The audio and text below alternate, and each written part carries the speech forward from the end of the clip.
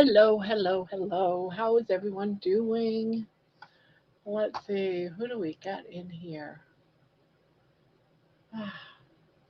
Linda. Hello, Linda. She says, I'm back for more. Sandy, yes, live. I'm doing it right now. See, all I have to do is see your name, Sandy. And Terry's here. Hey, Barb, wherever you are. Hello, hello. Queen's Craft by Bridget is in here. Hello. Papa Carnivore. Hello. And Golden Girl. Yay. Yay. So, how's everyone doing? How is everyone doing? I'm doing pretty good. Yeah, I'm doing pretty good. So, what do you think? You think it's going to be a busy Friday night or it's going to be a slow Friday night? Grandma, you're looking skinnier every day. I don't feel skinny. I saw myself tearing down some bushes in the yard on a video, and I was thinking, boy, I don't look skinny there. I look fat. But all my clothes were baggy, and they're getting too big. So doing well. Ate only sardines today. I had 2 cans of sardines and about 3 pieces of bacon. I can't see Grandma. You can't see me? Can everybody see me? I can't see Grandma. Hard to tell. Yes, you are slimming down nicely. I see her now. Oh, okay. Whew. Hi, Jerry. Just Jerry is in the house. Hello, hello. Hello, hello. Yeah, I thought I'd do another panel night. Yeah, it's becoming a regular on Friday night, isn't it? Hello, Isabel. Papa Convoy says, all I ate today was leftover pork shoulder roast with a side of cold butter chunks and some whole milk Greek yogurt after dinner. Hello, Brian. Yep, I'm doing sardines. I'll probably do sardines for another day or two, three, four, I don't know. Right now, I just feel like, just open a can of sardines. Sandy says, my stupid phone has been acting crazy for a few days. Uh-oh. Diana's in the house. Hello, Diana. Linda says she can see me. Okay. So how's Brian doing?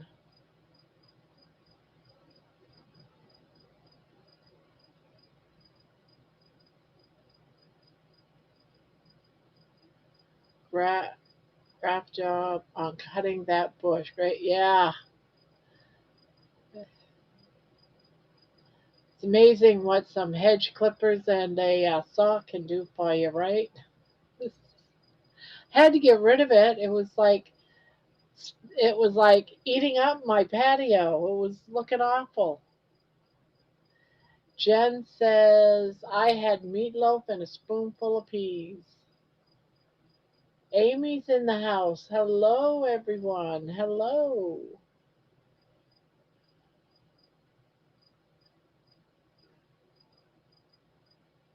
Barb, I'm having a good night. Well, that's great. Did you ever get your cup?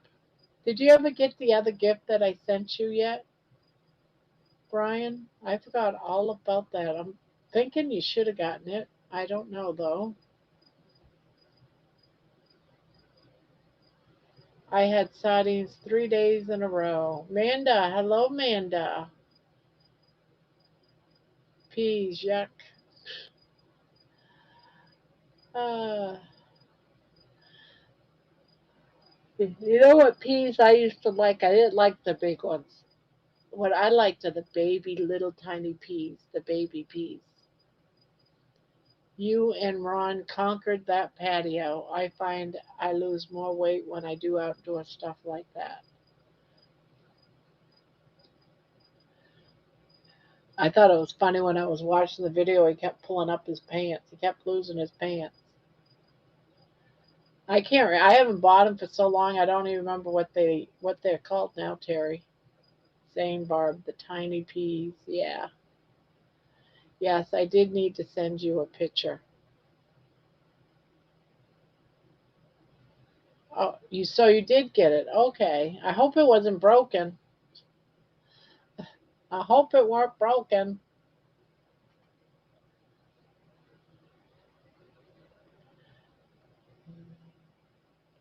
Amy, thank you so much. Thank you, Barb. I love it. Okay. I'm glad you got it.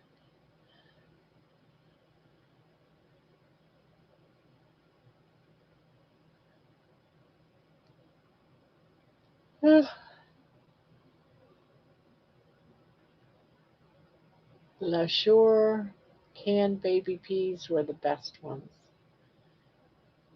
Yes, like 4 minutes and that bush was down. That thing got big. I mean, my gosh. And it didn't take long. All that rain just made it bloom up and grow so big. But I looked it up, and how to kill it is basically just have to keep cutting it down. The roots grow very long quickly, and it's a fast growing bush. So I just have to, every time it sprouts up, I have to cut it back, and eventually it'll die because it'll run out of energy to keep growing the more stems.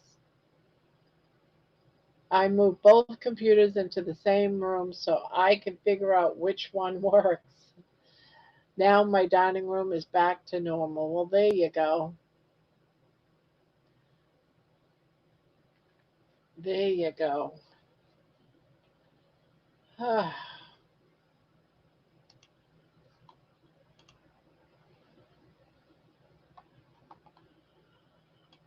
I probably should move my camera. It's on the opposite side of where I look to read the screen.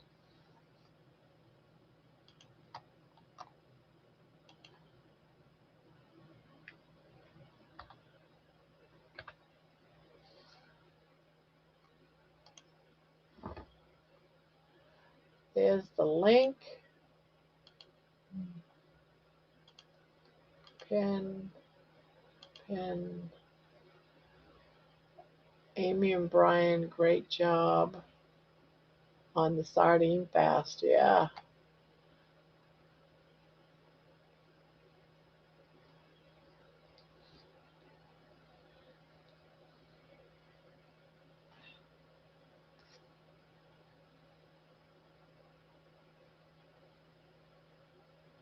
There's the link to the panel.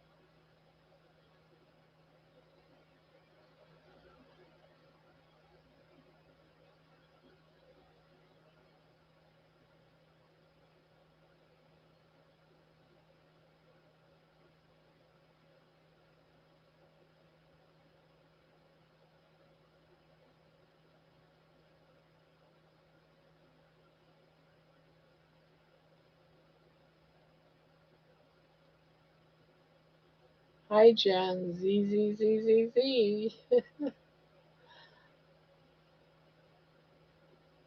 Hi again, Bon Bon.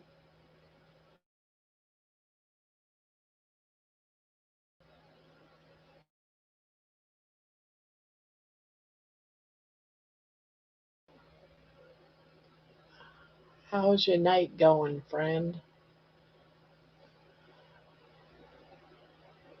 Well, I got a gift from one of the viewers. Her name is Angie. A very nice gift. I got to show it off again.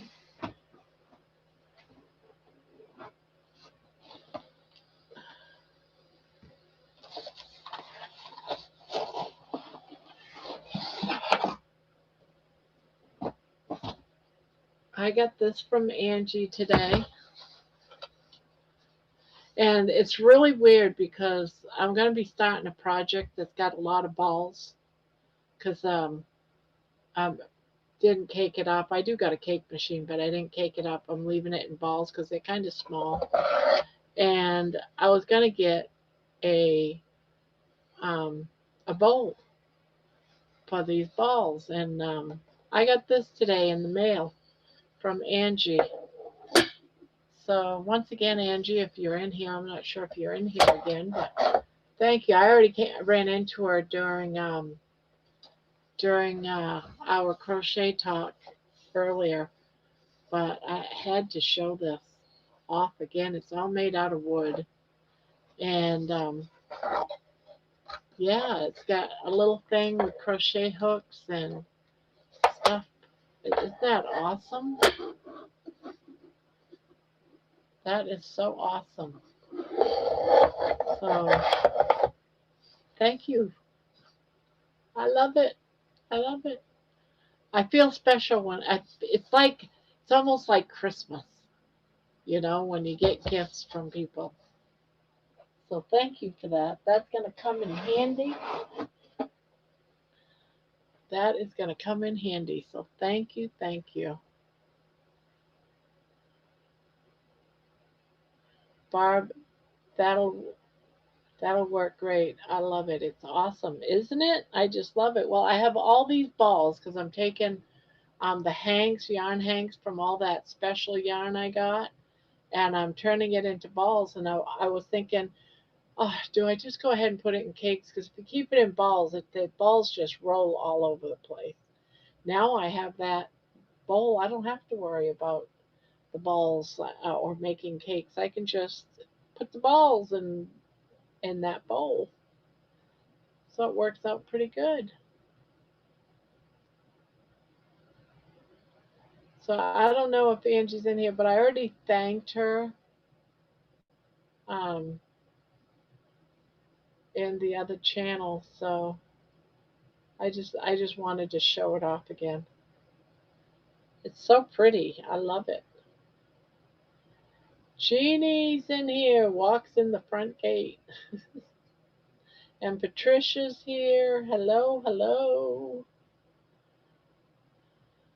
Hello, hello.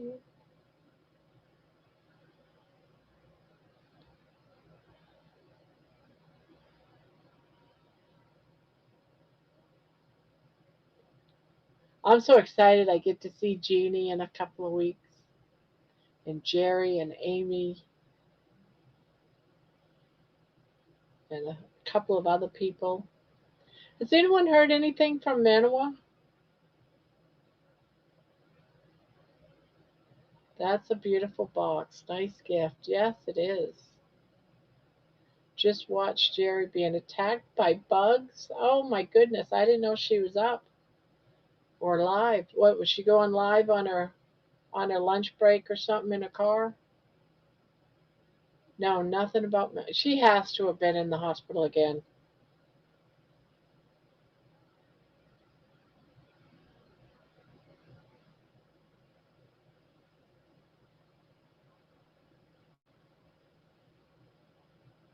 Yeah, I don't know. She was still having problems with her potassium.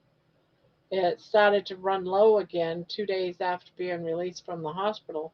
She was seeing the doctor the next day, and no one's heard anything from her since. And I said, most likely you got to go back in the hospital again.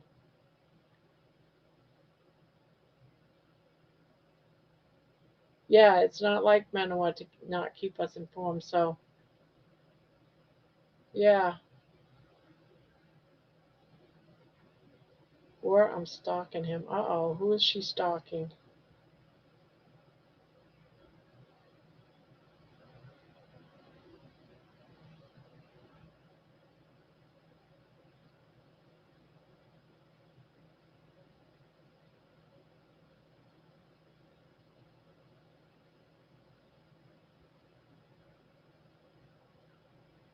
Hi, Cinda.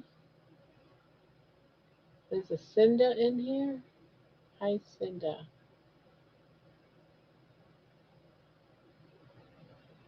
One of my coworkers, a woman who's 66, had a high blood pressure attack at work, and they had an ambulance take her to the hospital. She thought she was having a heart attack. Scary.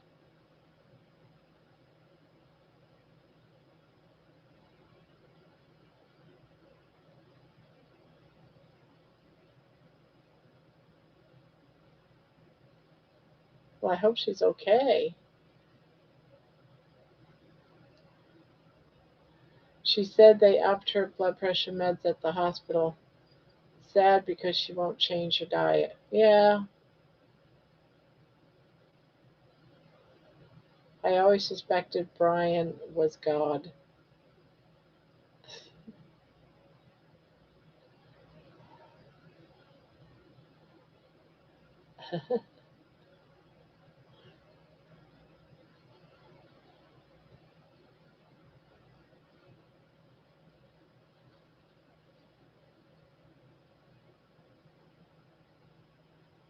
Let's not get me shot.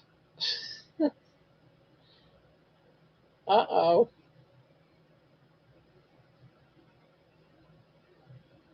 Brian is God, LOL.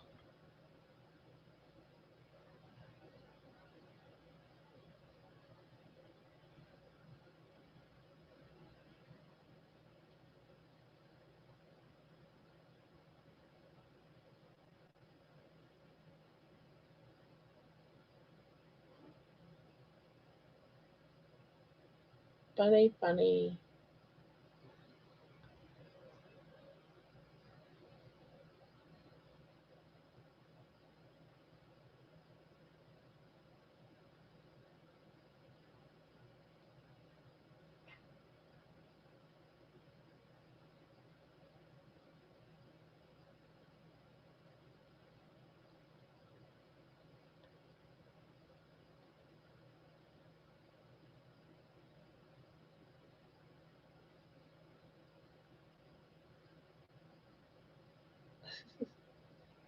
Brian God.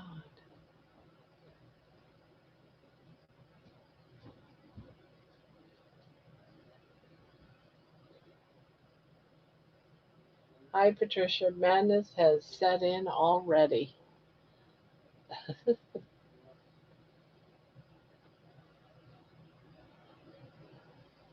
Hello, everyone in chat. Happy Friday.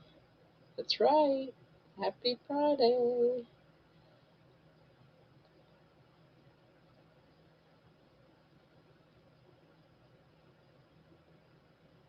Ooh, ooh, ooh, ooh, ooh. I already doing a poo poo. Not supposed to be doing that. Stitch. DC was talking cold showers again. It's cold enough here.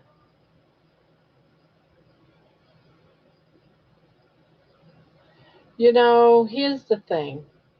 My house is freezing, right? Because my husband likes to freeze me out. So when I take a shower, I get out of the shower and I stop freezing immediately. Does that mean I took a cold shower? Does it count? Does it at least count as a cold shower? Because I have to put layers and layers on just to try to warm up again. Let's do the time warp again. So Donna Ray said she doesn't like going on panel tea night because she's in her PJs. I told her we're almost all in our PJs. Yeah, I'm in my PJs.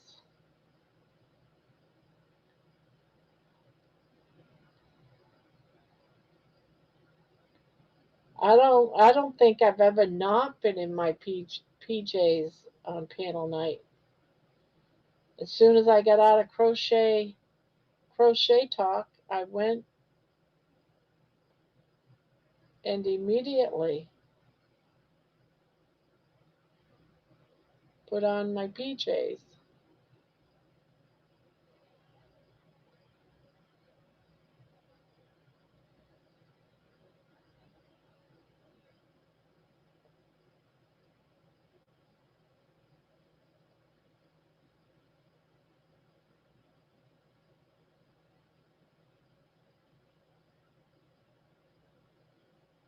I think being cold is good anyways for a while. Yeah, well, I'm always freezing.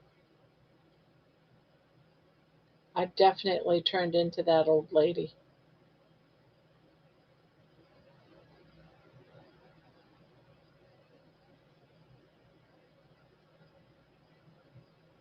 It's like I want to turn the wind. I want to open my window just to let in some warm air.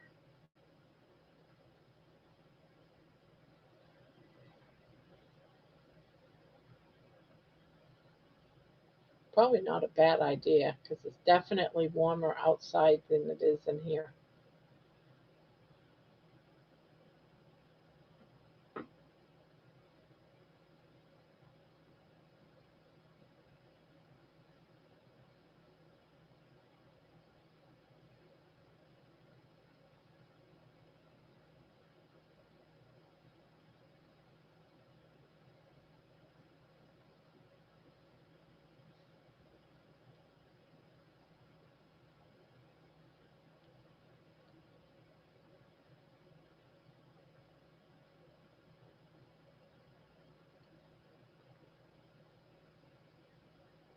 I got 34 in here and 16 likes. Not everybody, not everyone likes me. That's all.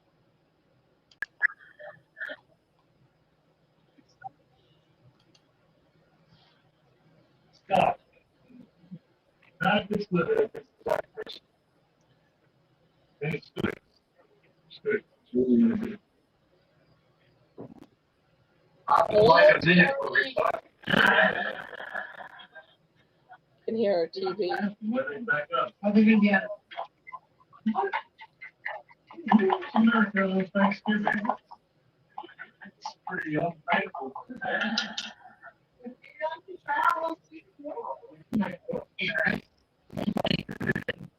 I think I'll turn her down until she sits down. Give her some privacy. Oh, I guess I not. I didn't shut her down. Oh, maybe I can't.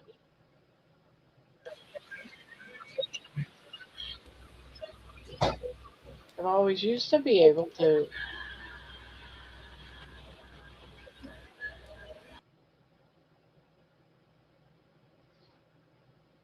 What the hell? Pretty blanket. That is definitely a sign.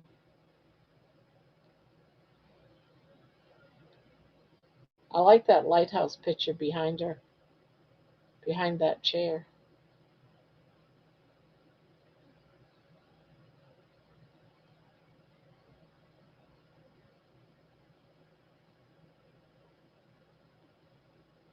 I guess I can turn her back up, huh?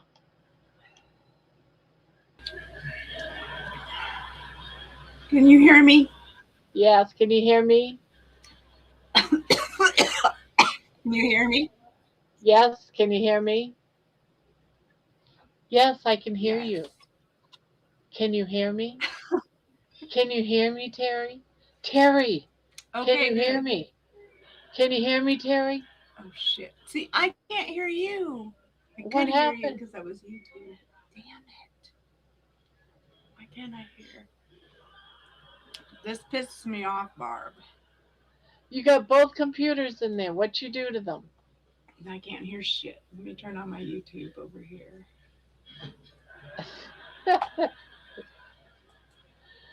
Oh, you brought in both computers and now you can't hear. You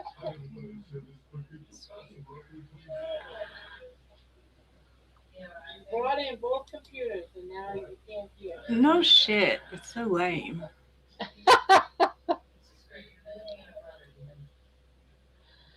Terry, can you hear me? You're a No good shit. person. It's I'm lame. glad she didn't hear that. Terry, can you hear me? You're a good person. I'm glad she didn't hear that. But I can hear myself through her. I know she can hear me, but I can hear myself. It's she.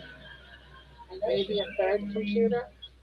I can hear you on my other computer, but I can't hear you on the Then why don't screen you get onto the thingy. computer that you can hear me? I can hear you on my other computer, but I can't hear you. So get on your other computer. That's the logical thing.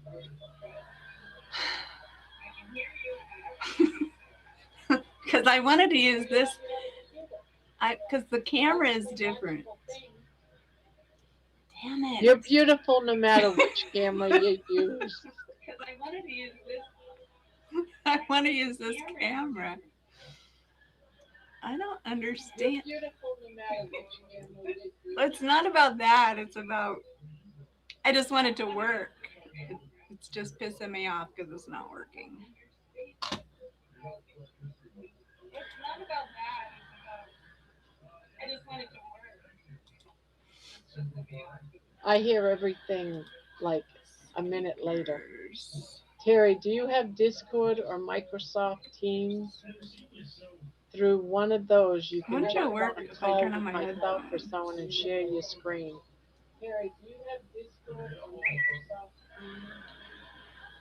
Through one of those, you can jump. Whatever happened to your headphones, Terry? You used to have headphones all the time. I don't. I don't have those. You don't have them anymore? Whatever happened to your headphones? Well, You used to have headphones all the time. I don't have those. You don't have them anymore? No, I'm trying my headphones right now. You can't even hear with the headphones? Yeah, she can't hear. No, I'm trying my headphones right now. You can't even hear with the headphones?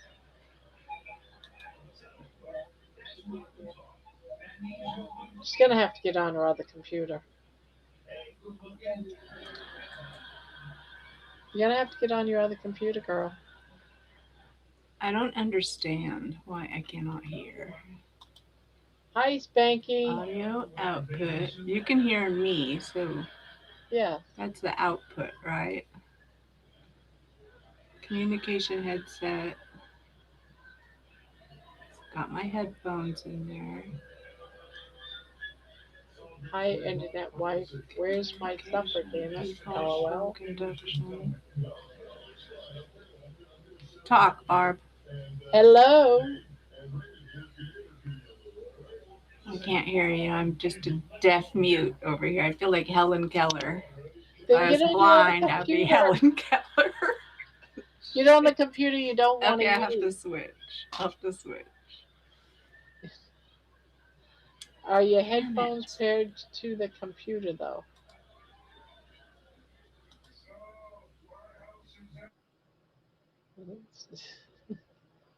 Don't know.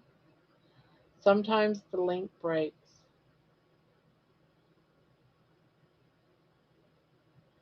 Blind, deaf, mute.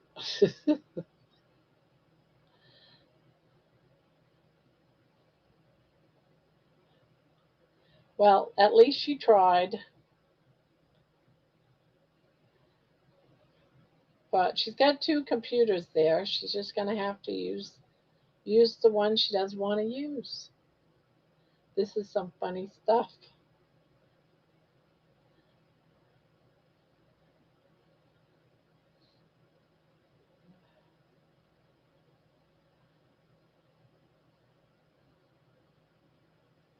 Terry, we could be related if you were Helen Keller.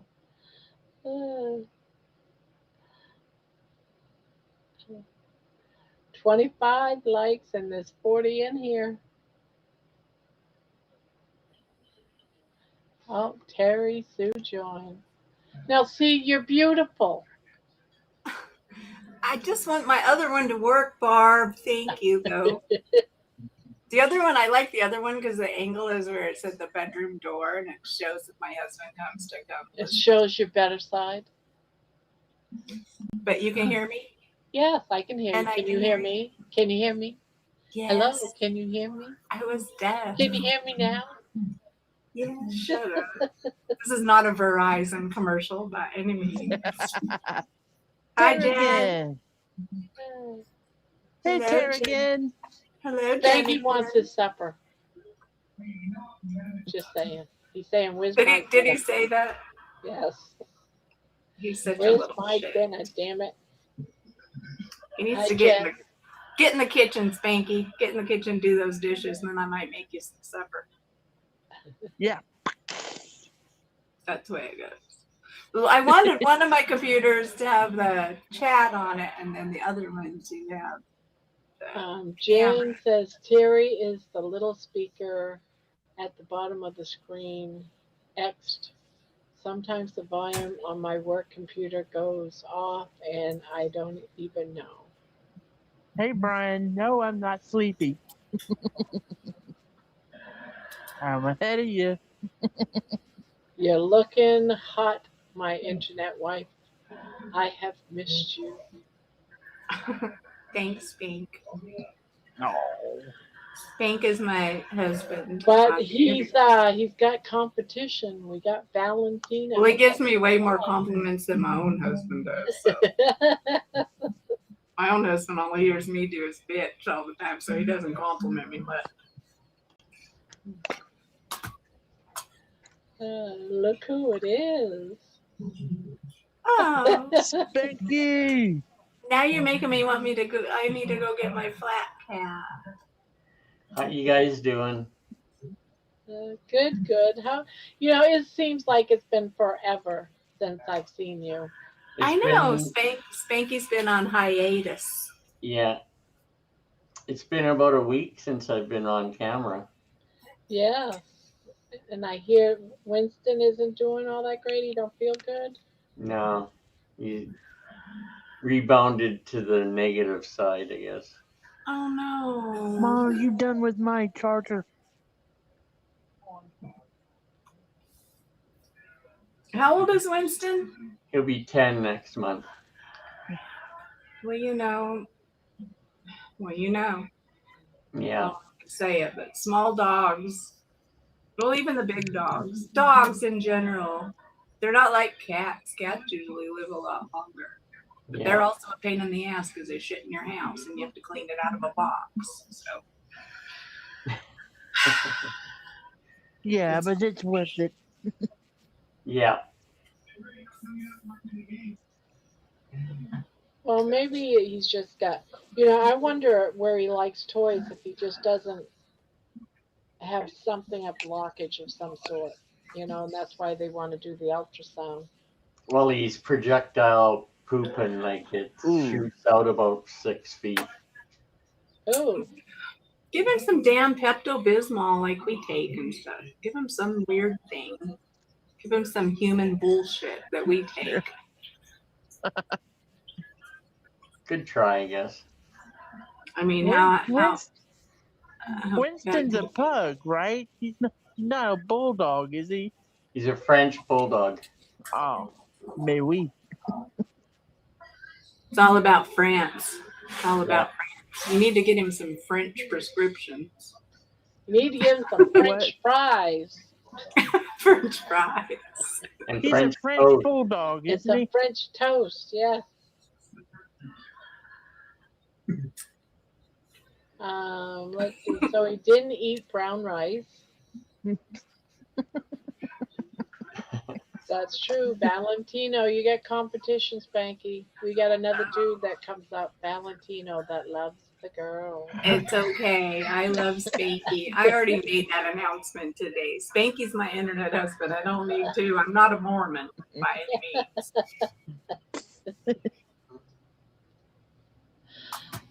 It's Makes weird me not feel all seeing you warm with your and blanket fuzzy on, inside. Spanx. I know, Spanky, you look naked without your blanket. I know. Yeah, I know. But I've got my Calgary Stampeders shirt on, so. The Calgary Who cares Stampede. about that? Well, the blanket's in put the that- background. Yeah, Blankets. the That blanket's doesn't right mean it. there. Diana it says on. the Pepto we used to take is not the same Pepto anymore. It's junk. I know. Pepto does not work like it used to when we were kids. They've changed all the ingredients and all the things that used to work. Like Phillips, milk of magnesia, all that stuff. It used to have like simple ingredients, I think, that worked, and now it's shit. It sucks. Okay, I gotta try to get over here. I feel like you now, Barb, because I have two screens in front of me. And I have two keyboards because both computers are separate. They can't be hooked together. And so it's like really bizarre. And I keep trying to type on one and the other. And I go crazy. I want to open Terry, I've got two screens in front of me too. Do I've you? got one on my phone too. Well, I usually watch it on this one and type on my Type. phone. The typing on the phone is hard though for me nowadays. I don't know why, but I hate that little keyboard. I think because my fingers are old, and they say when your fingers get dry, you can't type as well on a My cell fingers phone. are Really? Yeah, so you gotta like lick your finger or put something on your fingers to keep them moist, because otherwise it doesn't even accept your tap because we have dry skin because we're old. Not that it's noticeable, but I understood the concept, and it does work if you dampen your finger. It makes it more. It works better on the cell phone keyboard. I've discovered, and I've tried it. Okay. I could say something, but I won't. Whatever. Remember when you could get liquid cocaine from the pharmacy? LOL. Spanky, are you trying to change your reputation? I didn't know you could get Oh, liquid. Of speaking before I think. Yeah. Is that what you're doing? That's she's got it worrisome. out for you, Spanx. What's that? I said she's got it out for you. I don't want him to change. I fell in love with him the way he was. He's just a crazy son of a bitch. It's right.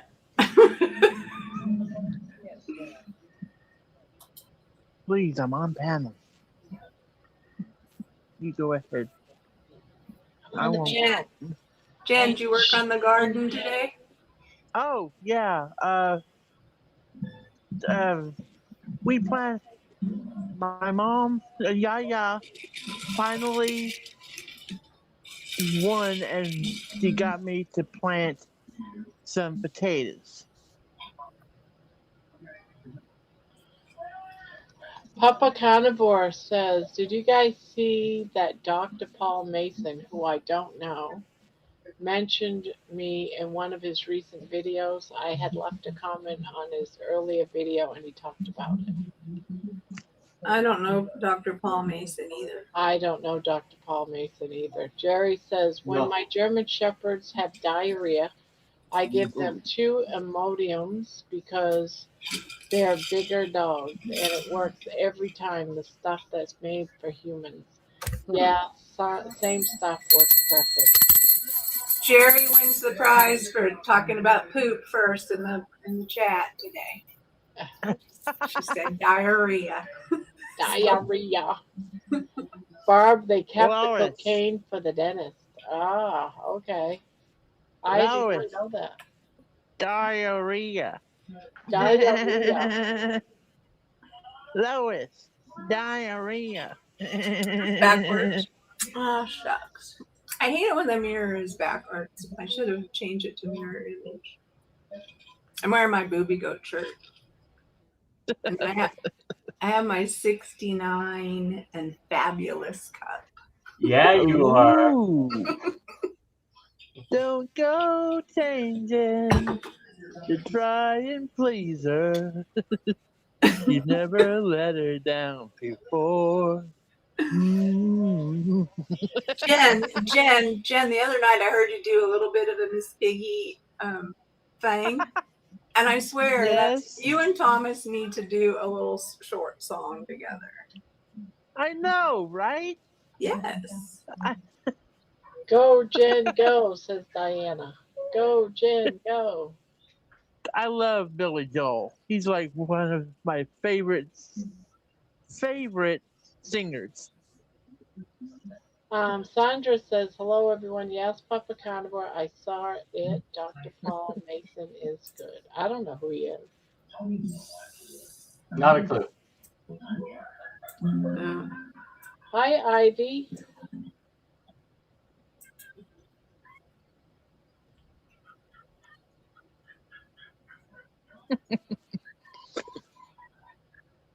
It's so weird how the YouTube and the stream are so different in time.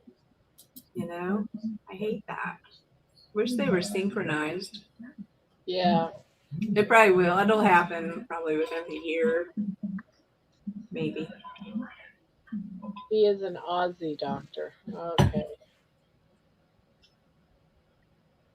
Amy's back. She had to go talk to her hubby for a bit. Spanky, did you get to golf today, or is it still raining? And they didn't allow carts on the golf course today, so I've gone 3 days without golf. Oh, poor Spanx. Is it because of the rain they're not letting the carts on because of the rain? It's Yeah, because they don't want to come and get them out of the stuck in the mud. That's why. They don't want Yeah. the grass all dug up. The grass is too moist. Moist. That's Moist. the key word. The grass is too moist. We've had diarrhea, and now we've had moist. Those are two Moist. bad words. That's a Friday night. That's a Friday night word.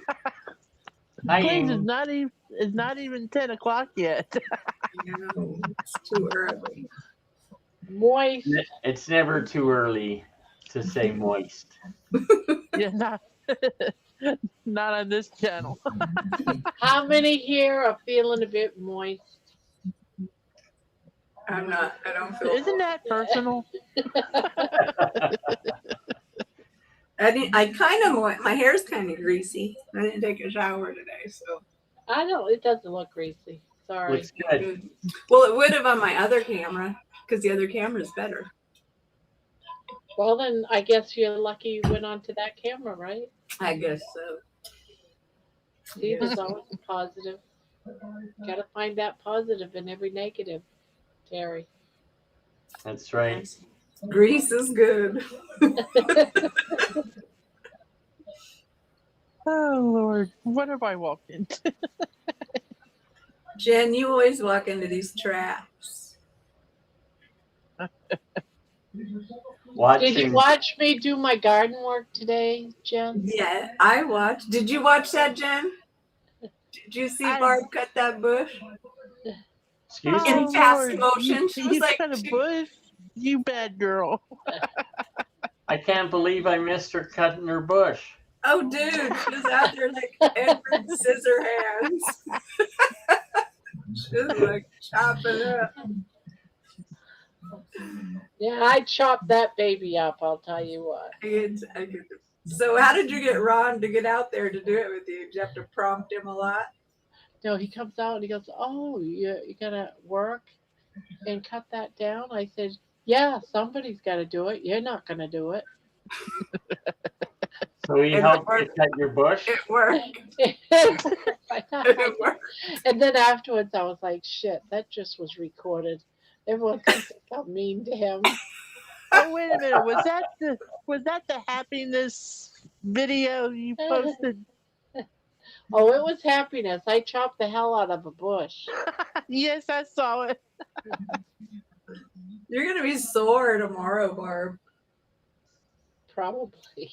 You'll be sore. I had like little cuts all over my hands, and I had red dye from all those branches and stuff. All those berries were popping and getting all over the place. It makes you feel good when you get out there in the yard and do a few things. And I then just are got so able to see tired of the. looking at it. Yeah.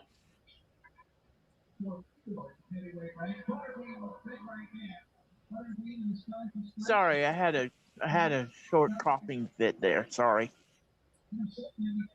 Well, we didn't hear you because you muted yourself. Yeah. You know who I haven't seen in a long time on any chats is Nikki. Oh, she's been here. Oh, has she? Not lately, but she's Oh. been Well, here. yeah, I haven't seen Nikki for a while, and I haven't seen Victor either. Hey, Manawa. Manawa's in the house. Hey, Manawa is? Swallow. Is Manawa? Yes, She's she alive. Yes, she just popped up. We Oh, were just talking about you, that you were missing in action.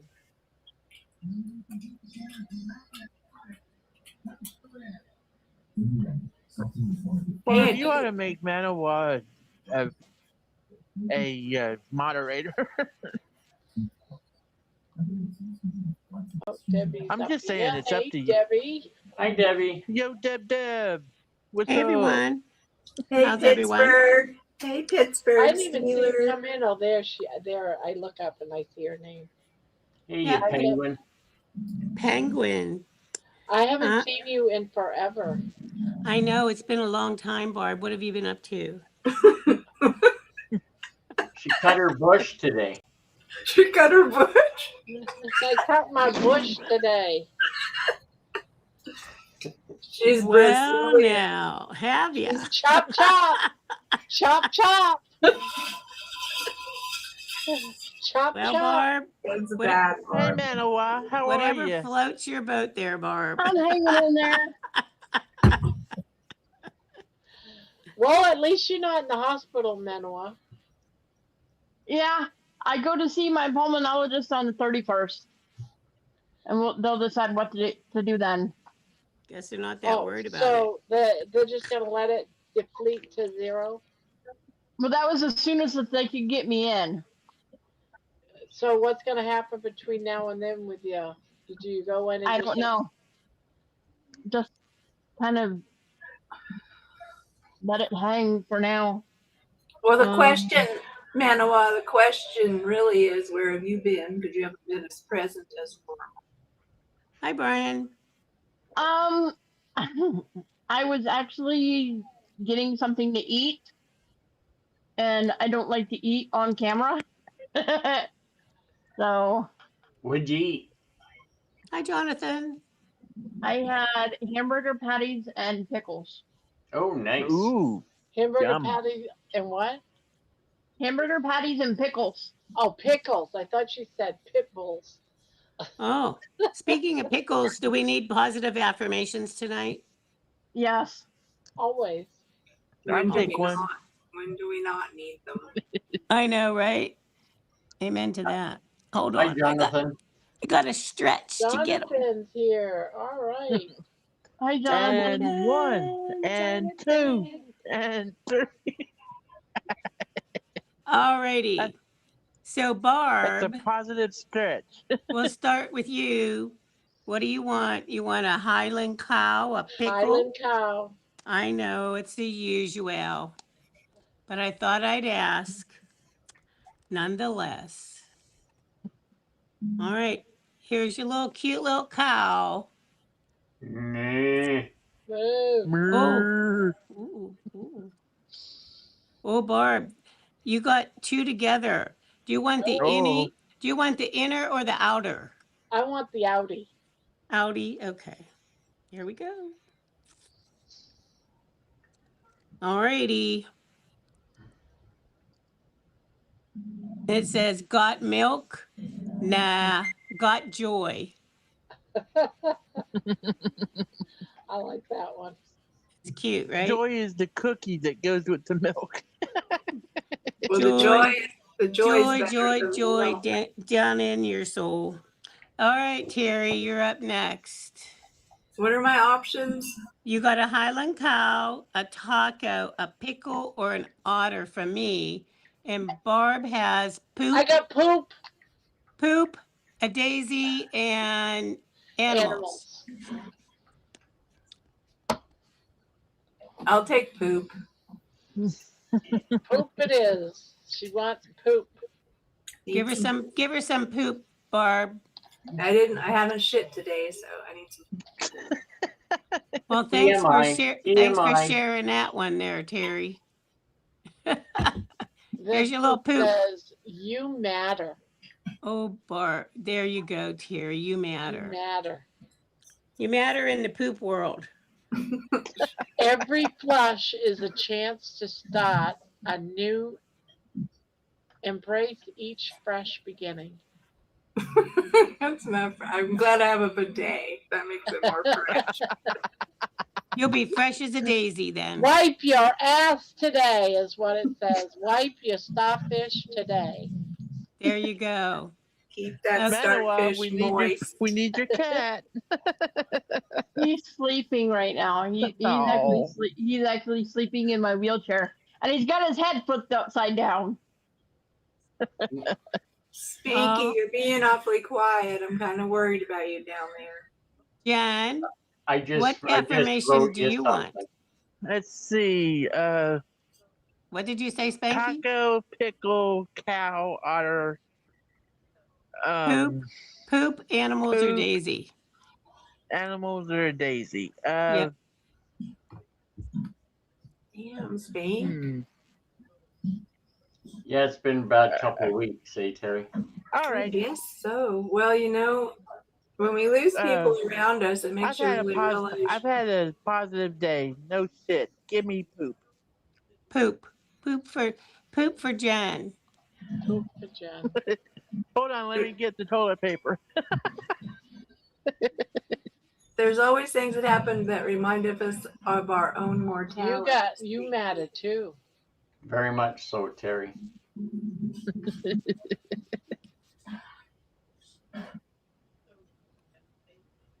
I may be small and smelly, but I'm here to tell you your dreams are worth pursuing. Nice, Jen. I like That's a- that. That's I a like good that. one. Even though you're stinky, you still matter.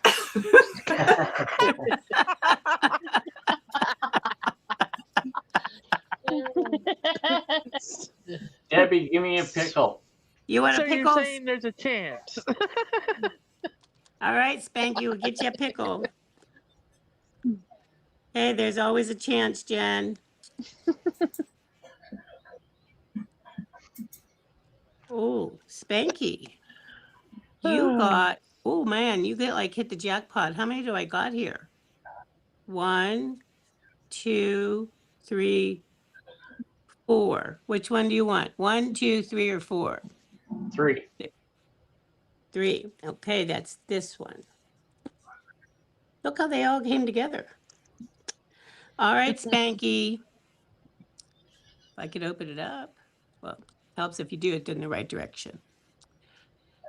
I set healthy boundaries in my relationships and respect the boundaries of others. And FDL Crochet is in the house. That doesn't sound like Spanky. Yeah, that doesn't sound like me. I think pick number 2. Read number 2 instead. Number 2. Hi, Yeah. Michael. Happy birthday to you. Yeah. Okay, Spanky, here's your second one. I create moments of stillness and quiet in my day to nurture my soul and reconnect with my inner self. Okay, that sounds better. Yeah, that sounds like when I'm on the golf course. Right? Exactly. Yeah. Exactly. Lurking and leaving thummies. Thank you, Michael. Oh, thank you. I was going to say, I'll jump down if he wants to come up on panel. Manawa, usual pickle. Pickle. The usual pickle. I only got one thing to say for Spanky. Here's your little pickle. 4. Right? Okay. So, all right, Manawa, it says, I am thankful for the lessons, both good and challenging, that have shaped me into who I am today. That's very apropos. It is. Yep. Very apropos. Yep. So, Michael, we are doing positive affirmations. And anybody else in the chat, if you want a positive affirmation, just tell us which one you want. You got choices. You got a pickle, an otter, a taco, or a Highland cow, or poop, a daisy, and animals. Poop. So, Poop Barb, is such a word. Barb, I want some poop. You want some poop. I should let you guys know why, if I'm not that talkative. It's been another bad week. One of my good friends had a stroke. And Oh, it's not no. good. And then Oh. two guys I golf with were killed in a car accident yesterday. Were they my together? gosh, Were they no. together in the car together? Yeah, and what is even scarier is I was supposed to go with them. Oh wow. Oh, wow. And I didn't. Wow. I didn't because my knees were hurting too much. Oh, gosh. That's That's God fake, saved your dude. life. Debbie, your Thank you. That's just horrible. I'm so sorry. Well, Pray for Yeah, all of the families. I don't know. I don't know how to process it really right now. So How Just can you? I give it use time. I that's why I use stupid humor to just hide the feelings, right? Absolutely. But that's okay. That's a coping mechanism, Yeah. so it's a tough lot right there, that's for sure. But it's I'd just say, thankful and grateful that your needs were hurting you. That was a blessing in disguise.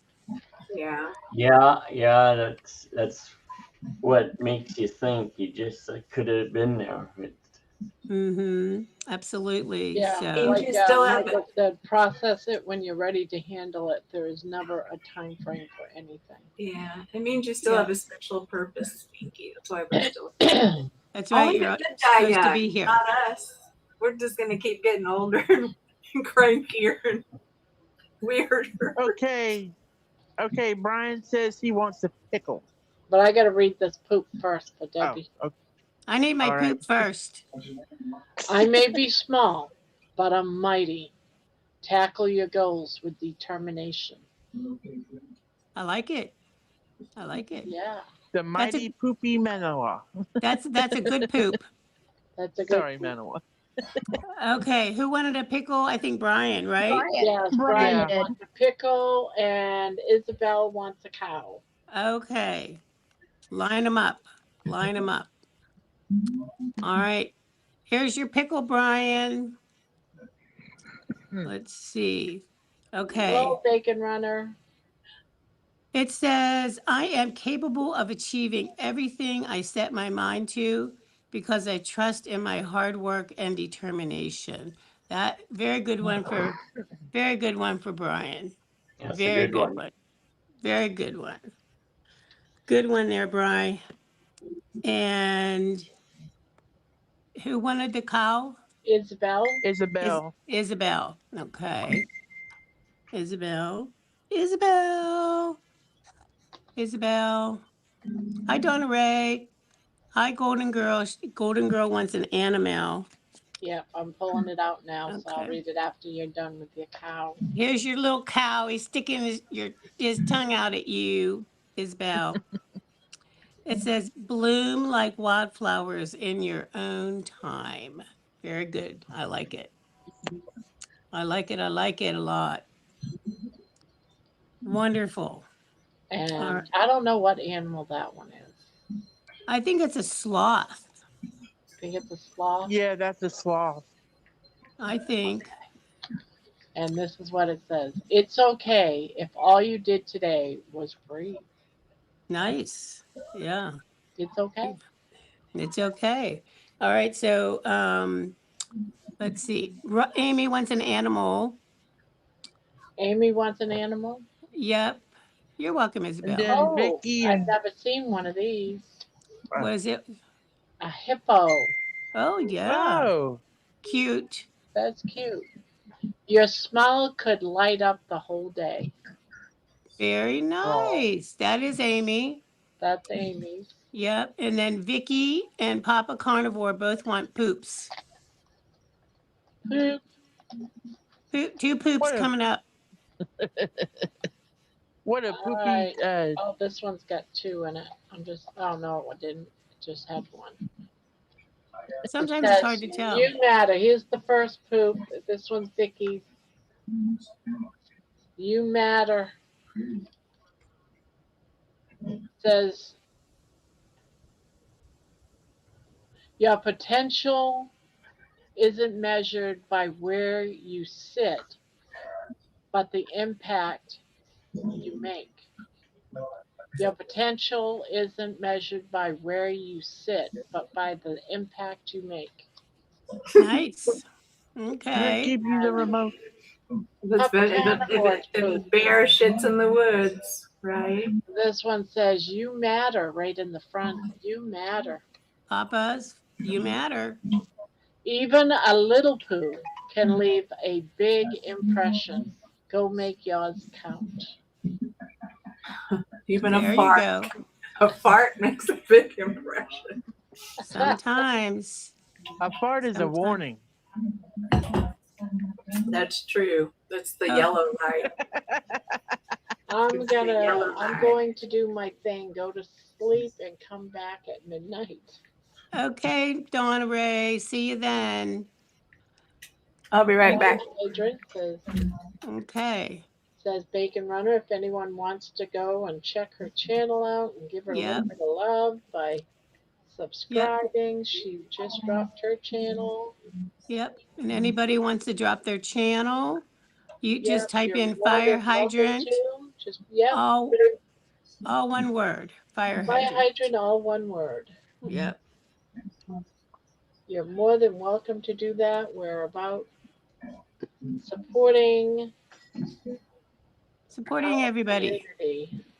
We love Yep. it. Yep. Oh, Diana's saying I'm back, Manuel. Hi, I missed your report. Okay, I have an appointment with my pulmonologist, my actual pulmonologist, not his physician's assistant, on the 31st. That was as soon as that they could get me in. I'm right now. I'm just maintaining the medication they've got me on, and we'll see where we go from there once I see my pulmonologist. So that's kind of where, and my family doctor decided I didn't need to see him for a year because the only thing Wow, he's that's a really long time for someone on all that medication and well, he's having not the one problems. he's not the one that's managing all those Oh, okay. medications.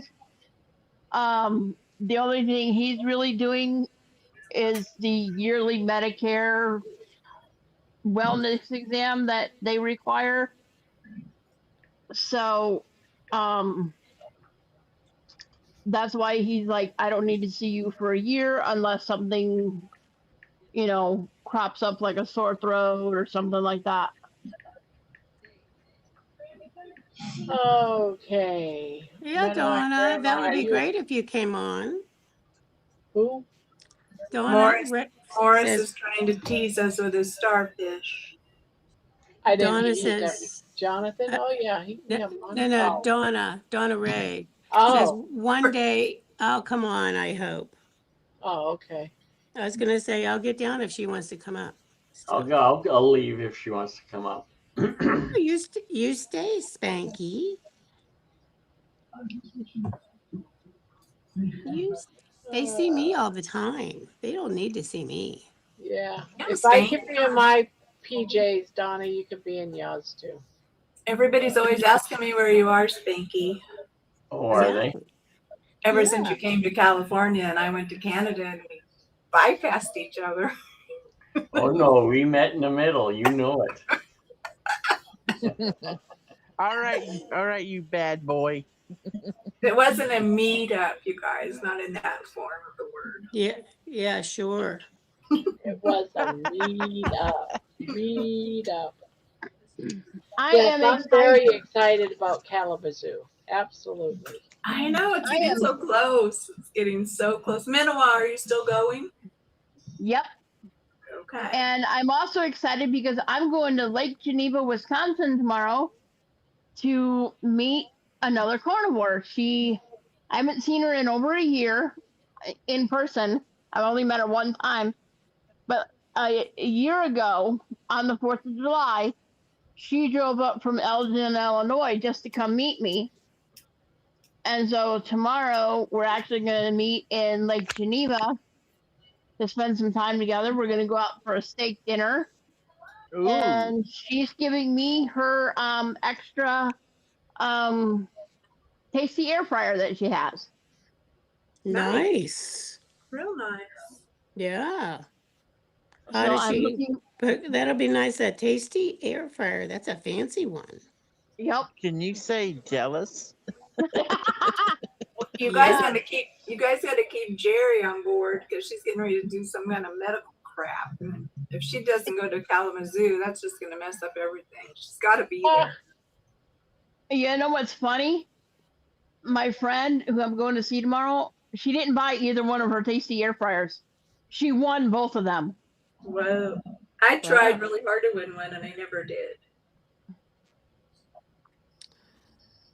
So she's keeping. I don't me even doing- try because I'm like never lucky like that. Yeah, she All right, good night, Donna. Night, Donna. my Donna. Night, Donna. Yeah, she's like, she knows I'm a little frustrated with my air fryer because, it takes so long to heat up, and there's times where I don't want to. It's a pain in the butt to try to clean sometimes, so it's like I want something that's a little easier. And she's like, "Well, I got the extra air fryer. I'm not using it. I'll just stick it in my car, and whenever we get together, I'll give it to you." And Nice. she texted me last night at about 2 o'clock in the morning, or this morning about 2 o'clock in the morning. "Hey, do you think we can meet Saturday?" I texted her this morning. Do you mean like tomorrow? She's like, "Yeah." I was like, "Well, let me talk to my aunt and see if she can give me some money out of my savings account, and we can make it happen." So that's what's happening. Well, very good. So I'm really awesome. excited. I'm looking forward to seeing all the videos of all you guys together. And I'm Yeah. gonna try. Me too. I'm gonna try and get my YouTube channel up and running before Kalamazoo. That's Well, my you don't goal. have very much time, Manoa. You better get on the stick. Oh, I know. I think that's gonna be in my next project as soon as I get my aunt's blanket done. I'm actually working on the last side before I put on the border. I know that blanket's huge. I can just see it covering your whole body. It's Yep. gigantic. I'll be And doing a lot of videos and just sitting the camera down somewhere and just let it go. Let her rip. Let her rip. Right? The thing of it is like, depending on how your camera's vocal is, that, sometimes it's the acoustics. You can't really Yeah. hear what everybody's saying, But on Friday at 2 o'clock, no, Saturday. Which day is it? Friday? Saturday. No, Friday we're going. Saturday's at Meet 2 up. o'clock is starting the movie. And before that, I saw something on the schedule. It says something about barbecue. What? We're gonna get there at 11 and eat? I don't understand it. I think they're gonna have. Spanky, I read your they're gonna have- comment. There's gonna I have. they're read gonna that comment. I was gonna say, is Brian falling asleep on the job there? That Spanky's They're I think pinch they're gonna hitting have for a him? barbecue. They're gonna have the barbecue, and then they're gonna have George and Laney up to talk Yeah, I saw that. and introduce the movie. It's the day we get there. At least that's what it looked like. That's what we saw, a partial schedule from George. And before George and Laney goes up, it says on the schedule, because he had an itinerary, Brian. it says something about a barbecue for 45 minutes. But that was like around noontime. So, and then it's 2 o'clock is the movie, Carrie Mann's movie. And that's till 2. That's from 2 to 4. And it's only a 1 day thing, so I don't know when Kilts and all of them are supposed to be talking. Does it go into the evening, Barb? Or is It it does, over like but at in 5 the o'clock? evening, I thought it was going to be almost like a dance social time in the evening. Oh, okay. So, yes, it is just a 1 day event. So I don't know where it's only 1 day and it starts at 11, where all these speakers are supposed to be speaking. I know there's a spot where it's supposed to be a couple of speakers where George and Laney are, but George and Laney's got a 10-minute spot out of like a 30-minute window or something. So Friday is when we get there, right? Yep. Friday's when we get there. Saturday's the event. Friday night we're going to dinner, but it's not part of the event. It's just added on because we'll be there on Friday.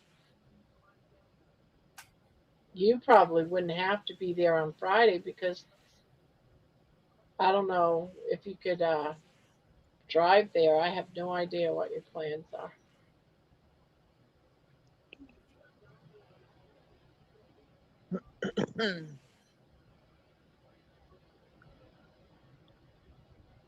Oh, it'll all work out. Everybody will get it all figured out when it gets closer to the time.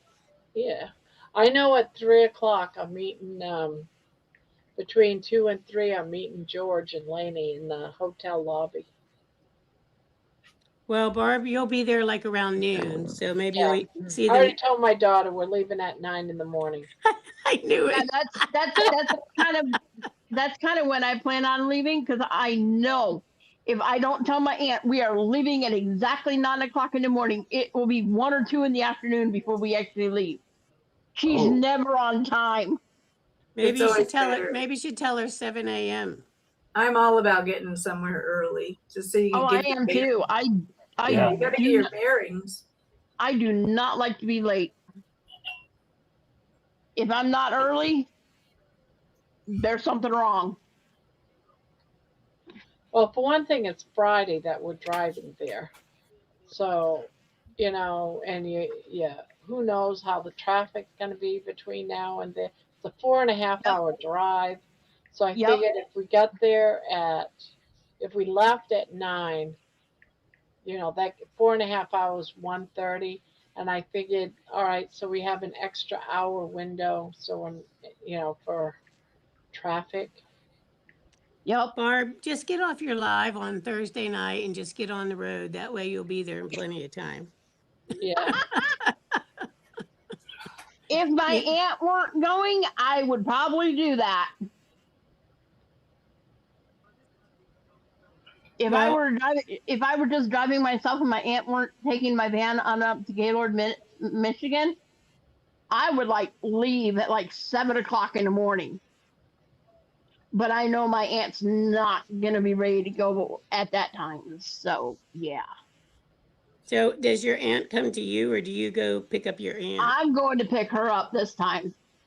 Now that I have a vehicle, I'll be in the normally lobby. Well, how long is your drive, Amy? 4.5 hours. Amy's 4.5 hours? No, I'm 4.5 hours. Yeah, I'm asking Amy. Amy says she's leaving at 12:30. I don't think we can check in until 3. Yeah, But but if I'm gonna go hang out with George, so it doesn't matter. yeah, if the rooms I are ready, think you can Amy's check in early. I You think might not be able Amy, to check in, but they'll let you put your luggage and stuff. They'll save it till you're Oh yeah, ready. I just assume meet people in the lobby first. I Hang out. think Amy is like an hour and a half from Kalamazoo. The poster of the event says it's September 5th from 11 to 4. Then there's an after party from uh, 4:30 to 7:30. Yes, that's what the poster said. But the Barb, thing is things are changed because they're going to do Healing Humanity movie between 2 and 4. So they might shift things around a little bit. I want to hang out with George and Laney too. Yes. Well, George and Laney knows that Barb, they're going to meet me at 3. Barb, Barb, What? look.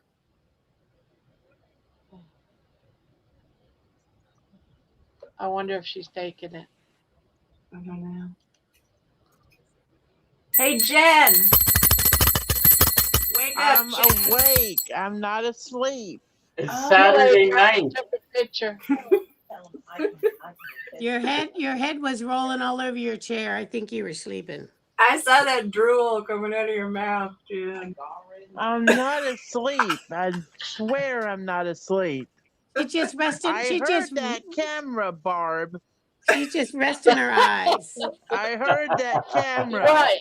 I'm gonna show you the picture. You Hold heard on. Where'd it go? nothing. Oh, did I just close it? What? No, I did not just close it. They're Did I just just picking close on it? me.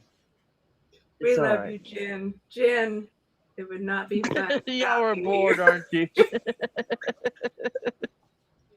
Oh, Y'all are I bored, aren't closed you? it. What'd Oh, you wait a do? minute. There it is.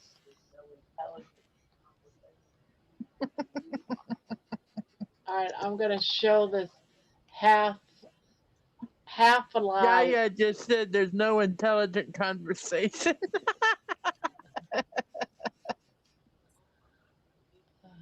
Well, thanks a lot, Yaya.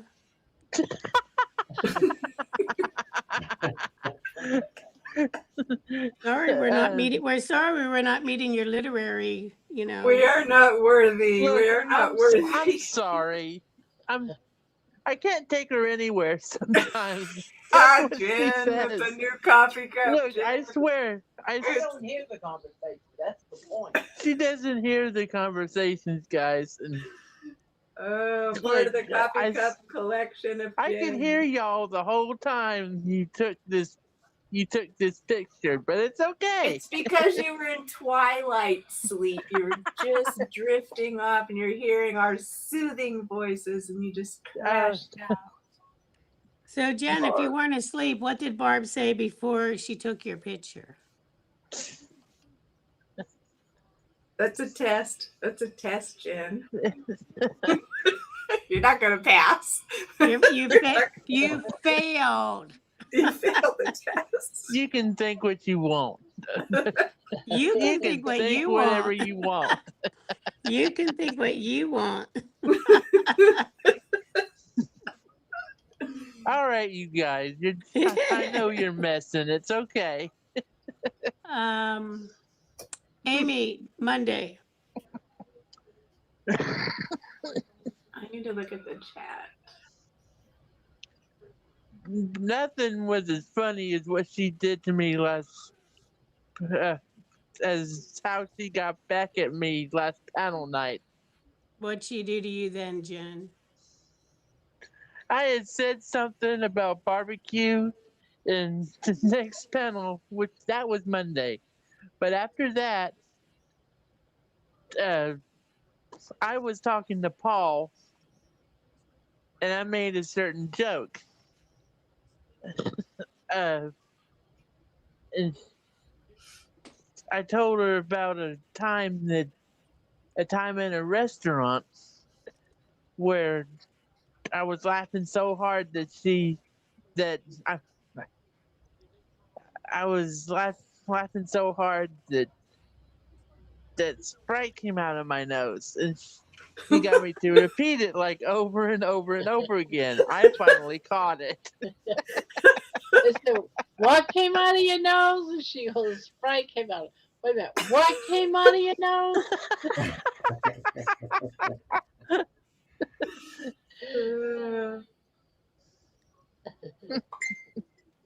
I have a friend. This is really weird, you guys, and something to think about.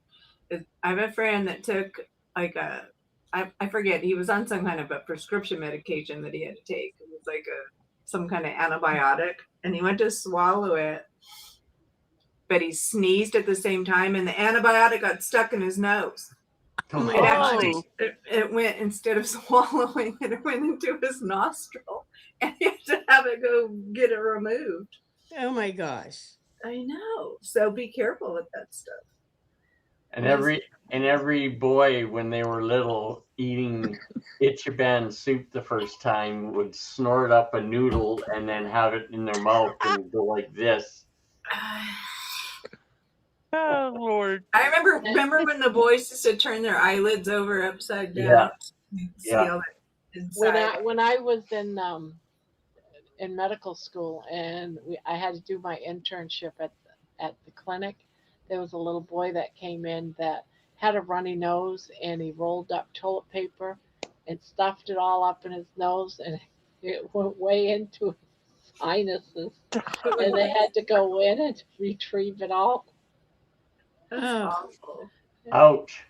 And how they did it was they actually poked through both nostrils, okay, both, and put it so that it came out into his mouth. These little wads of Oh tissue my goodness.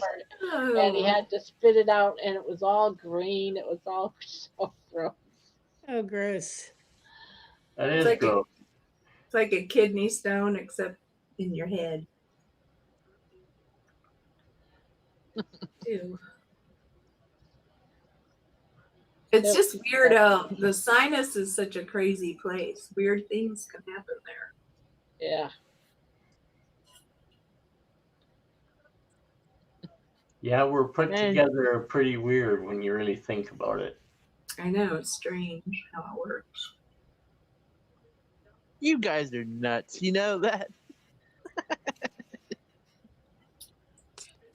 Well, Jen, the feeling's mutual. Whatever. For damn sure. If we're nuts, you are too. Jen, Takes one to know one. That's It's what I was called just gonna mixed. say, Debbie. it's called It mixed takes- nuts, Jen. We're mixed nuts. It's one of us is Brazil nut, you know. We have a place here in Fort Valley that's actually called Mixed Nuts. Then you will Really? feel right at home there, Jen. Yaya says there's a Yaya says just said that there's a lot of nuts in Fort Valley. Most of them are pecans. Pecans or pecans? Pecans. We say pecans. We say pecans in California. We say pecans. Barb, I would expect that from you because you say everything wrong.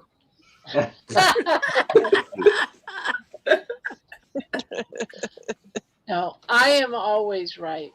You guys Shit. are always There's right. so many times where you say stuff. I just wish we were live at the time so I could say, "No, Barb, no." I know, No, right, no, Terry?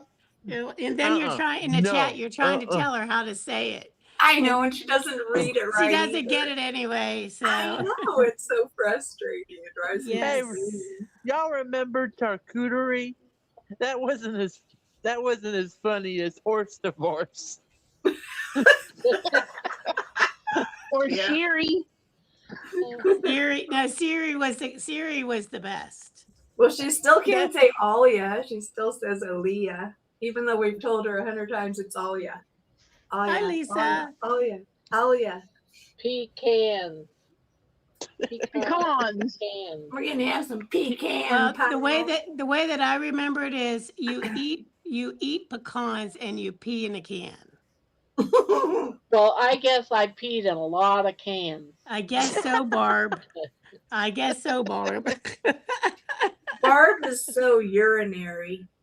Instead of ornery, you just call her urinary. Quit being urinary, Barb. Too much. Hi, Patty. I am Hi, Patricia. ordinary. Hey, not Patty. ordinary. Hi, I'm Patricia. Pee in the can. You're ordinary. ordinary. Pee in the I'm can. special. I'm just ordinary. I'm special. Everybody is special in their own way. We're all on the short bus. We're Yeah. all. And I'm driving. Oh, You're the yay. driver, Spanky. Yeah. Oh At Lordy, least, at least we have a man driving the bus. Oh my gosh. So who's the navigator? Winston. Winston. Go here, Dad. Go here. I need a shit. There's this Instagram I guess channel that I watch. There's actually a couple of them. One of them I think is actually in Alberta or something like that. But they have this small bus. They go around to people's homes and they pick up dogs.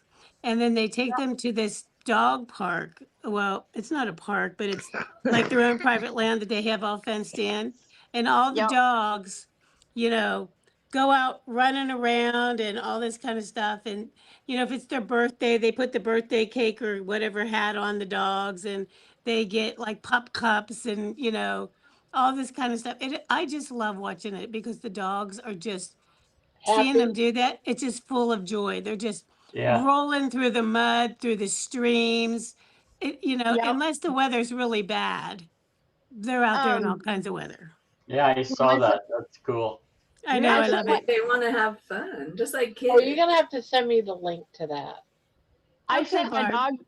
I sent my dog to an off-leash board and train for 4 weeks. And while he was there, I actually enrolled him in like the doggy day camp that they had going on one of the weeks he was there. And I kid you not, he came home with 3 different pictures. I've lost one of them, and I'm mad that it got lost. And then they had them do paw painting, which is where they put like different colors of paint on a board inside of a Ziploc bag. And then they had the dogs stand on it and walk on it and create their own like little design. And they took them out to this park that had a creek and everything else. And it was funny because the picture that actually got lost, that I'm upset it got lost, is the frame of it was wanted, dead or alive, $10,000 reward. And they had him sitting right in the center, like he was the wanted dog. So cute. Cute. And then they had another one where he's sitting behind a lemonade stand. I'm sorry.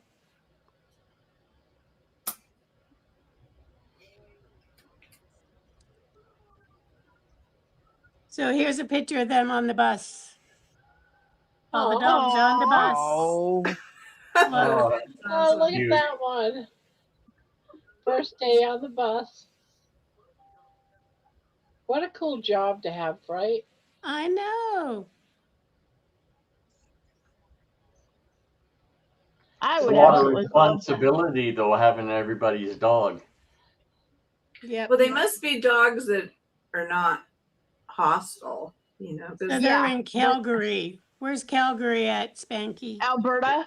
It's an Alberta, it's an Canada. hour away from where I am. Oh, okay. Sometimes they're all, come on, everybody has a little backpack or they have like a little visor. Yeah. I mean, it's just so stinking cute.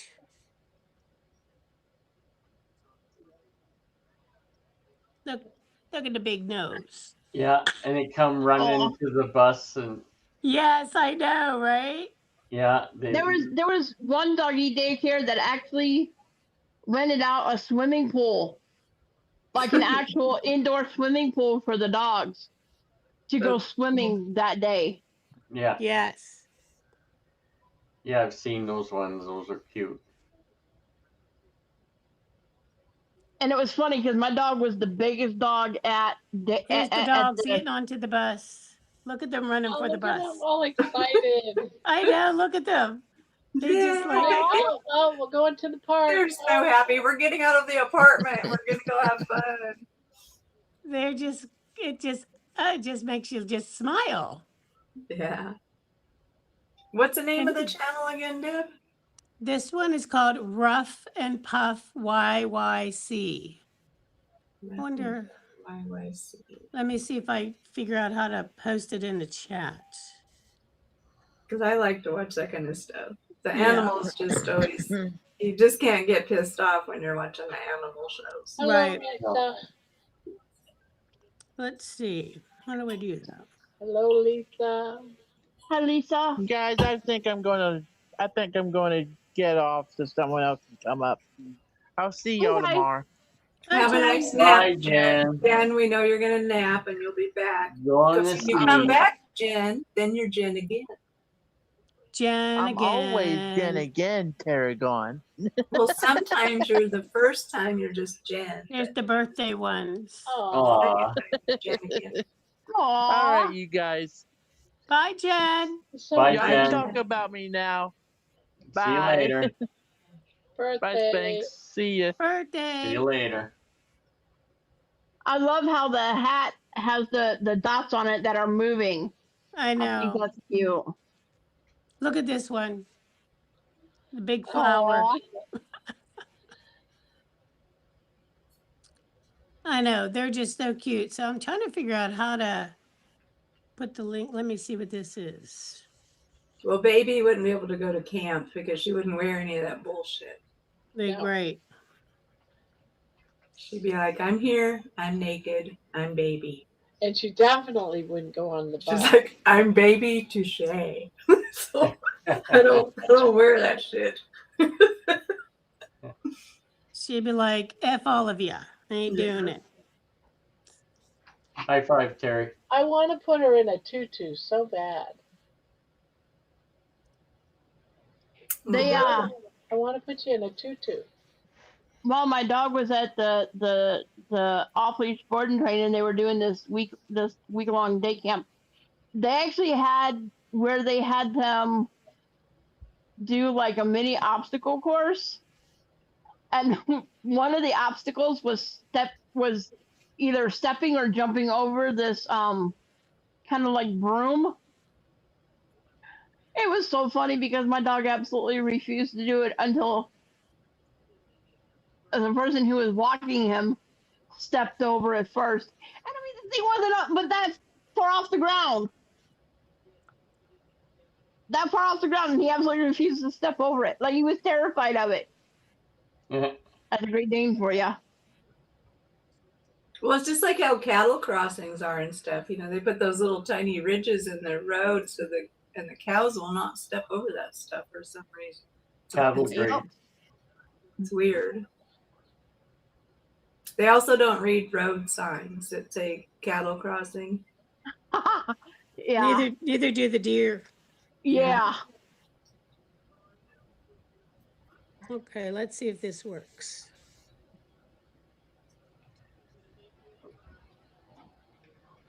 I'm almost done. Okay, It's so I like was a able to good post their website. Rough And then And then And you then might all be I able to got- get to their Instagram from there, perhaps. Oh crap! I don't have I have Instagram, but I don't ever use it. Oh, there she posted the website.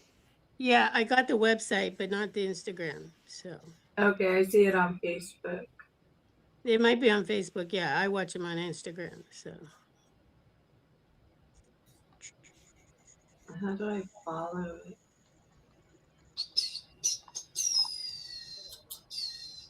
let's see.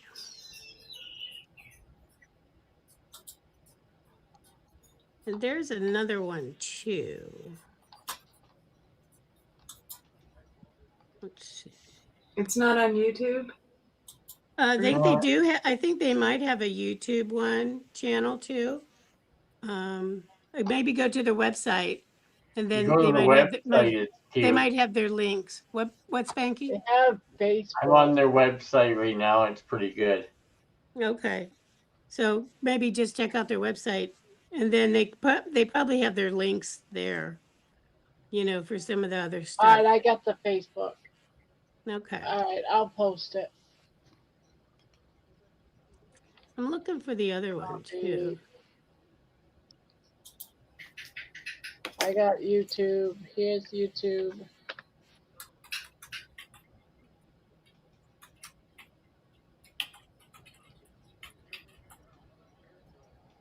I'm gonna subscribe. Oh, look at all the videos. That's I great. know they're so great, aren't they? I'm gonna subscribe too. Oh, all of them eating ice cream cones. That's cute. I know, right? Dog bus birthdays are the best. Toy unboxing. They get toys too. They get a lot of views on these. Yes, they Oh do. yeah, I bet.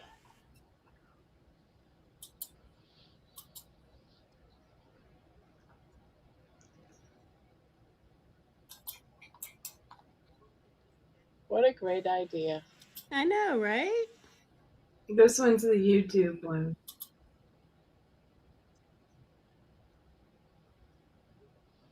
Yeah. Oh, you already did it, huh, Barb? Yeah. Well, shit, I'm lame. I wasn't paying attention. I have 2 computer screens in front of me. I'm confused every minute. Multitasking. I'm trying to multitask, but they say multitasking makes you stupid.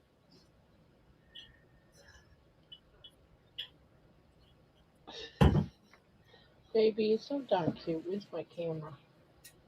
Oh, what did I do with my camera? Uh-oh. I gotta take a picture.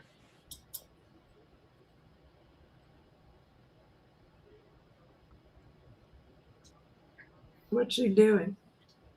Oh, it's just she's looking weird over her blanket in there.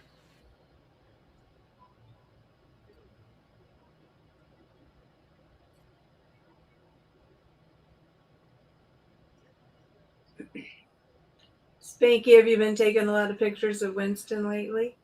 Yeah. Here. He looks he's lost 7 pounds, so How Yeah. much does he like normally weigh? 44 and he's 37 now. He actually looks better. It's easier for him to get around. How come they can't figure out what it is? It's got to be some kind of virus thing in his guts. Aw, that's cute. That's super cute. He looks That's really a good good. one. He looks good. You can't tell there's anything wrong with him. No, he's fighting whatever it is.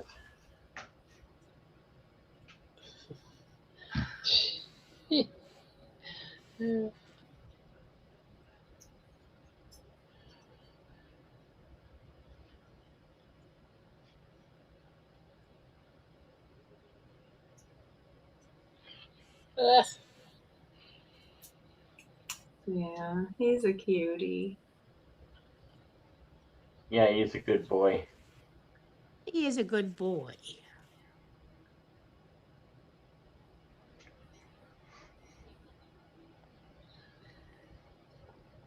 Well, how are you going to be if something happens to him, Spank? Oh my God, I'll be devastated for a while. There he's like, what, Dad?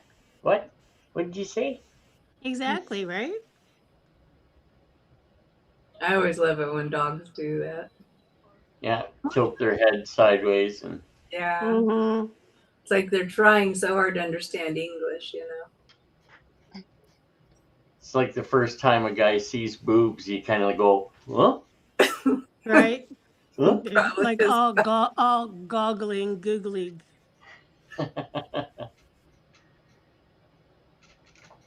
Oh dear. So there's this little guy that I like to watch. It's called Cooking with Carter,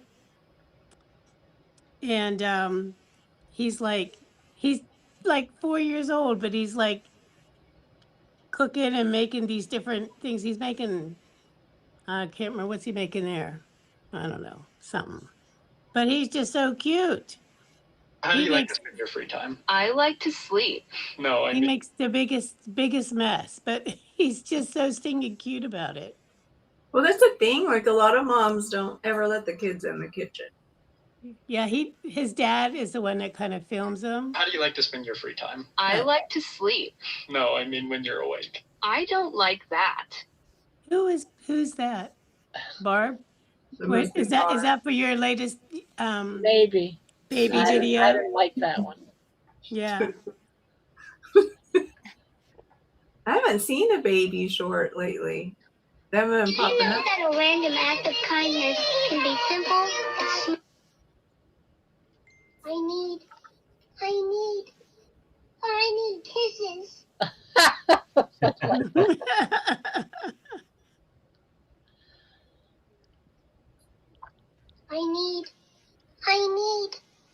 I need kisses and food. Kisses. Poor baby. Kisses, kisses. She's so spoiled, I swear. And then some. I know, like this morning when you were, I think it was this morning when you were going on your walk or something, you told baby she had to stay home. You have to stay home, baby. You should have just took her with. I don't know why you aren't taking her out in the stroller. Yeah, take her in I the stroller. need to. I need to. You need to do one baby walk at least before the good weather's over, Yeah, because then I'll be like, why didn't I take baby? It's just so hard with that darn carriage. It sets too low, like it's for a kid. Well, I guess that would suck for a walk. Yeah, so I'm constantly like bent over. Well, that's not good. Yeah, so it's like I can go for a walk. So it's like all right if I take it with me and like when I go to the park and maybe do a little walk, but mostly like to put her in there to be safe. She's got a bed, she's got a little house, and I can walk her around a little bit, but to walk around a block, you know what I mean? Yeah. Yeah. Look at all these little ones with their backpacks. Little Lord. They got their little treats in there. Look how little they are. And they know just what to do too. Hello, hello, hello. Who do I want to say? I know. Look at them. I wonder if they all go to their same seat they were on last time. A lot of them, it seems like they do. They have their little visors on, their little backpacks. Now this is a different one. This is called KW Paw Trips. Now, see, that's the kind of channel that makes money because they got animals in it. This one's in Kitchener and Waterloo, somewhere in Canada. Where's that at, Spanky? That's in BC. So that's a different one. Yeah. They have a pink dog bus. Oh no, Kitchener. That's in Ontario, isn't it? Not sure. Yeah, I think it's Ontario. Let's see. Here's the link. What part of Canada? Which part is the British Columbia part? That's the western furthest west. So the one closest to my end of the country? Yeah, your end of the country. Above BC is above Seattle and all that. Kelly says that's in Ontario. Yeah. Okay, so Guys, did you finish? On to the white. On to the white. That's the board. Yay. The white's Yeah, I'm gonna gonna be put- Yeah. Okay. Just whip it right up now. Yeah, just do it. Just finish it. Oh, I'm gonna get started on it now. I'm just glad I'm done with the purple. Get up and go pee and put some more water in your cup and come back. Oh, I don't need water yet. Okay. All right. I just did up the video and made it go live. Let's see how it does, shall we? What time is it? 10:44. 7:44 here. 8:44 here. 9:44 here. It's so amazing how we can all talk to each other and we're all in different time zones. Yeah, Right. 4 time zones here. It's trippy. But you're only an hour ahead of me, Spink. Yeah. Which is weird, I think.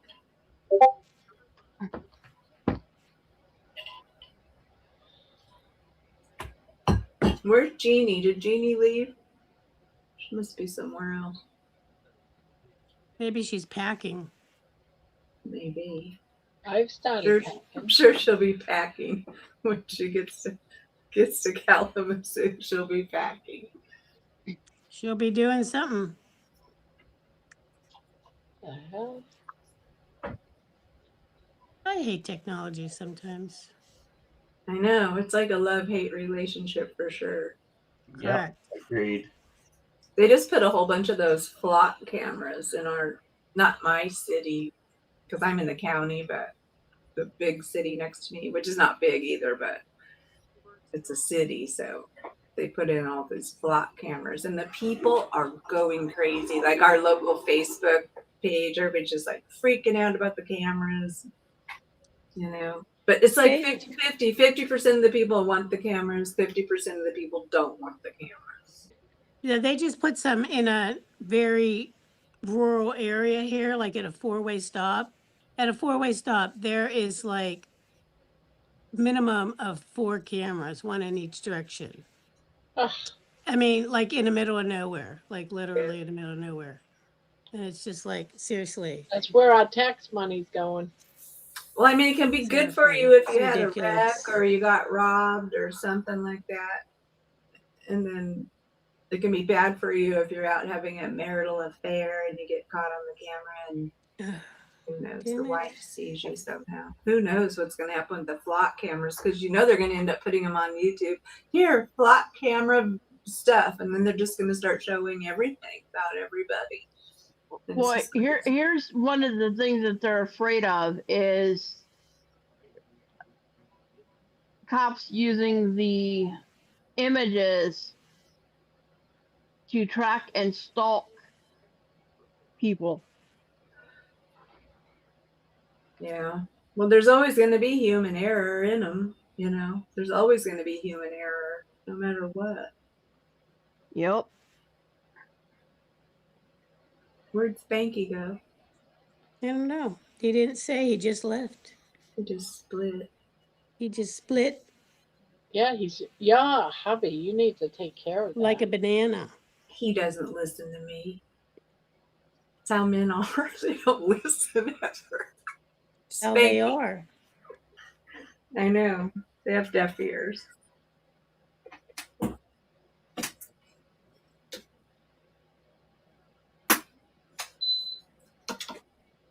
I gotta turn on my shake plate. My ankle's starting to swell up sitting here.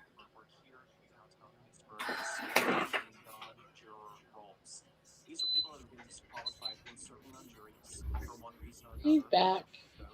I'm back. Did Where'd you you go, enjoy Pete? your mess? Did I you go just pee? took a long pee. Did you wash your hands? Of course. Liar, you How liar. many shakes? How many shakes? How many How many shakes? shakes? Jiggle, jiggle, jiggle.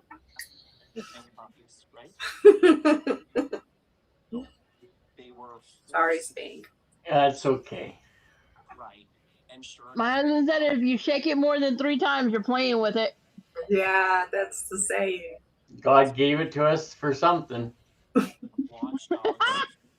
I know, it's like on Christmas morning, if you didn't get any presents, at least you had that to play with.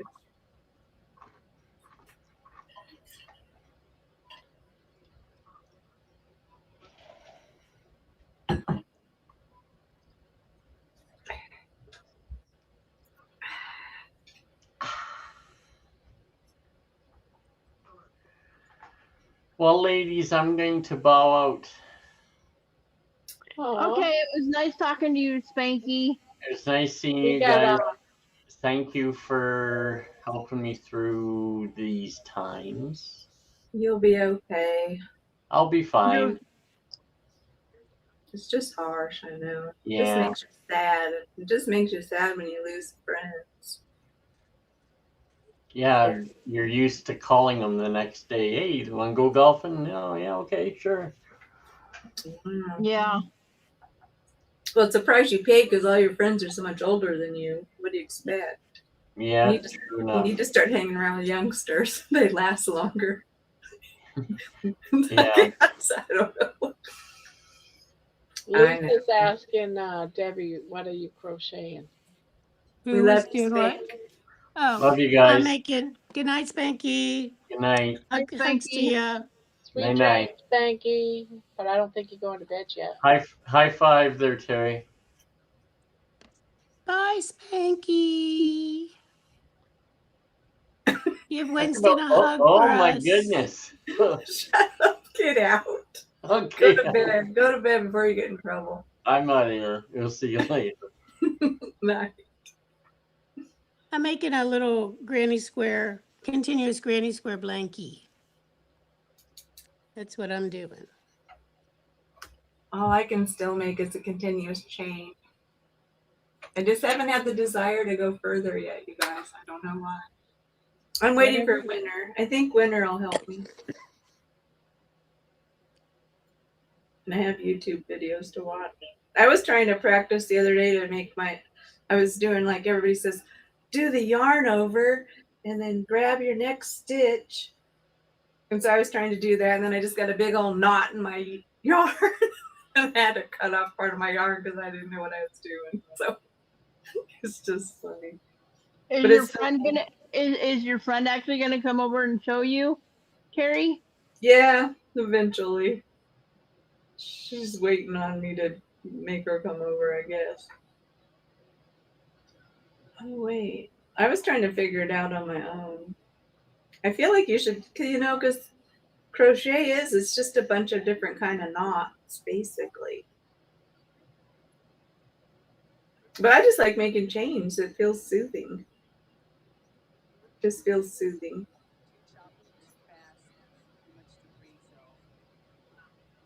But it's really weird because I'm so used to the little plastic crochet hook, and the metal is such a different feel.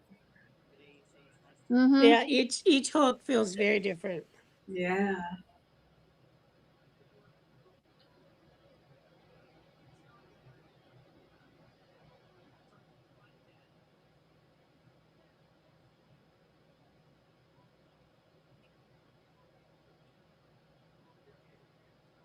It's awfully quiet for a Friday night.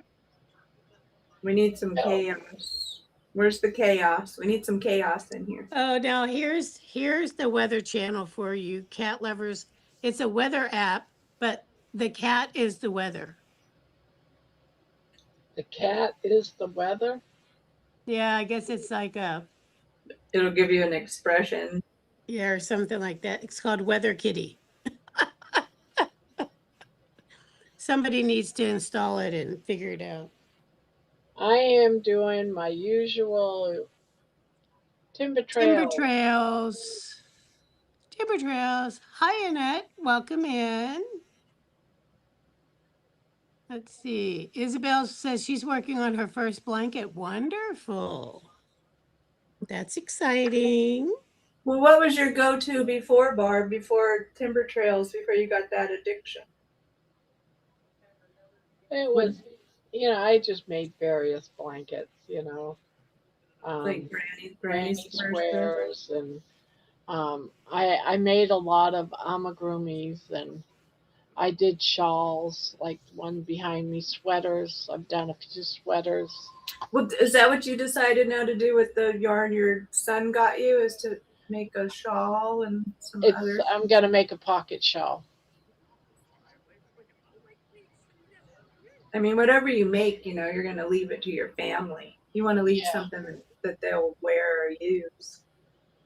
Well, the more I kept thinking about it, making that, I'm a big woman still, and I kept putting on and putting on and putting on yarn for that thing, and it took a lot of yarn to make it. And I said, I only got 1,700 yards, and I could make something with it, but then I'm gonna lose weight or I might gain weight, and then there's $400 worth of yarn that I no longer can use. And a shawl is a one size fits all, basically. Yeah, so I said, then Debbie said, well, I was going to do a blanket. And Debbie said, well, you could make a shawl. And well, maybe you could do a shawl and a blanket. It sounds like a lot of yards. That's not enough. Yeah. No. It's not enough. And even a blanket. Sounds like a lot, but it's not. So, damn. I mean, it's ample, but it's not for a big project. So I think your shawl is going to be beautiful. Yeah, I think so too. What color is that yarn? I know you showed it, but what's the hue of it?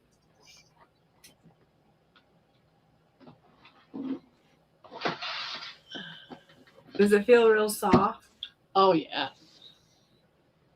Yeah, alpaca fleece Comes in is very, very packages like soft. this. It's called a hank. They're not in balls. You have to make them, put them into balls. And so I They're called have to hanks. take them apart, and it takes a while to roll up a ball by hand. So what are the colors in there? Is it like pinkish and greenish? It's like pastels, blues and pinks and oranges and greens and That's yellows. pretty. That's Yeah, pretty. that doesn't really do it justice. No, that's that sucky poo about, trying to get colors on. Yeah, the camera doesn't pick it up that good. Yeah, No. but just think pastels of oranges, pinks, blues, yellows. It's just all colors, and it's just really, really pretty. So it's going to be interesting to do this. But I think this is the one I'm going to do. And oops, I was like, what's. But I got 12. I don't have all in balls yet, but I have this. And then it's a white. It's a white, like not really a white, like a cream to go with it. And this is also the same yarn, but in one color. I got 12 of these and 12 of the other ones. See, that's not a lot of yarn. So I can see where you gotta think about it and keep getting a vision in your mind to figure out how you're gonna work it. So, but it's more of this than there is of the white. So I got to decide how I'm gonna work it. And that was Robbie that got you that? Yeah. That's sweet. So I want to do something with it, and since he spent so much on this, one of these is like about $20. Yeah, it's expensive. Well, where was he when he decided he was gonna get it for you? What's that? Where was he the day he bought that yarn? Um, Like you said, it's alpaca. He saw it. Where was he where he saw it and said, I'm buying this for my mom? all right, so I take that back. Each one of these is $22, $22.95, so $23. This pack right here that's got 6 in it, that's $55. Damn.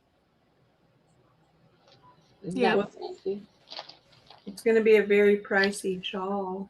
So it's like about $10 for this. Yep.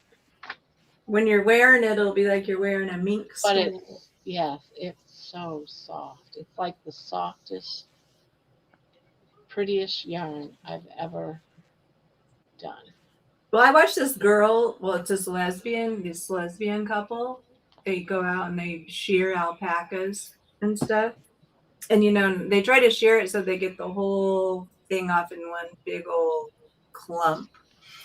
And it's so weird because it's dirty, and like it has poop on it and spots and stuff. And they save certain parts, but they gotta launder that crap before they actually turn it into yarn. And Yep. it's weird what yarn goes through before you get it. If you get real yarn, made from wool and stuff. Well, they're not going to want to send you yarn that's got bugs through it from the llamas.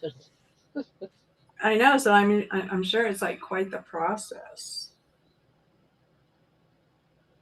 Because most of the yarn, is acrylic that we use, just kind of man-made fiber stuff. Unless you get cotton yarn.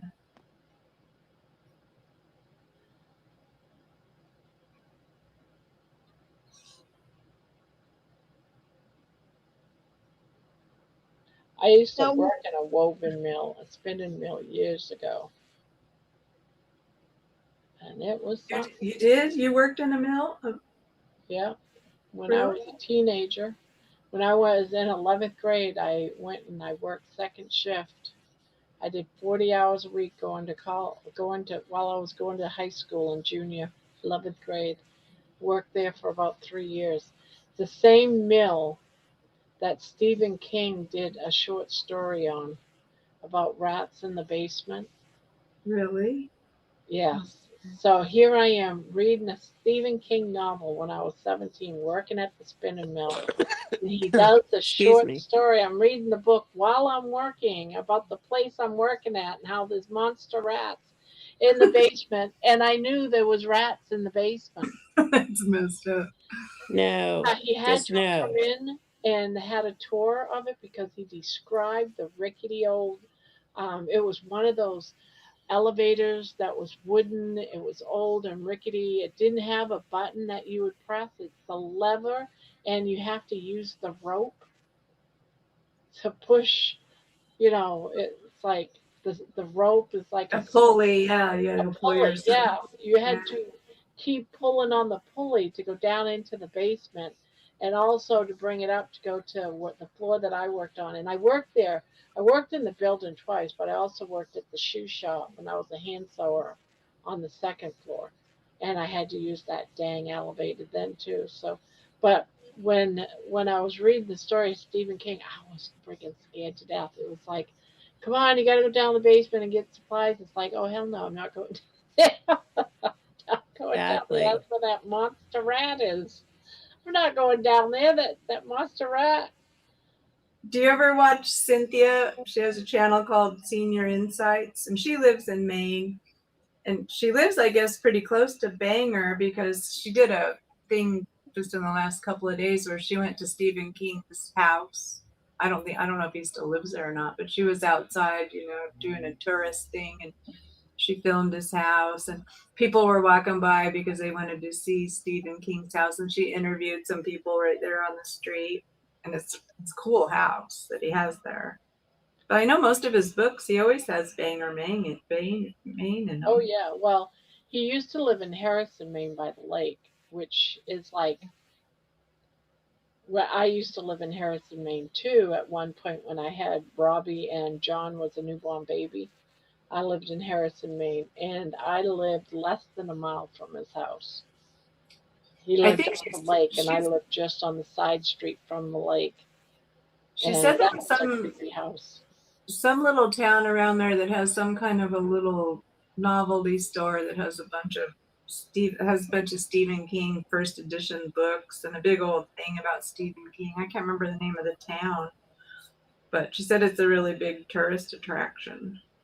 I wonder if it's not where Stephen King lived before he moved to um, Maybe. Bangor.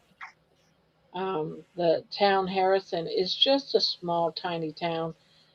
And I say a small, tiny. You drive through it type of town. The kind of town where there's a small store in front of the lake, and it's a lake. You go camping. There's a girls camp there. It's really a beautiful place. I can't even believe I used to live there, but I did. I And know Maine is so pretty. and they also had that small little store, and they had a Dairy Queen next door to it, and that's it. That's the only businesses in town. A My store and a Dairy sister Queen. now works in that sandwich store. She retired, but she works part time in that sandwich store, making sandwiches and stuff part time.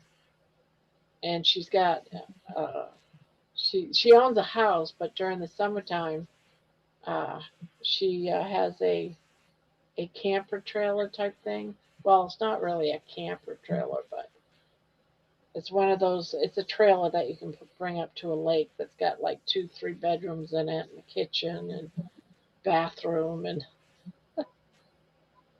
Like a Winnebago, yeah. But you don't drive it; you pull it on the truck. a fifth wheel.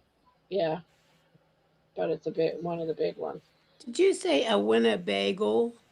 Yeah, someone said that the other day, Winnebago. But that It's does like, sound fun. I'm like, okay, now you're becoming Barb. Into the Winnebago we go.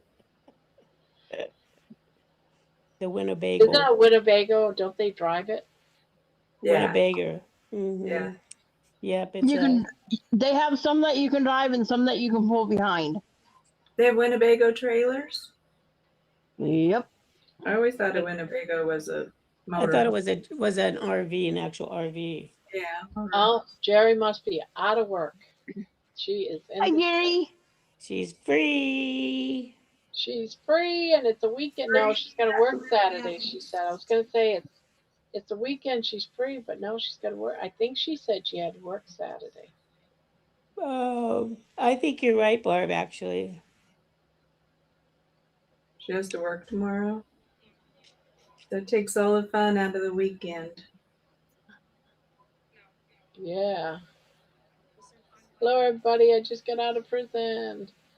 You said the other day that another one of the Acme machines at her work caught on fire. I know that picture of the fire looked like the whole place burned down. That's a lot of fires for a small plant. It's been nice here the last few days, nice and no higher than What's like causing the fires, though? 85. I know, that's what I mean. Yeah. Well, Okay, only she's two saying people. driving mode activated. 20 minutes and only 2 people seen that video. That's pathetic. Baby, you died out. You're no longer famous. Only 2 people in 20 minutes. Someone will look at it eventually. It's Friday night. Friday. Friday night. No one's looking for chihuahuas right now. They're looking for Right. something else. Yeah. Exactly. You died out, baby. That's all there is to it. Nobody wants to see a cute baby. You're dead. Don't tell her that, Barb. Right. Poor baby. You're supposed to be giving her affirmative act. What do you call them? The affirmative. Yeah, you gotta liven up your videos, baby. You're always Give her like some that. positive affirmations. Baby, do you need a positive affirmation? Baby Like needs a positive affirmation. maybe you need a positive poop or a pickle or a taco. Poop. She wants a positive poop. Is there an animal one? I thought there was an animal one. Yeah, they are. I have a knot in my yarn. You are so loved. You are loved so much. I thought I had a scissor in here, but I don't. She's a little stinker.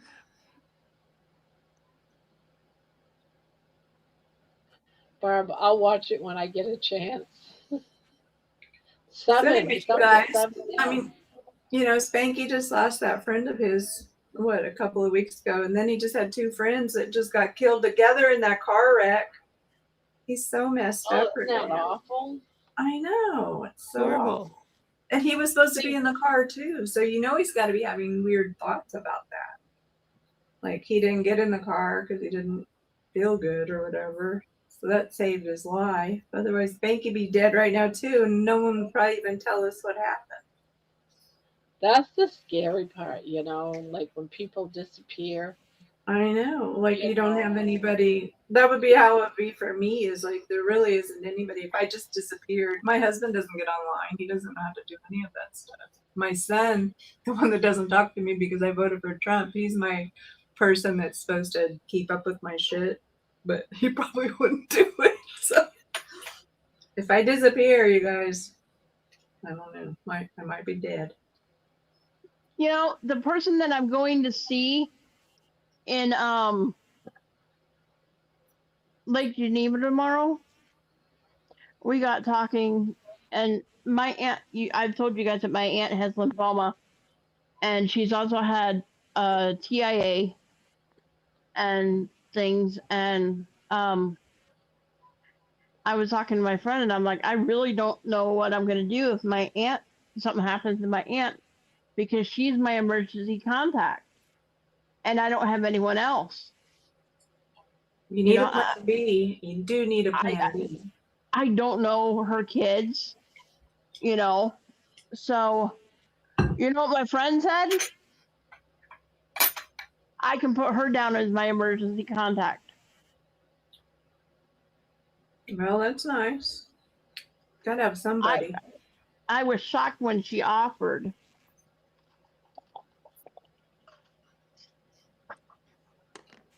Well, that was good because my husband's my emergency contact, but we only have one cell phone, and so he doesn't even know how to use it. I don't know what would happen. He usually goes with me everywhere, so they would just have to, if they tried to call him because there was an emergency, they would find out the phone would be ringing in my hospital room. Jerry says, when I heard that story about Spanky, all I thought of was seriously 100% God's grace. Just saying. Yeah. And that's why Spanky's being really reflective right now. Because he's like, okay, what's my purpose? Why wasn't I in that car? Jerry says, okay, I realize nobody wants my opinion. However, I think that Amy Davis needs to start taking pictures of those cats of hers, and she will get us subscribers in the thousands if she starts posting.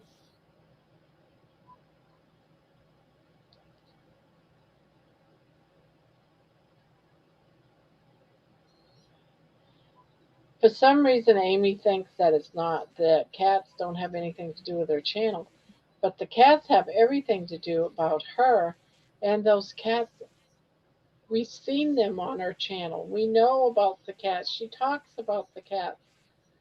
So it would still be very fitting to show off your cat. Hi, Anne.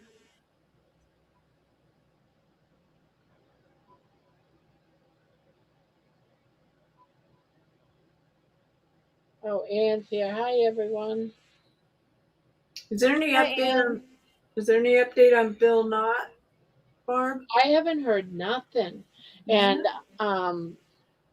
and how I used to be able to hear a lot about Bill Knotts is through Carrie Mann, but Carrie Mann's been busy and hasn't been doing his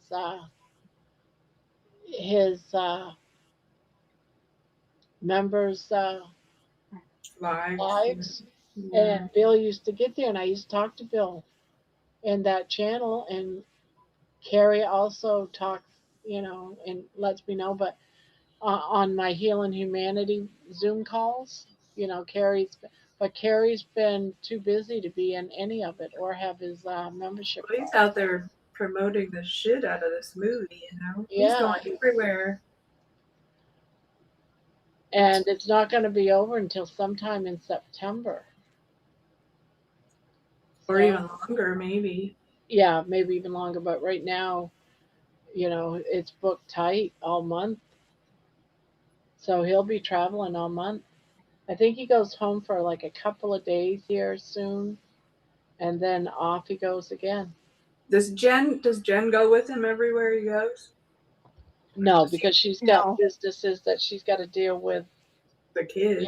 at the theater and stuff like that. They have two businesses going. They have the Airbnbs. They have two Airbnbs, and they have the theater.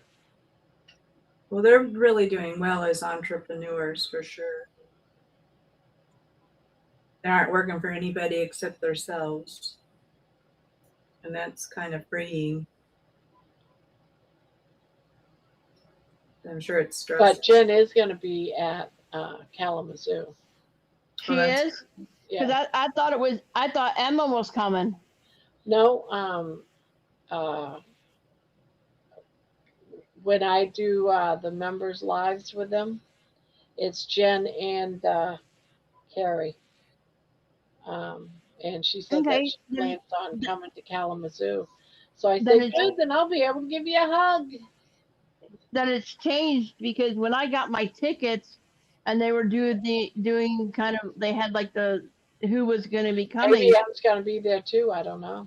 It was Carrie and Emma that were coming Carrie to told me Kalamazoo. too when I went to see Healing Humanity that Jen's going to be there in Kalamazoo. So Cool. she might have fallen asleep, Diana. She could be, though. Amy might be here. Someone needs to sing Puff the Magic Dragon. She'll wake up. Poor Amy. Amy's busy too, man. Oh, yeah. She's got a lot of energy. Yep. Well, I watched her video today of the meetup they just had that Dustin did. And they had a good time, you could tell. Yeah, and she's doing, not only is she working her regular job, but she's got the Keto Rock Stars, plus she's doing that tech class. Yeah. And she's doing videos for that. So she's keeping herself hopping. She is, for sure. Are you doing the tech class, Manoa? Yes, I am. Yes, I am. Okay, good.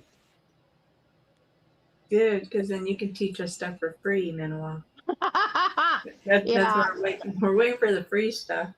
Yeah, I don't think I'm gonna be able to. I'll do good to be able to get through the course and learn how to do YouTube stuff, and yeah. You'll learn little things. You'll say, "Whoa, I know this." Yeah. I used to be really good at stuff like that maybe 15 years ago, but man, the internet has just changed so much. I just haven't been able to keep up with all of the nuance. Yeah. Of it. Yes, I would agree with that for myself as well, Terry. It's crazy. Yeah. And I don't have a desire to dig for it. No. I sometimes think, to start my own channel, not from any grand kind of thing, but just to like crochet or do cards, just stuff like that. But just like, I know, it's like, yeah, I have a channel, but it's just like lame. It's not anything. It's just for personal use, basically. But even still now, every time I do something, I can't hardly figure out how to even get it onto my YouTube channel. It's a pain in the ass. Yeah, I'm just like, you know what? I don't want to learn all this stuff. So I'm like, my brain's too full. I'm like, it's okay. I'm like, it's not necessary. Not like I would bring any extra special added value that's not already out there. You know what I mean? I know. It's easier just to go be on other people's channels and have fun. Brian says Deanna sang Puff the Magic Dragon to me when we were dating. I knew I was going to marry her the first time she sang it to me. Oh. Aww. That's so sweet. That's just so romantic. It's making my teeth rot, Brian. Just too sweet and sugary. Right. Doggone it.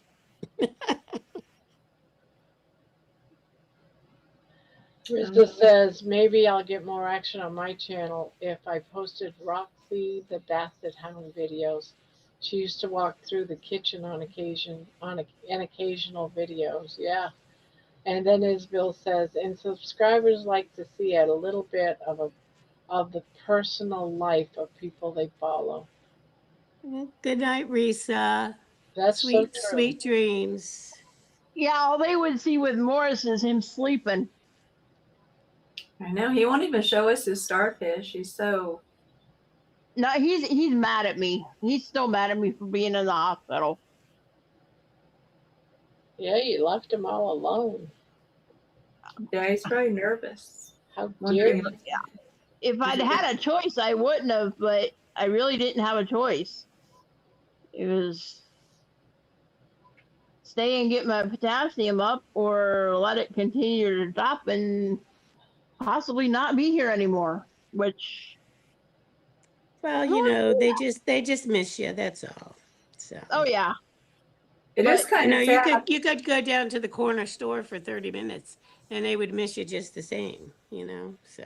Yeah, the reason I know he's still mad at me is he's refusing to eat. He'll eat when he's hungry. He's on a hunger strike thing. Yeah. Yep. For attention. Yep. See what you did to me, Mom. See what you did. Now I'm an animal. Exactly. You better give me attention, or else I'm not going to eat. I'll show you. Trust me, he gets plenty of attention. He's actually staring at me, waiting for me to go in the bedroom to go to bed. Yeah. And I'm not ready to Isabel go to bed says, yet. your chain looks great, Terry. Thanks. My thread's getting pretty thin and shabby. Did you ever go buy some yarn, Terry? No, Barb sent me a couple of skeins. They're sitting behind me. You But I don't didn't. You didn't even bust them open, did you? Not yet, but I will. I will eventually. I'll make something. Sounds good.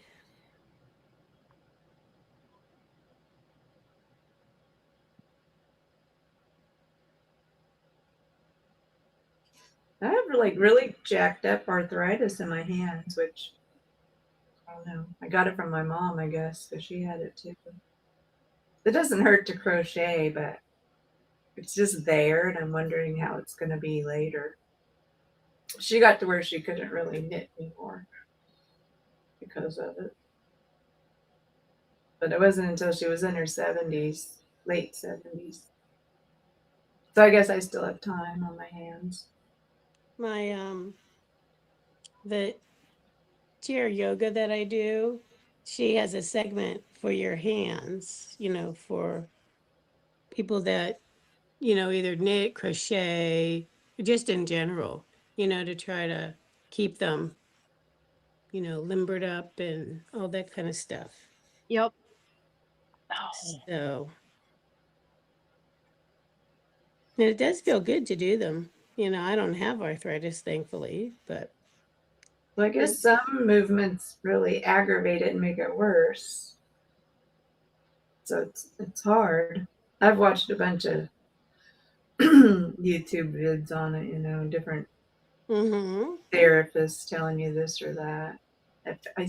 To me, the one that makes the most sense is just soaking them in warm water and then switching to cold water and warm water and cold water, and it kind of gets the circulation in your fingers going. Diana wants to see your chain. Well, it's real short right now because I just restarted. Right now it looks like a little mouse tail.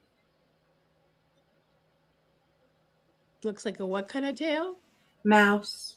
A little mouse. Okay. Not even big enough to be a rat tail yet. I don't even know what I thought you said, but it was not that.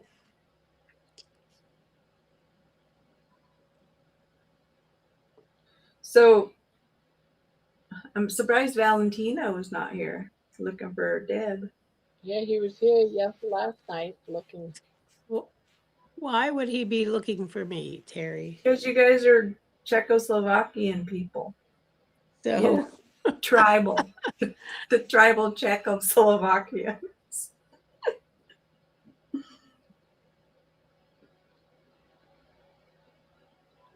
He's funny though. You could tell he just wants to be in here and be one of them ladies man kind of dudes. That's pretty typical. Yeah. I was hoping he would show up and be wanting on the panel when Spanky was in here. That would not be cool. That's not cool, Barb. Why would that not be cool? I'm just curious. Because Spanky's my other internet husband. I can't have two internet husbands.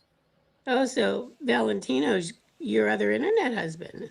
Well, he said some crazy stuff yesterday. Oh. But was he on the panel? Was he on the panel yesterday? No, we didn't have a panel yesterday. He was in the chat. He wanted to be in the panel, but there was no panel. Oh. What was he saying yesterday?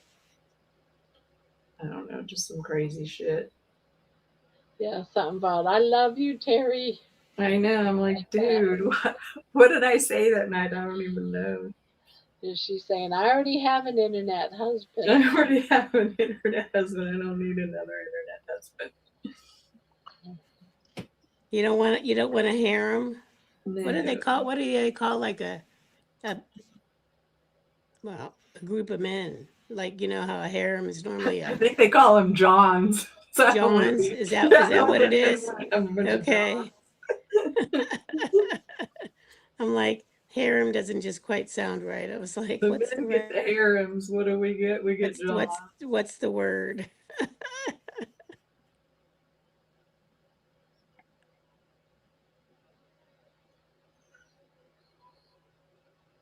They all love you, Terry.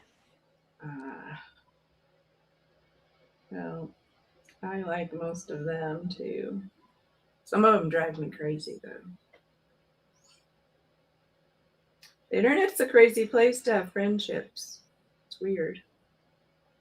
It's still evolving and we're still learning how to deal with it, really. It's going to It change. is cool that you can hang out with people from all around the world here, though. I know, and you don't even have to go outside. Right? Well, it's the ones that you know on the internet and then they travel too. And so those are the fun ones to watch. Just like, we're looking forward to that whole Kalamazoo thing. Now, when you was a kid, did you guys used to hang out on party lines? Oh, yeah. Yes, I used to listen to my grandmother's party line, but it was Yeah, mine was at my grandma's house too. Yeah, it was all the old ladies. The I word be, is sister wives, Barbara's crochet coroner? Coroner? Did I say corner? Oh, The coroner. word is Sister Wives Barbara's Crochet Korner edition. What the hell, Jerry? Jerry's talking into the phone again. That's why. Oh, yeah, that's right.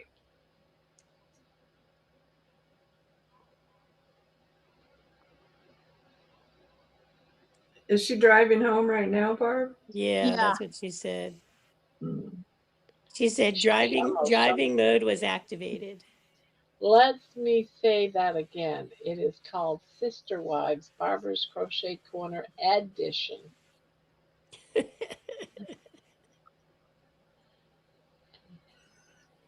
won't be only after dark.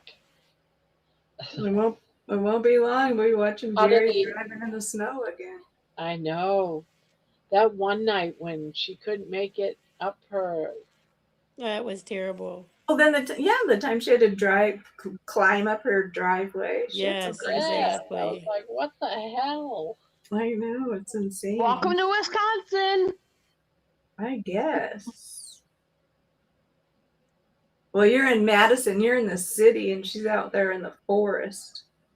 I don't know which is worse. In the boondocks.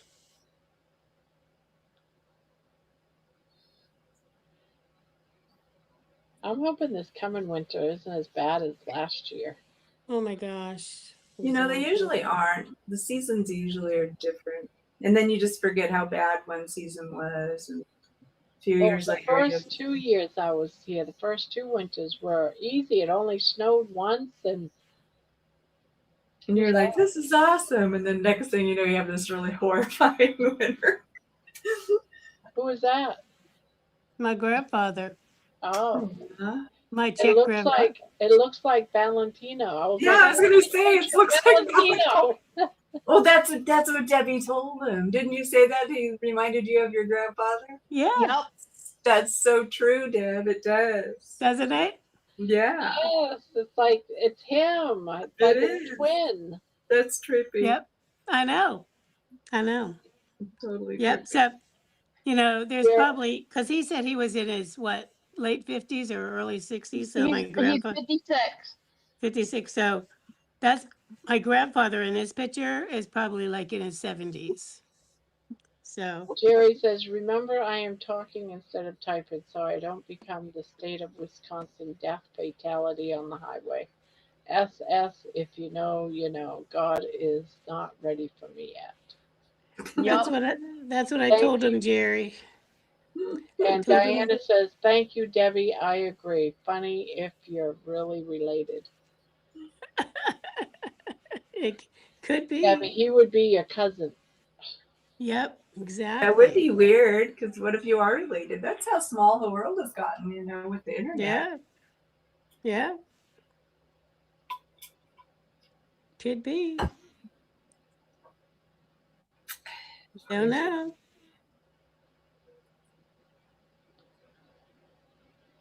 probably fathered him. It's probably his dad. What? What? My How? my Is grandfather was son. born at like 1896.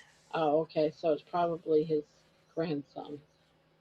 Nope. Ouch. That The hurt. only grandchildren are us. Like there was only one boy. He was on, you know, my side of the family He for probably grandchildren. had an affair and got another woman pregnant. I don't know. He said he came over, he's been here for what, 35, 36 years. My grandfather never went back to Czechoslovakia. That's because he So, got a girl pregnant and it's Valentino. well, it would Feed have had them. to be, Paid child well, let me support. put it to you this way. Valentino is younger than me. Yeah, So, he's probably your brother. You just don't. Baby brother. Lay but down. that doesn't even make sense. Yeah, but his mother or dad could be the son of your grandfather because he See how had an Barb? affair. This is how Barb thinks. She's I making up this know. big old story I in her head, know. and it's all Kind coming of to crazy, truth. right? Yeah. Yeah. Yeah. I'm gonna write a song about it, Debbie. Yeah, get that, Diana says. I feel a song coming on as soon Oh as my I said it on gosh. the count and I saw that. Me and Valentino. Yeah, me and Valentino. Oh my gosh, too funny. That is No. hysterical. Hysterical. Yeah, so I'm trying to think if I have let's see.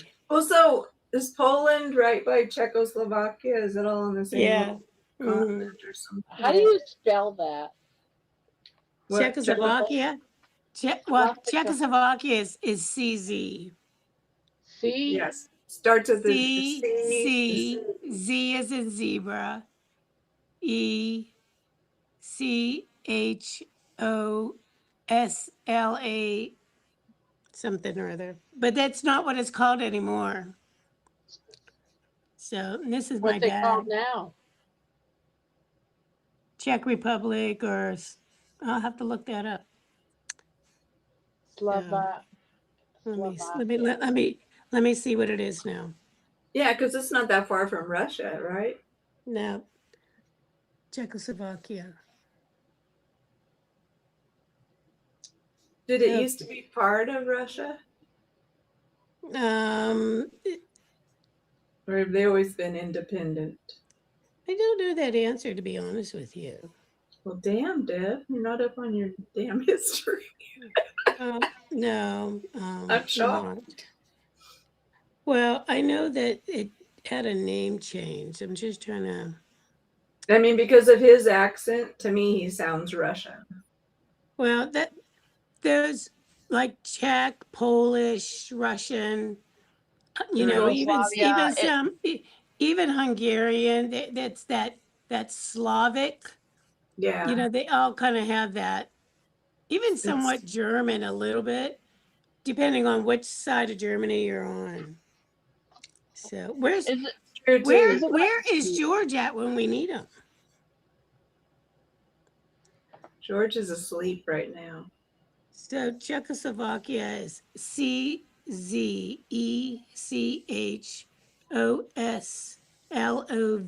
CZECHOSLOVAKIA.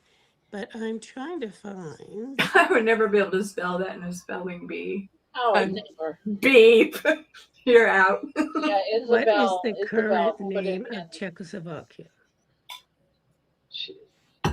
Isabel spelled it in the chat. It's called Czech Republic or Slovakia, one of the two. So, Slovakia.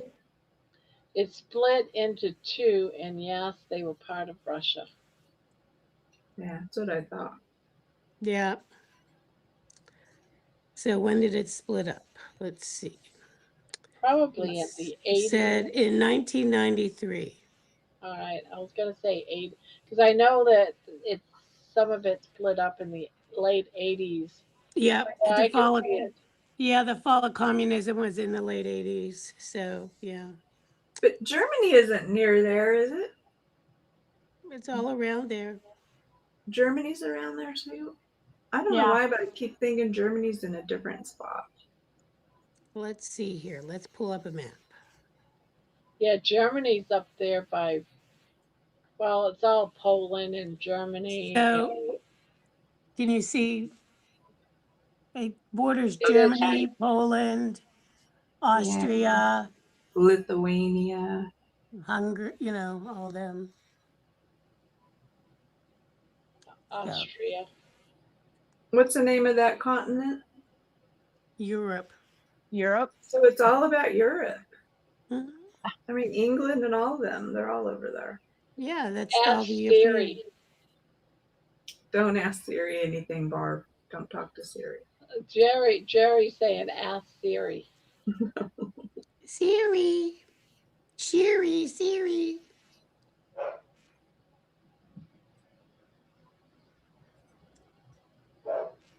I'm So- gonna be using. Jenny's I'm gonna be. on.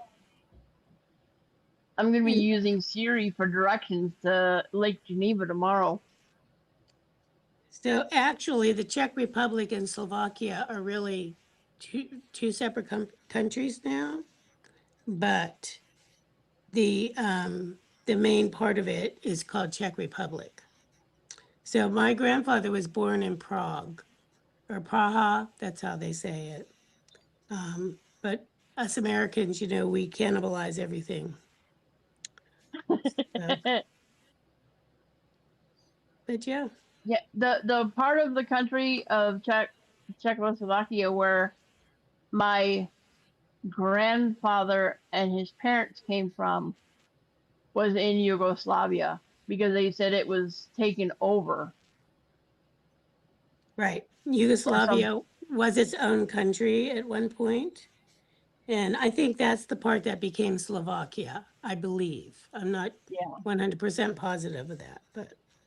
And they made my grandfather's father choose a different last name because nobody could spell their name from Czechoslovakia, so they chose the surname of Mark, M-A-R-K, to make it easy. Yes, so when my grandfather came through Ellis Island, they changed the spelling of the name. Yep, my great grandfather came through Ellis Island as well. To what it is currently. Lithuania, where Brian's sardines come from.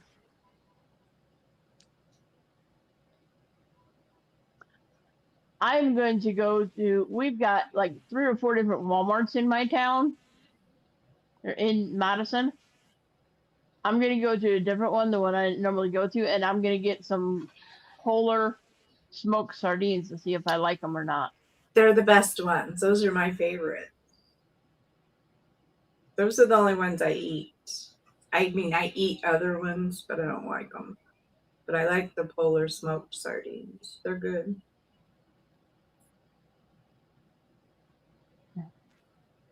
That's all. That's what I had today was sardines, 2 cans with about 2.5 slices of bacon. I mean, I'm not going to do them right now because I've got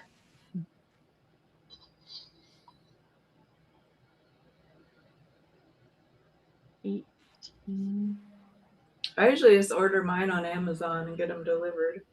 I think I've got 19 cans of sardines left of the Wild Planet. I don't like Wild Planet. So once those are gone, I think I'm going to try the Polar sardines. Because I saw the review for the Polar sardines that Aaron did. They're good.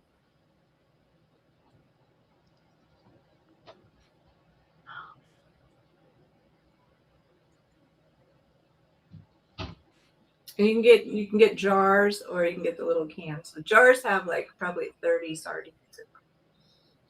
And you can always close the jar and put it in the fridge. But I usually just get the little small flat ones. I have both, but if I open something, it comes in a little round flat thing. And it's really weird because the top of it is just clear plastic, and so you can see all the sardines in there. but they have little tails on them.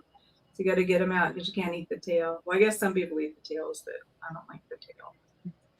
Yeah, I Aaron do. ate Aaron ate tail and all today. Erin's crazy. She eats weird shit, man, all the time. But I don't like the tail. But you know, in sardines, when I eat them, I never notice the spine or any of that stuff. Nope. I eat the spine and all. I know, but you don't even know Yeah. it's there, you know? It's just like salmon, canned salmon is full of bones, but they're soft and you don't really even notice. You know, and that's where all the calcium is.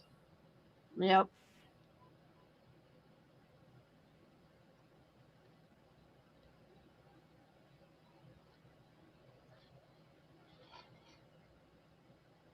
Manoa, have you ever watched that girl that does, I think it's called Sardine Expedition? No. She has her little dog. Her dog's name is Winston. It looks just like Spanky's dog, the same kind of dog, I think. And he sits there next to her while she's testing her sardines, you know, and she gives him some. It's a good show, and she does all kinds of sardine reviews. Cool. How But many she damn kind of sardines are there? a lot. They're way more than you ever thought of before. But if you watch that girl, and she's fun to watch, she's really good on camera. But she does a lot of sardine reviews. She lives in Alaska. And then she has her little dog, and it's just cute how she does it. And she cooks sardines. She fries them up sometimes, air fries them, and has them with eggs. But most of the time, she just opens the cans and, like, she'll have several different ones, and she'll just taste them and do a review, see which one tastes the best. And she explains. I'll be right back. You can't go, Manoa. Well, Did then you I'm gonna see have Aaron? then I'm gonna have a problem. Okay, go.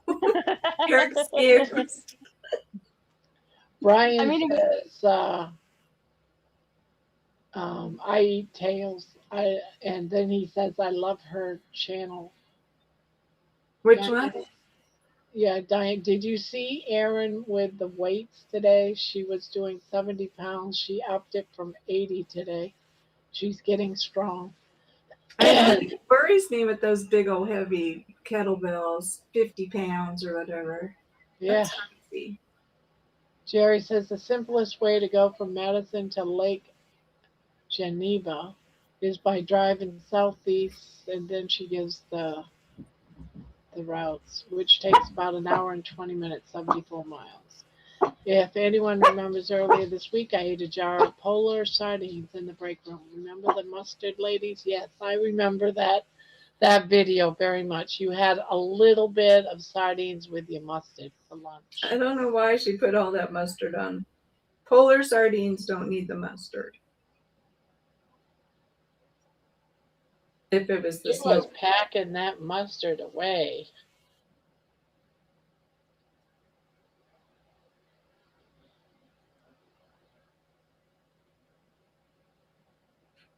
And now isn't Brian on a sardine thing right now? He's just eating Yeah, sardines. Amy and Brian are both doing sardines.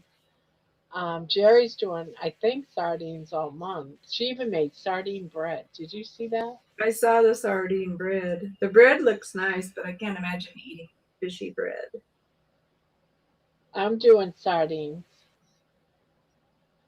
I've been doing sardines for I think 3 days now with my bacon, my Maybe the bread, dehydrated bacon. sardine bread with some melted cheese on it might be good. Oh, No. Why ruin good cheese? Why? I know. Well, why ruin bread with sardine?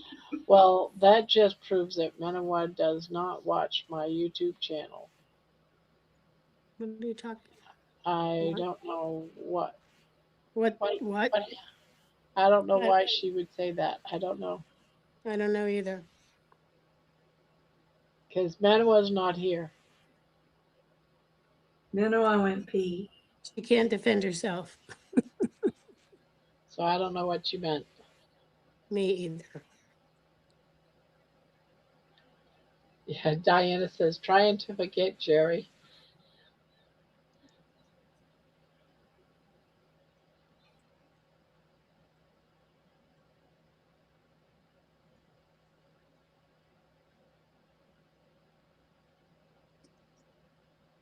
Terry, I do watch your channel sometimes. I just don't always make comments on the channels that I do watch.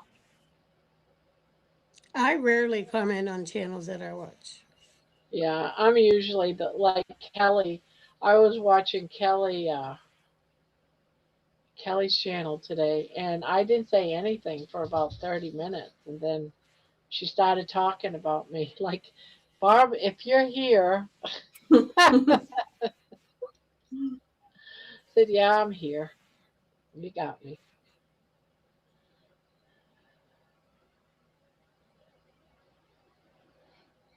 But that's what I normally do. Is just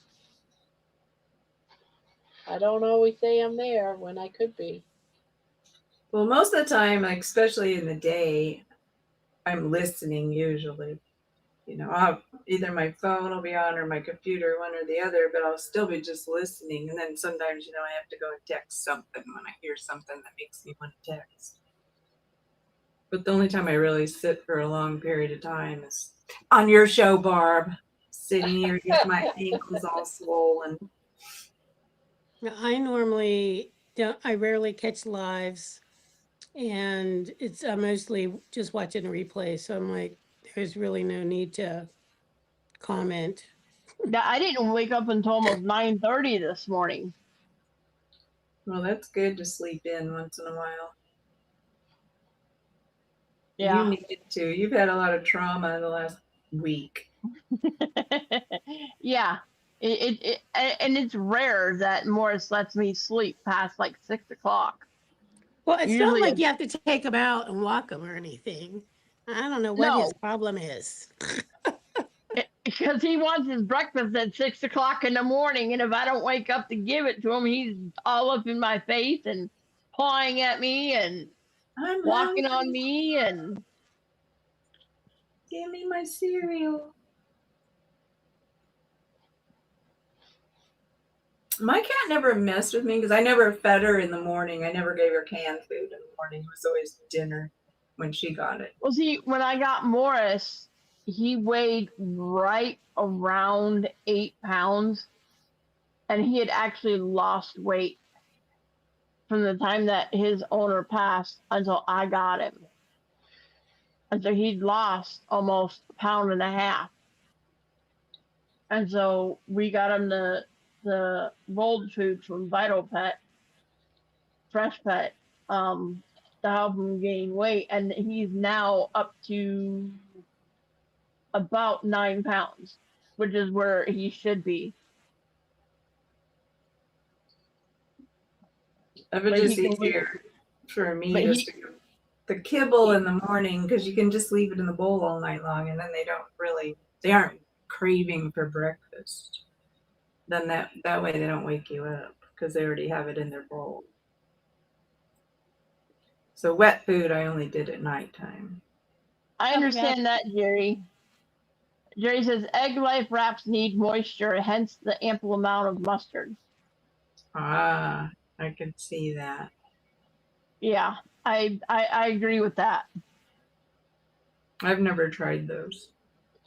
I haven't either yet, and I have bought them, but then someone in my family ate them, and they left the package open. I won't eat food once it's been open in the fridge. I just don't. So They I probably won't dry. with cheese either. It'll dry out your cheese. You leave shit open like that. Yeah, it Like just you dries open it. something, put it in a baggie. Don't just leave it open. It drives me crazy when people do that. I know, it would drive me crazy too. My husband does it too. It's like, why can't you put a cover over that? He'll put the craziest shit in the fridge as a leftover with not covering it. After I've told him for like 25 years. Yes, It my needs same a thing cover here. over it. The same thing with the packages of cheese. I stopped buying cheese because I got tired of throwing it away. And then my husband's like, why aren't you buying cheese anymore? It's because everyone leaves it open and someone takes a piece out and then leaves it open and then it dries out and I'm Dries throwing out. it away. I'm done throwing away cheese so someone can have one slice of cheese and then the rest of the pack. So I stopped buying it. Well, we need to stop buying it again. Why? So you guys can leave it open again? You're too lazy to put it in a baggie? That's like insane to just keep doing it. It is insane. It's silly. He'll say to me, "Why aren't you buying tomatoes anymore? I like having tomatoes on my hamburger." I said, "When I buy tomatoes, they go bad. They spoil because no one's eating them." Well, that doesn't mean you should stop buying them. Well, what's the What? logic in that? What's the logic? Just because There you is might none. want a tomato once a month, that I have to constantly buy tomatoes and throw them away because no one's eating them. What's the Exactly. logic? There's none. I said, if you want a tomato, go out and buy one. Well, that's why my neighbor across from me, she's always bringing me over vegetables and stuff because they're pretty much vegetarians and their shit just starts rotting, you know? She can't get rid of it. She goes and buys a whole bunch of produce and then she'll bring me over stuff, you know? And I'm like, I Here, said, I eat don't this. ever. Well, she gets mad because she knows I don't eat vegetables. And I said, this is why I don't eat vegetables, because they don't last in the fridge more than a day or two. And then they're shit. The only time I really buy any veggies is like if I occasionally want a tomato to cut up to put on tacos. Yeah, like right then. That's the only time I buy You know. vegetables too. Yeah, that's really the only time. Or if I want a cucumber for a snack, I'll go buy a cucumber and peel it and slice it and eat it. But other than that, I don't. You don't buy them thinking you're going to use them in 2 or 3 days No. because they'll be shit before then. Yeah, I think I need to have Monday. I need to have my PCA clean out my fridge because I think I've got an onion in my fridge that's been there for about 3 weeks now. Turning into penicillin. No, it still looks perfectly fine. I just don't trust an onion that's been in the fridge that long because it absorbs all the odors and everything that other food give off.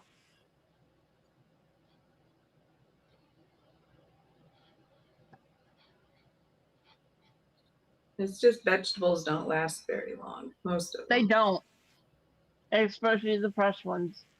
Yeah. Once you cook them, and if they're in something, you know, you can reheat them. But then I heard Barb say, I don't eat anything reheated or anything open already. Like, good Lord, Barb. Except you eat raw meat and shit, so Yeah. it makes no sense to me at all. No, the only meat I eat raw is beef.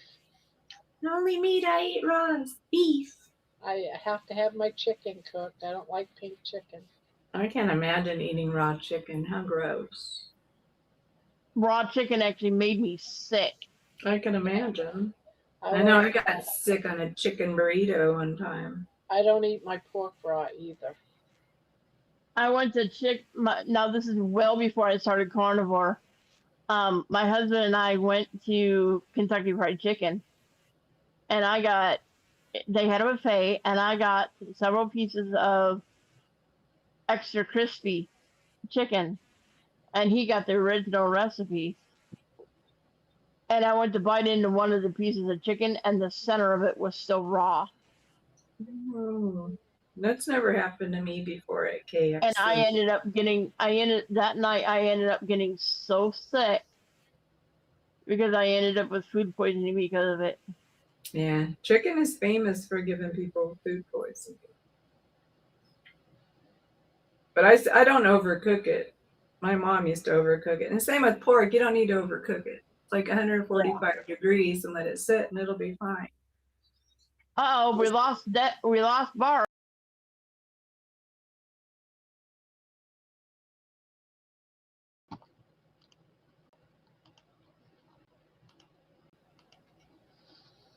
What kind of trickery are you doing on us? It's just all just dropped out.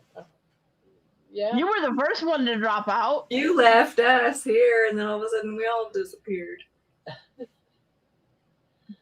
I look up and I hear all this la la la la la la, like letting people in, and I look up and you guys were all gone. Where'd And Debbie go?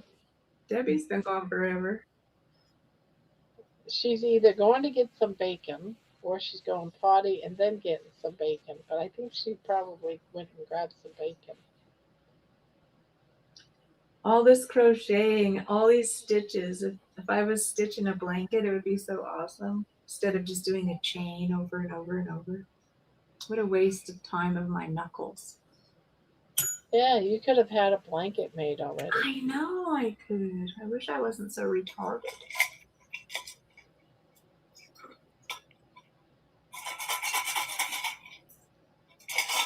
I'm so hooked on this iced coffee too, and it's really screwing up my sleep.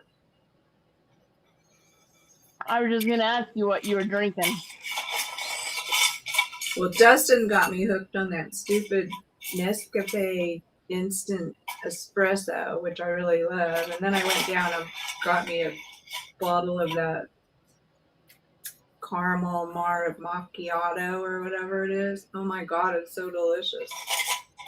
So hopefully it's just a summer binge I'm having. I haven't even been drinking a cup of hot coffee in the morning. I just make it and put it in the fridge and just been drinking it cold because it's been so hot.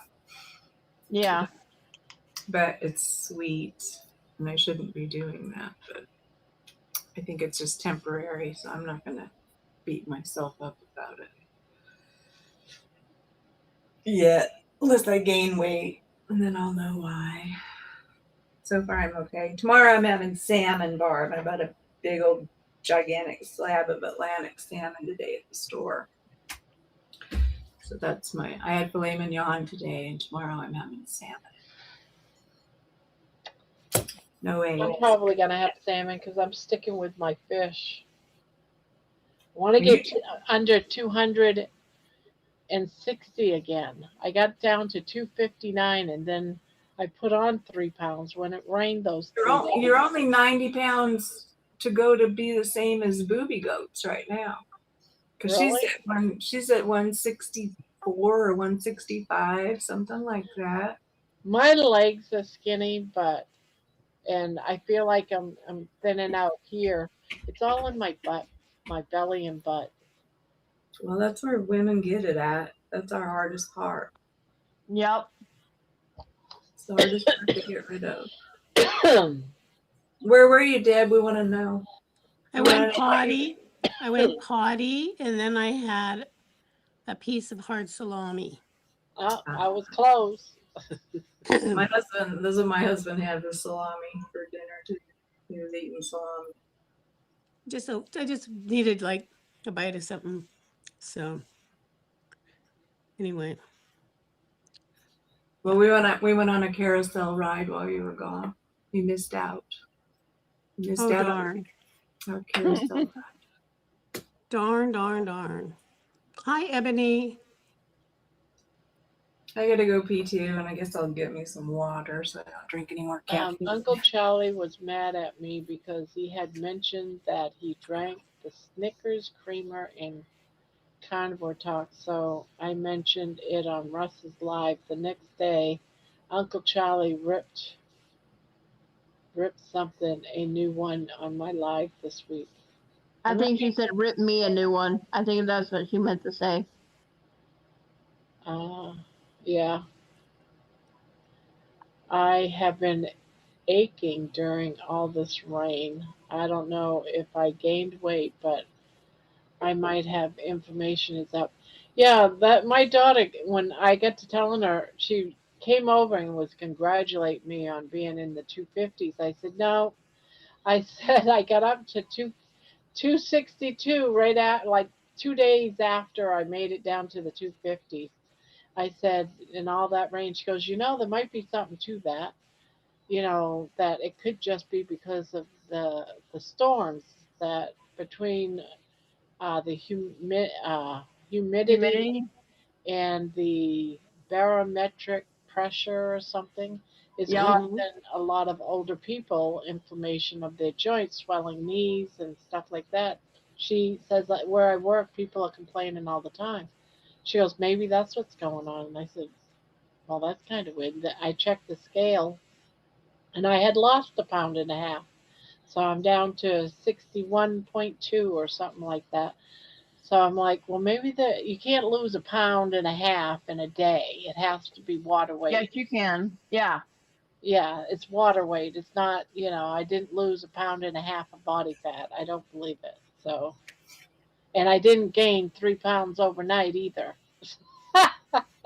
It's always water mostly. Yeah, Yeah. I was frustrated when I came home from the hospital because when I went in, I was 258, and when I came home, I was 270 Oh, you gained a lot. because they totally stopped all my diuretics while I was in the hospital.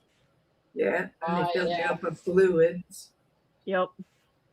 And then I had to call my pulmonologist yesterday because the day before yesterday, I was at 270, and yesterday morning I got up and I was 275. So I gained 5 pounds overnight of fluid. And if I gain more than 3 pounds in one day, I'm to let them know. And if I gain more than 5 pounds in a week, I'm to let them know because I have congestive heart failure with the pulmonary hypertension. So I So you're did. being And then, you're being forced to have to weigh yourself every day to make sure, huh? yep, Yeah. exactly. I had to I'm do one that of with those. my mom too. I'm one of those people who, on carnivore diet, they're like, throw your scale away. I'm like, I wish I could, No, but I you need can't. it. Yeah, because when you have congestive heart disease, that water weight is super important. Yeah. So I was just like, but I did call them, and so they told me to increase my water pill by 40 milligrams and increase my potassium by 40 milligrams. I got up this morning and no weight change. I'm still 275. I'm like so irritated. It is irritating, sure. Frustrating. I don't know. Erin's just had the biggest bunch of weight loss out of all the since I've not been watching her for I think a little over a year maybe. Yeah, she said it was 2 years Yep. that she's been on a stall. Two Yeah, years, and now I know she's this like whole losing it time. like crazy. But she's doing so much exercise now, which is different. But she's eating earlier and earlier every day. It seems like. Yeah. You know how they always tell you breakfast is the most important meal of the day. Well, maybe it is. Just get up, Yeah, I was eat. watching this guy. Someone sent me last night. They sent in a video of some dude, and I can't remember his name now, but I watched the video. I watched a couple of his videos. And he's more into the ketovore. He eats some veggies, mostly high protein. And he was saying your meal first thing your first meal of the day has to be higher protein. That's where you have most of your higher protein, higher fat. And then your second meal, if you have a second meal, it needs to still be protein and maybe a couple of veggies, but you eat your proteins first and then your veggies. But so he does eat it, but it's not the second meal doesn't have as much protein because you need the day to burn that off and you want that window to be at least 18 hours. So he's talking about putting in 2 meals in like a 6 hour window and then Yep. fasting for 18 hours. But he's, like I said, he's eating like broccoli, the greeny type vegetables, not, Yeah. the, When I do 2 meals a day, I do it within a 6 hour window, yeah. so So, that way I can pass the other 18. so I wanted to ask Jonathan if he agreed with that, except for the veggies, of course. But because he had a video, he was talking with some guy, and they were talking about eating protein 2 meals but the second one being less fat and mostly just protein, like chicken. Your second meal would be something like chicken and not so much like beef with all the fat. So I wanted to, because after I do this 21 days, I want to start doing that. Up it to 2 meals, like Jonathan and that guy was saying that day. But I wanted to be sure I understood that right. So that was the reason why I wanted to talk to Jonathan. And then Jonathan that guy, knows. He knows a lot of stuff, Jonathan. yeah, I just wanted to see if that's what he meant. My first meal is at 8 a.m. and is the biggest one. I eat in a 6 hour window. Yeah, well, I'm still sleeping at 6 a.m. or 8 a.m. I don't get up till 10 or 12. And I can't eat when I first wake up. That's why I fasted yesterday. I fasted because I got up after I did my test. I went and had a piece of bacon and I wasn't hungry. And I sat down, watched a couple of movies, and I was like, "Oh shit, I didn't eat." But I looked up, and it was 5 o'clock at night. I was like, "Well, I guess that one It's and your a half window. pieces of bacon better last." Well, I did that for a long time. I did the 2 meals, and I used to eat between 11 and 5. That was my window. But most of the time, I'm not hungry either when I wake up in the morning. Yeah, I'm just I not think hungry I when just I wake up. wait until I'm hungry and then I eat. And But then, because normally I wouldn't eat until like 5 o'clock when I get up at 10 to 12. I wouldn't eat till like 12, and then I would have something about 6. But I mean, about just like about 8 before I came and did my lives. But that's not enough time. the hard part is like when your metabolism gets all weirded out, which most of us all have one.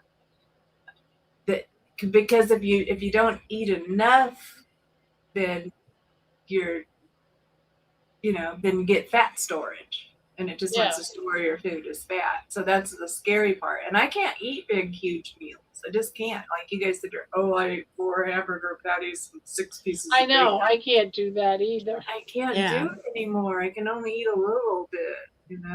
2 eggs and 2 pieces of bacon is about all I can fit, and that's a lot for me. And I know it's not enough. It's just not enough calories, really. So it kind of keeps you in that calorie deficit thingamajigger where your body's going to store it rather than burn it. That's the weird part. And that doesn't make sense because it's always been, I know. your whole life they tell you if you want to lose weight you have to be in a calorie deficit, if you're going by calories. But that's wrong. That's why we all got fat. Yeah. And whenever you get on a diet, it makes you get fat, actually. So that's But all. before I could eat 5,000 calories a day, if not more. But now I'm lucky if I can eat 1,000. I know, isn't it weird? But well, a lot of it has to do with how old we are now, I think, and your body's not requiring as much food. But since the metabolism is still trying to fix itself after all these years of abuse, it just takes time. But it's like you and Aaron are both doing really well right now because you guys have kind of found something out about yourselves, about what time you need to eat and all that. That's helping a lot. And so that's what I'm thinking too. It's like better to eat earlier in the day and don't eat anything But else. you know what I'm finding out though? If I eat fish, I do better. Fish is good for you, and I think it's because you grew up in Maine. Your Yeah, body likes fish. my body likes fish. It does. And as soon as I eat like about a half a pound of beef, boom, my numbers shoot up. And then it takes me a couple of days to to recover. to bring it back down. I'm like, what the hell? What the hell is that?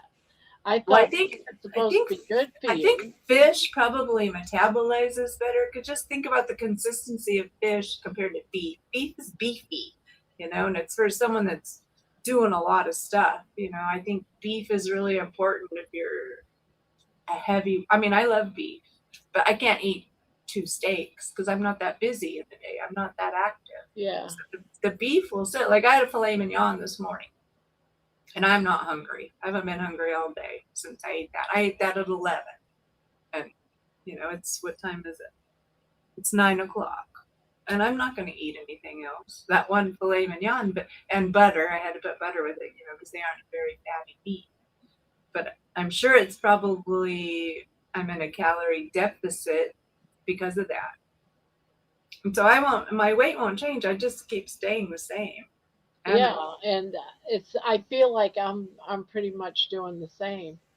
But I don't understand the whole beef thing though. That's just really weird. It's just a heavier meat, and I think it processes slower in your body than fish. I think fish kind of goes through a little bit quicker and it's more efficient. I think fish is efficient in your body. Well, after I've done this little fish thing that I'm doing, before I'm done with the testing, I want to try hamburg instead of just steaks because I've been eating just chuck steaks. No, I can't afford ribeye, so chuck steaks. Yeah, I'm almost out of those anyway. Um, I got to go to Costco and get another chuck roll. Yeah, I get tired of one all of chuck them. roll left. One more piece of the chuck roll left. I get tired of beef and I get tired of chicken. That's when I usually go to the salmon, and I'll eat salmon for a while. But I don't know. When you eat the same thing all the time, it's just. I love salmon, so you know, I do love salmon. So if I had a choice between salmon and steaks, I could on most days pick the salmon. Salmon's Just a easy. nice thick salmon steak, fillet. I love salmon too. I haven't really ventured out into the fish world like, with all the other kinds because I don't really like fishy fish. I save that for when I eat sardines or tuna. I the only fish that I know I don't like, and that's only because I tried it once and it was like I thought I'd like it because I like all fish, and that's shark. Shark meat I do not like. Is it rubbery? It is more, how usually fish is like flaky. Shark is not flaky. It's It's more like like a steak. yeah, More it's like more like a meat. steak. And Yeah, I was expecting it to be more flaky like a fish, and it's not. no, Yeah. it's more like swordfish. Have you ever had swordfish, Terry? No, I Have you haven't. ever had a tuna steak? I've had like one, yeah. Like a No, tuna steak, like where they I've only had a raw, like sushi raw. no, it's they literally cut it and it looks like a steak. Well, it reminds me of how lamb is because I was really shocked about lamb because lamb is kind of like beef, the same kind of a texture and all that. Right, yeah. And to make it medium rare just seemed weird to me. Yeah. I don't like lamb because I don't like the flavor of lamb. I don't like it. I don't like it either. My husband likes it, but I don't. But lots of people do. But yeah, the like tuna, swordfish, shark, mahi mahi. They're cut like steaks. And they have And like And you grill them. Yeah, they're better if they're grilled. everything's Got a better question. grilled. Everything is better grilled. Probably. Got a question for you guys. Has anybody ever had prime rib? Yeah, I And love is it. it good? It's Yeah. delicious. It's delicious. Where do you think they Okay. get ribeye steaks from? Yeah. Didn't think That's about where that. ribeyes. I mean, do you like ribeyes? Oh, I love ribeyes. So just imagine a giant, big old roast, like a Oh, 18 or God. 20-pound roast. Wow. Mm-hmm. Grandma, I just got your hula hoop t-shirt in your shop. I see you have new stuff. Yeah. You Yeah, have a I hula still got hoop. a Is there a photograph hula to hoop finish. t-shirt? Is there a t-shirt with a hula hoop with you on it? Hula hoop. Okay. Kelly says she has something to show you, Terry, in about 10 minutes. Uh-oh. Because tomorrow, the restaurant we're going to on Saturday and Sunday, Yep. they have Nick's prime grade prime rib. We'll get the prime rib. It's good. Anytime I see prime rib on a menu, I'm getting that before anything else. Me too. And then there's 3 size options. I always Well, get the giant one, like the biggest one. They call it because cowboy cut is what they call it here. Some places around here they call it like Prince, Queen, and King. Like, so the king size is the giant one. They have an option of a 12 ounce for $39.99, an 18 ounce for $59.99, or a 24 ounce for $79.99. It's expensive. It's very That is expensive, yeah. expensive. But it's delicious. But you got to get it, got to get it rare. That's That's the only way I eat my steaks is rare. Well, prime rib definitely needs to be rare. I like it medium rare, but then I will put it in the au jus. Yeah, I love the au jus too. But I also love horseradish. I dip it in the au jus and then I dip it in the horseradish. Yep, exactly. Some places don't serve the horseradish, but a lot of places do. So, yeah. And I think I might break my own rule tomorrow because of the fact that my potassium has been so low. I might actually get me a baked potato because they're really, really high in potassium. So I'm gonna just show this for a moment. Baked potato is such a filler. The prime rib is going to fill you up. Just eat the prime rib. Oh, I am going to get the prime rib, but it also comes with the choice of veggie and a Oh, that's cute.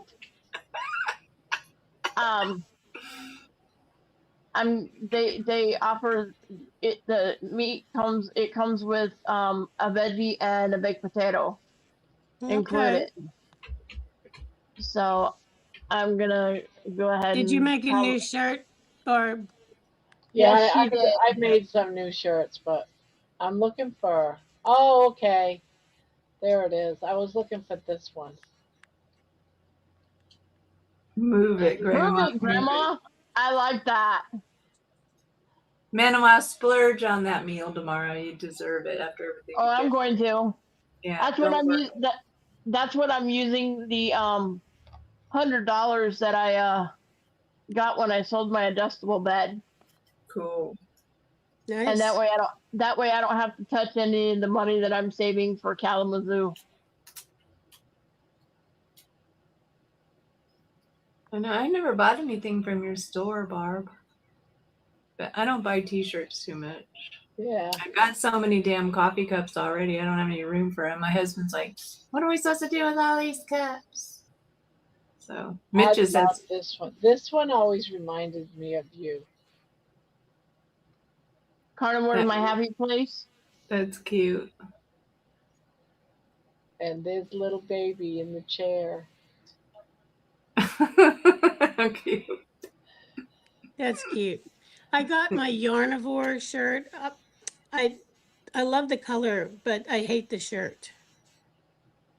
It just doesn't fit right. It's like I don't know. You know what? I'm not very good at wearing t-shirts. That's the bottom. I know, like t-shirts to me, I don't like them if the neck is too small. That's exactly it. Yep. I like it to be a big neck t-shirt. Yep. And they're hard to find. I'm just like, you know what? So, not happy with it. You can always cut the little neck part out of it. Sometimes I do. Exactly. I've done it plenty of times. Manawa, Jerry's asking the name of the restaurant you're going to. Hang on. You're making me hungry for prime rib, Manawa. I know, me too. Damn it. Nick's on the lake. Nicks on the lake. It used to be called Popeyes on the lake, but they changed the name. Do they have good reviews on their prime rib? You know, because you can get shitty prime rib. I hope that doesn't happen to you. Yeah, my friend who picked the place, she said they have awesome prime rib. That's good.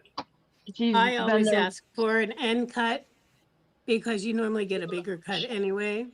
But if you like it rare, an end cut's probably not going to be the. Yeah, the end cut's usually not real rare, No. but it's real salty. Yeah, I always I like the flavor of it. Exactly. And- That's why I Yeah, get it. Yeah. it's got all the seasoning. Yeah. And one reason that I do my steaks rare is because I don't have, well, I have dentures, but I don't wear them because the bottom plate actually cuts my lip, and the top plate doesn't fit good.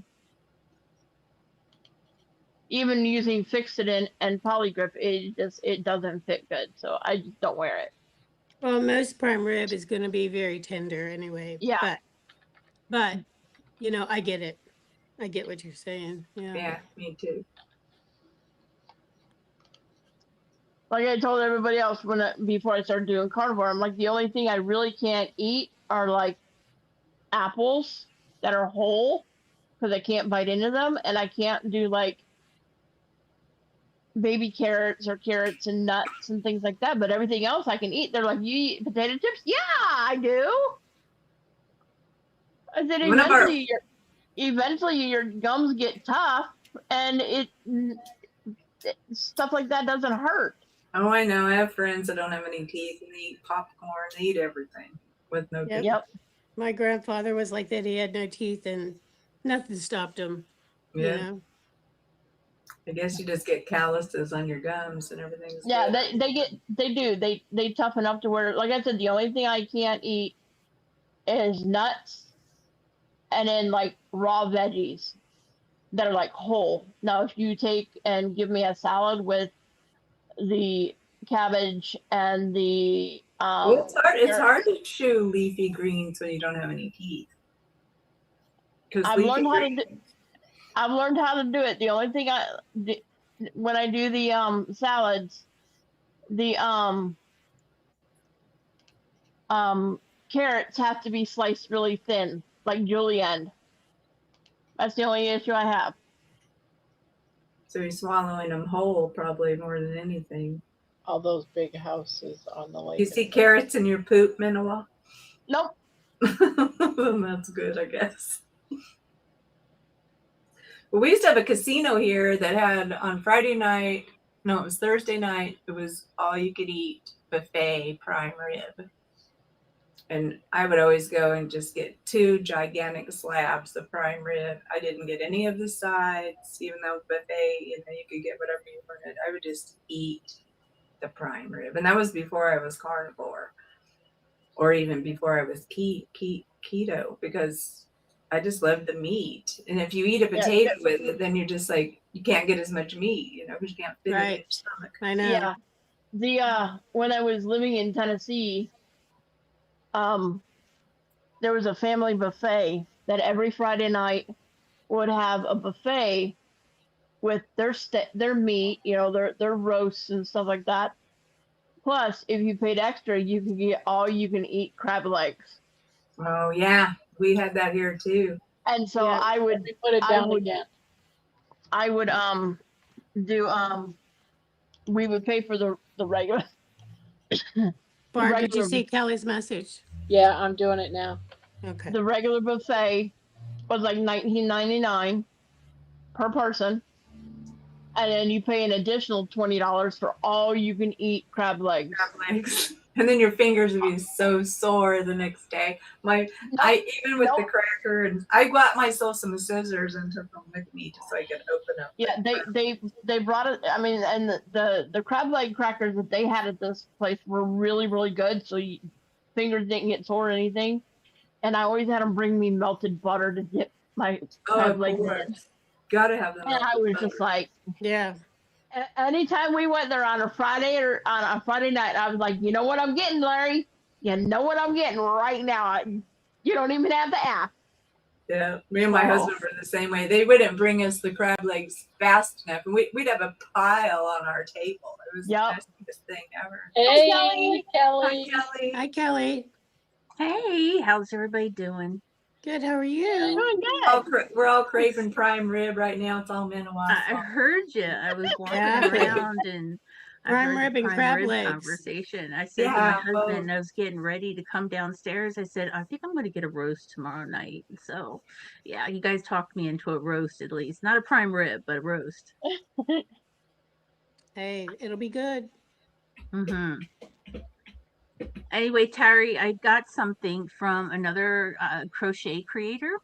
Mm-hmm. And this is, have you ever heard of stitch markers, Terry? Stitch markers, we use them to count how many V's you have in your chain. If that's one example, like if you had 50, you had to do 50 chains to start a blanket, you could count up to 50 and then you mark it with like a little stitch marker. Let me show you one. This is like it's got a little claw, like hooks onto your yarn. Well, I busted out laughing and my daughter thought I was losing my mind because I got sent this one. Can you see what it is? That's so perfect. And then there's another one. And I just started dying because she doesn't know anything about Terry and her starfish. You know what I mean? But anyway, how cute. It was That is funny. It made awesome. me laugh. Definitely. That's funny. They're cute. Yeah. Where are you at, Kelly? Are you in Colorado? No, she's in Canada. Not this year. No. Past years, yes.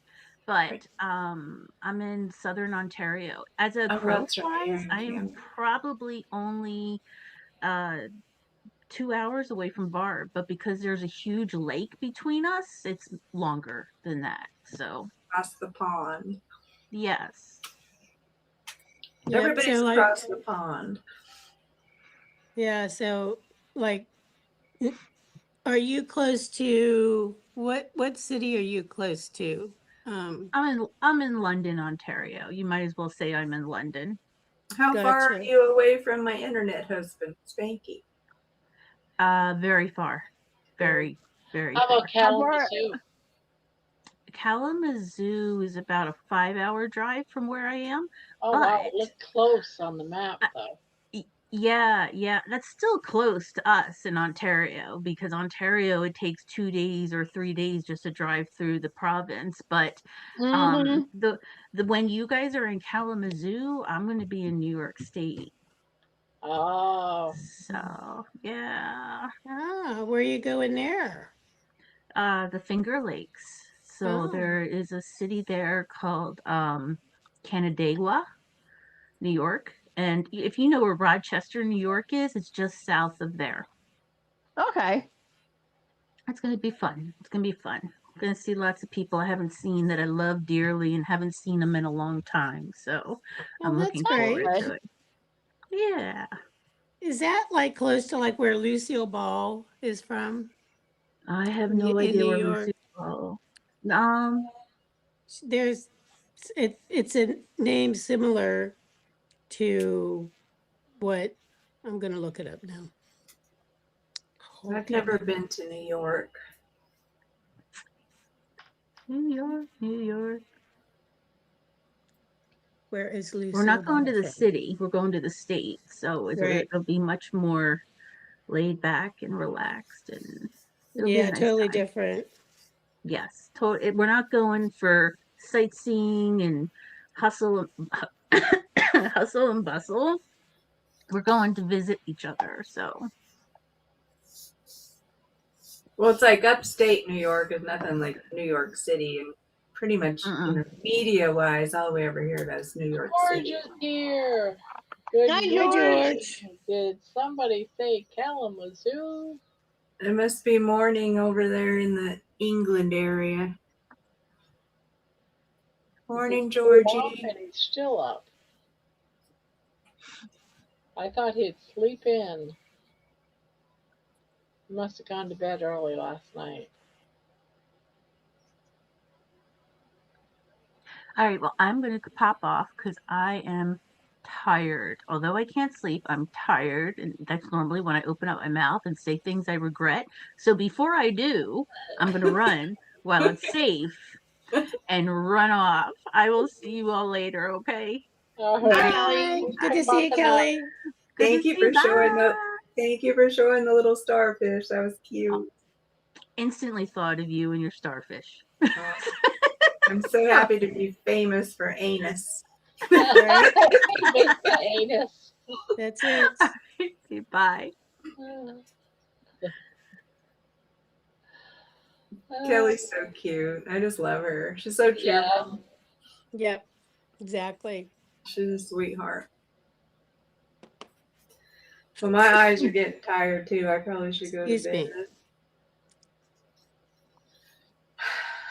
I know. What's wrong with you? Minoa, you're having prime rib tomorrow? Yep. Okay. We get to hear about it tomorrow night? If I'm home in time, Well, you better be home in time. yeah, I'll make it on sometime tomorrow night. Just don't know how early it'll be because I don't know what time I'm leaving to come home. There you go. Sounds like a good day. Yeah, we're gonna meet up at like 11:30.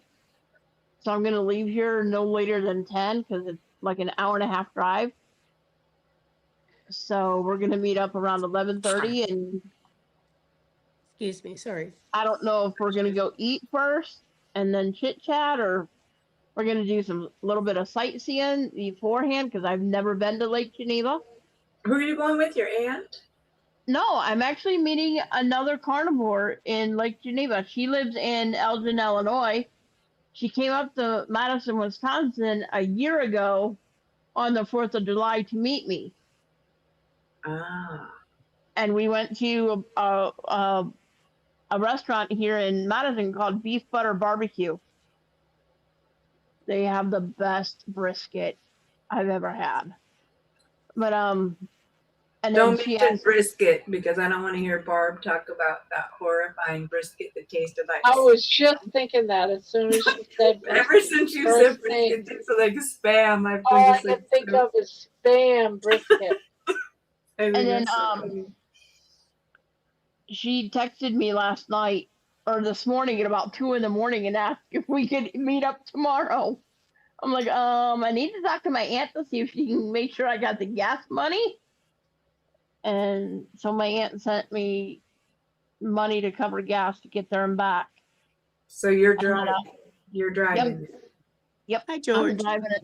I'm driving an hour and a half. That'll be my first longer trip since bringing the van home. It was a 3-hour drive to bring the van home, and I've not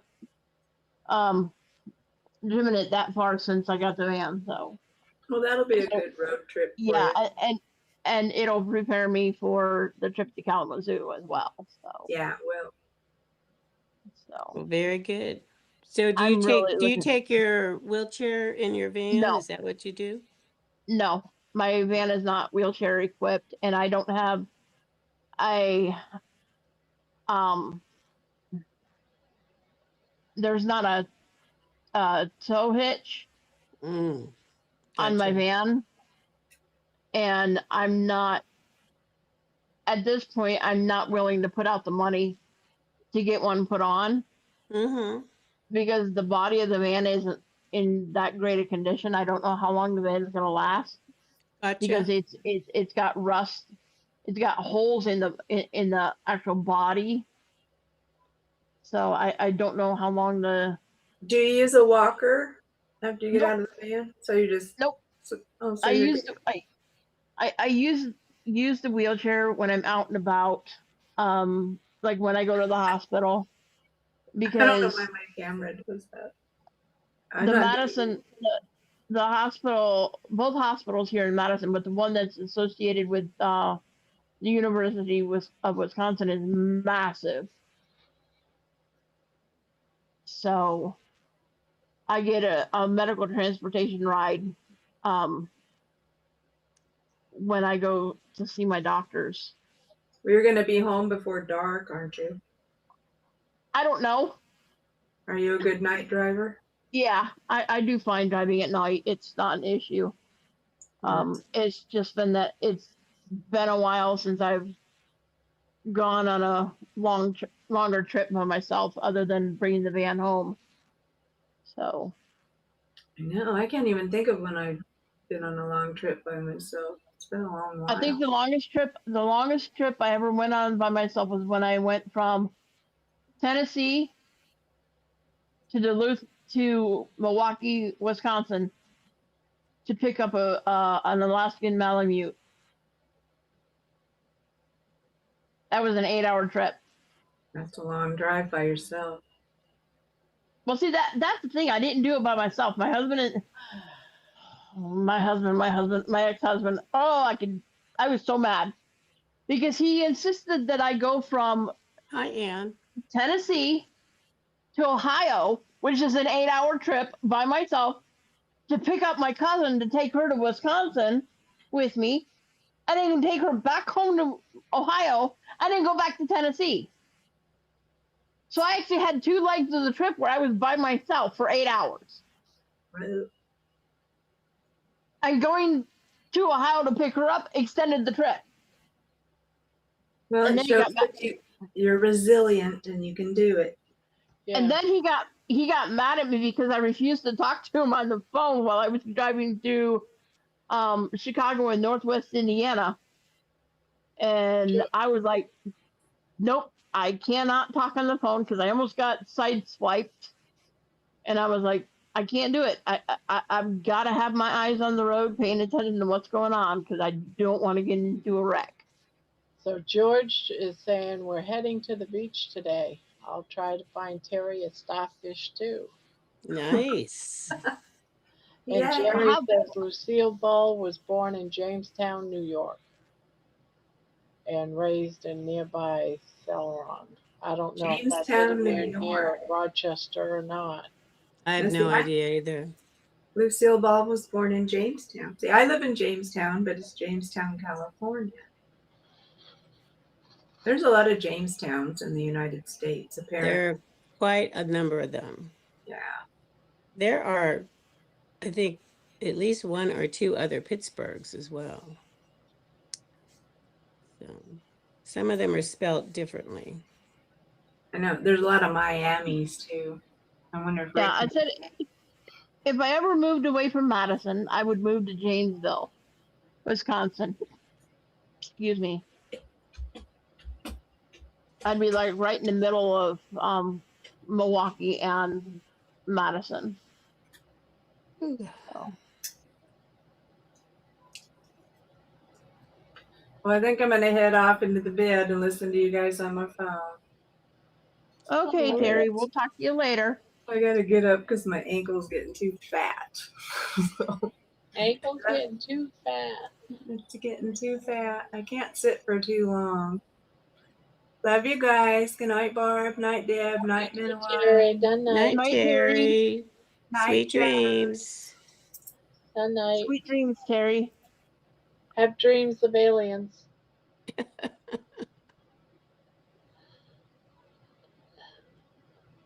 Exactly. Martha put her channel in the chat if anybody wants to Okay. subscribe. If people have not subscribed, go check out her channel. Martha. Hello, Martha. I think I'm already I'm Martha, subscribed, Martha. but I'm going to go make sure I am. Of course, that doesn't mean a damn thing. I could be subscribed and then I somehow get unsubscribed. And I didn't even do it, you know?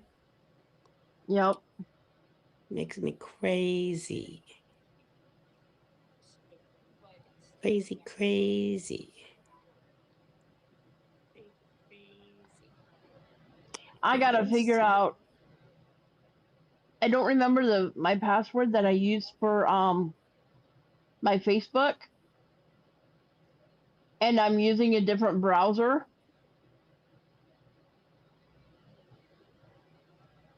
And the browser won't just switch over the information from Facebook from the other browser I used to use.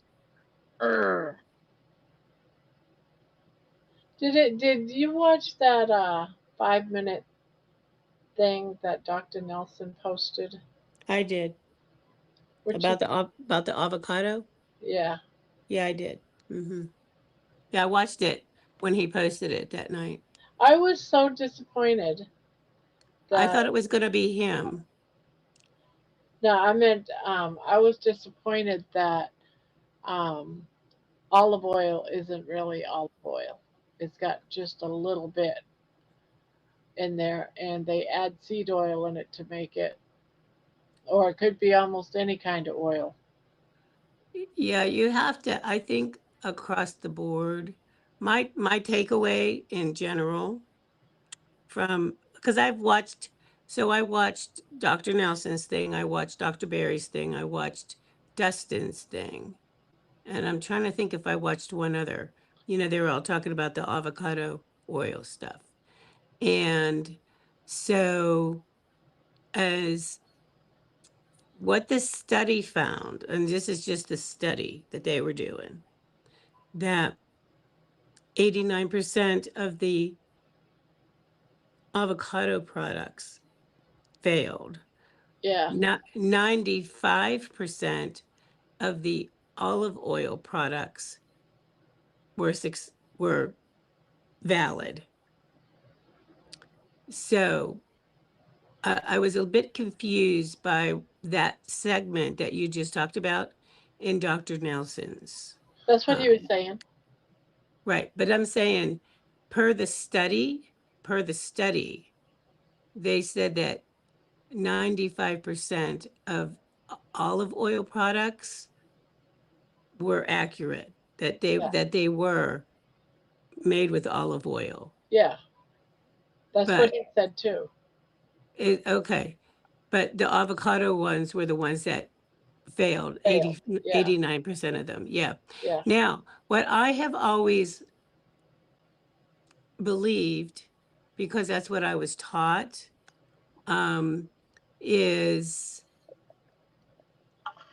especially like, because there's so many different kinds of olive oils.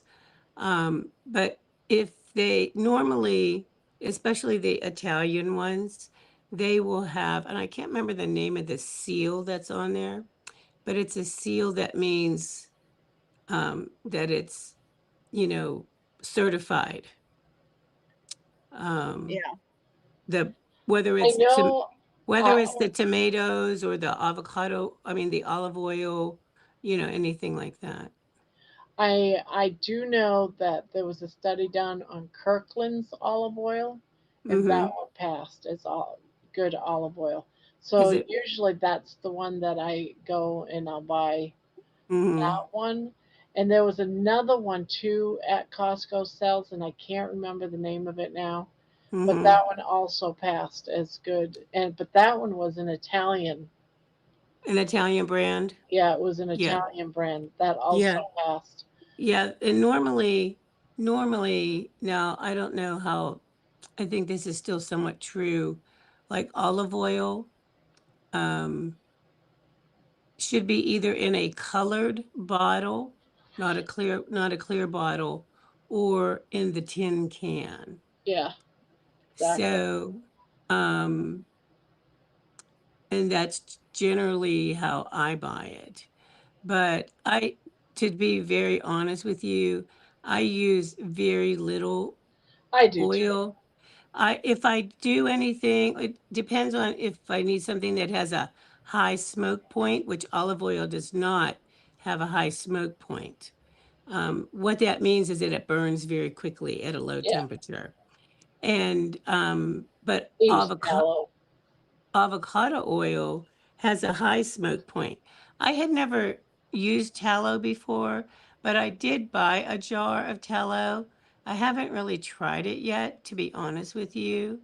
Now, what they say, and which I've always done, is something to, if I want to raise the smoke point of butter, because butter has a very low smoke point, Yeah, is you mix butter and oil yeah, together. Yes.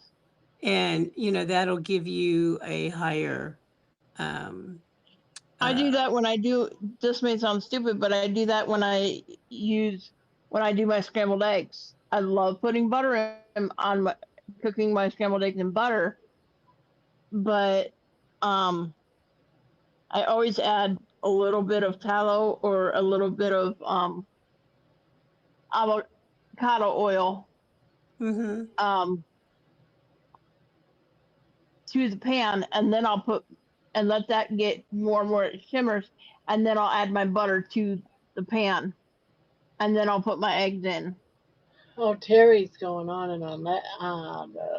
Yeah, she said the thing that's happening with is label issues once again, a thing we can't trust, which will drive food prices up more due to labeling lies.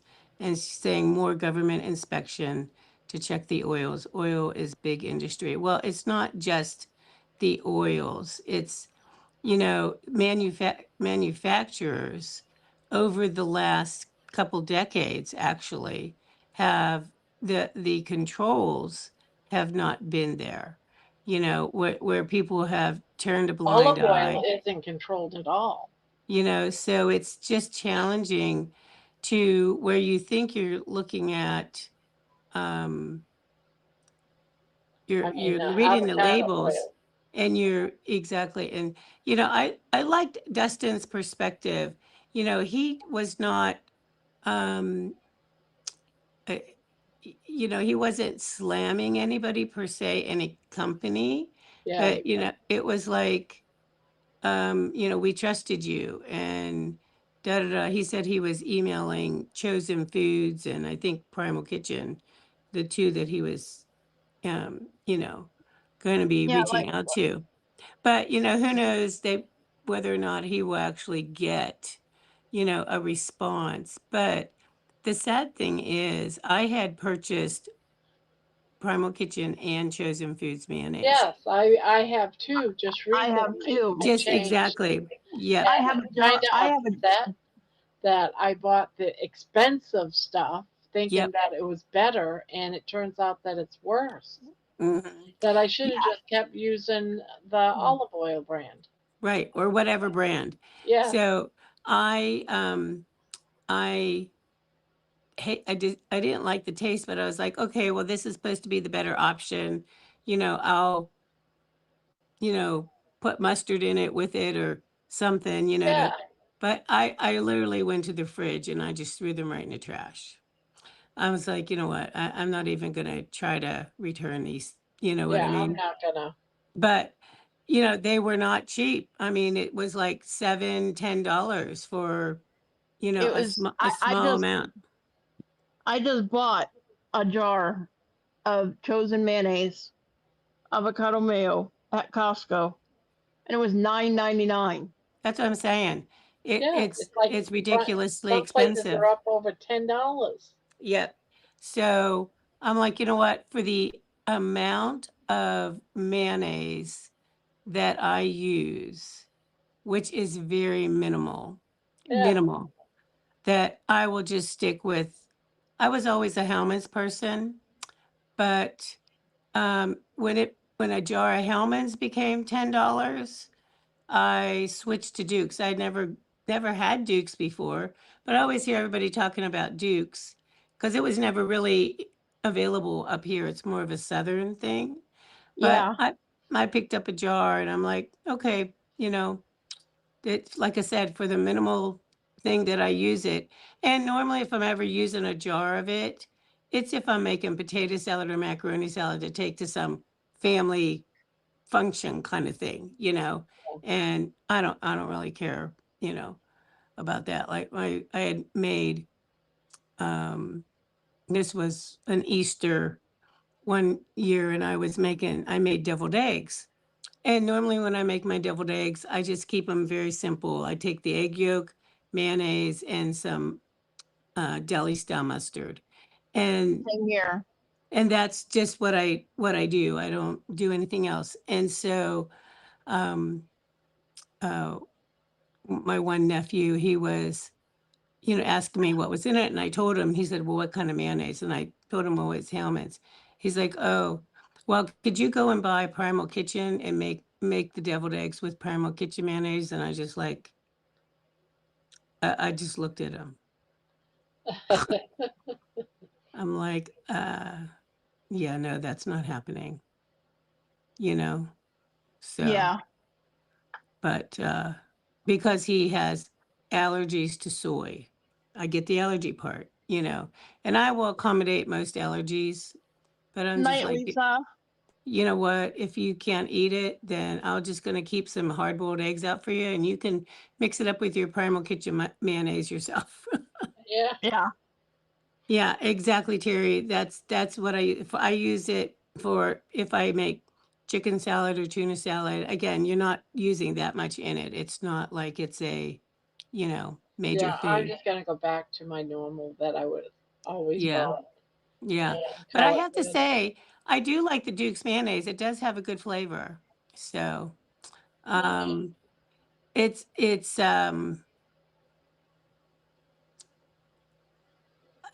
I guess, to me it's similar to Hellman's, So, um, but anyway, yeah, it is what it is, and that's my feeling about condiments across the board.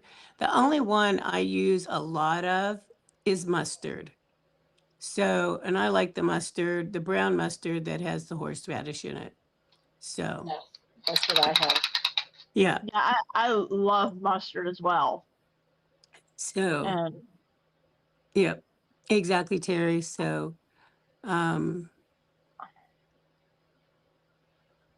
yeah, and I had actually I mean, I know how to make homemade mayonnaise, but again, I am not going to the effort of it for the small amount that I use. And honestly, it's not shelf stable. Understandably so, it's not shelf stable because you're using, raw fresh ingredient, eggs and butter and whatever else oil, whatever you're doing, whichever version you're using.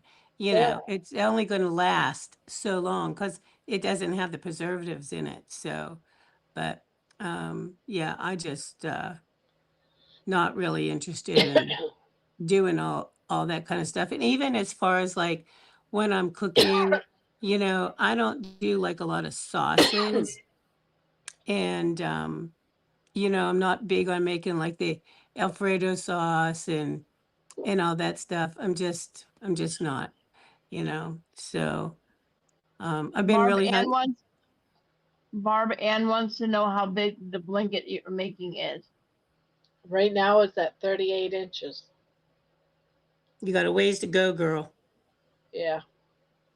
So, but just in general, I'm just not interested in buying all the special gelatin powders or, you I do know, have some gelatin powder that I bought and I haven't even used it yet. And I bought it like 2 months ago. And I thought I'd be using it more. No, yeah. I even forgot what it was that I bought it for. But I Well, have it at the time. I exactly. And bought I have become a truly, truly lazy cook because to me, I just don't want to do it anymore. Yeah, If I same. if I cannot A, either throw it in a crock pot or B, in a skillet, or now I have my nice air fryer and have it done in like, without the crock pot, you know, 10 minutes. uh, I'm not interested in making it, to be honest Yeah. with you. And the thing when I about my air fryer that I have, that I got my new one, I love it because it has a timer on it. yep, So, and that's like perfect because honestly, what was happening, I would put something on, I'd go back to the office and be working, and then I would like forget about it, forget. like on the stove. And I cannot tell you, like even if I set the timer on the stove, the heat's still going, Yeah. if and so that's why I was like so keen on getting like an air fryer of that nature. Good night, Lisa. Um, so um, so I'm just Thank you, like, Dan. I just don't want to be, you know, messing around with a whole lot of stuff. So I'm just Do it. whatever is easy is what works for me. I bought some heavy cream powder and some egg white powder because I actually want to try and make those carnivore buns that the ketogenic woman came out with. Oh, okay. Because I really sometimes I eat a lot of hamburger patties, and sometimes I miss that burger bun. That's why I So like the chaffles. yeah, I have because I sometimes because of just the mood I'm in, the chaffles sometimes are a little too crisp. So yeah. I bought recently, and I'm going to give this a try. I bought the Egg Life wraps. Now, I bought Egg Life at Walmart. They have these, I actually just bought some today. Let me see, what are they called? Oh, Let's see. Do. she Where? left or disappeared or something. Boop, she's gone. So let's see. Where in the world is it?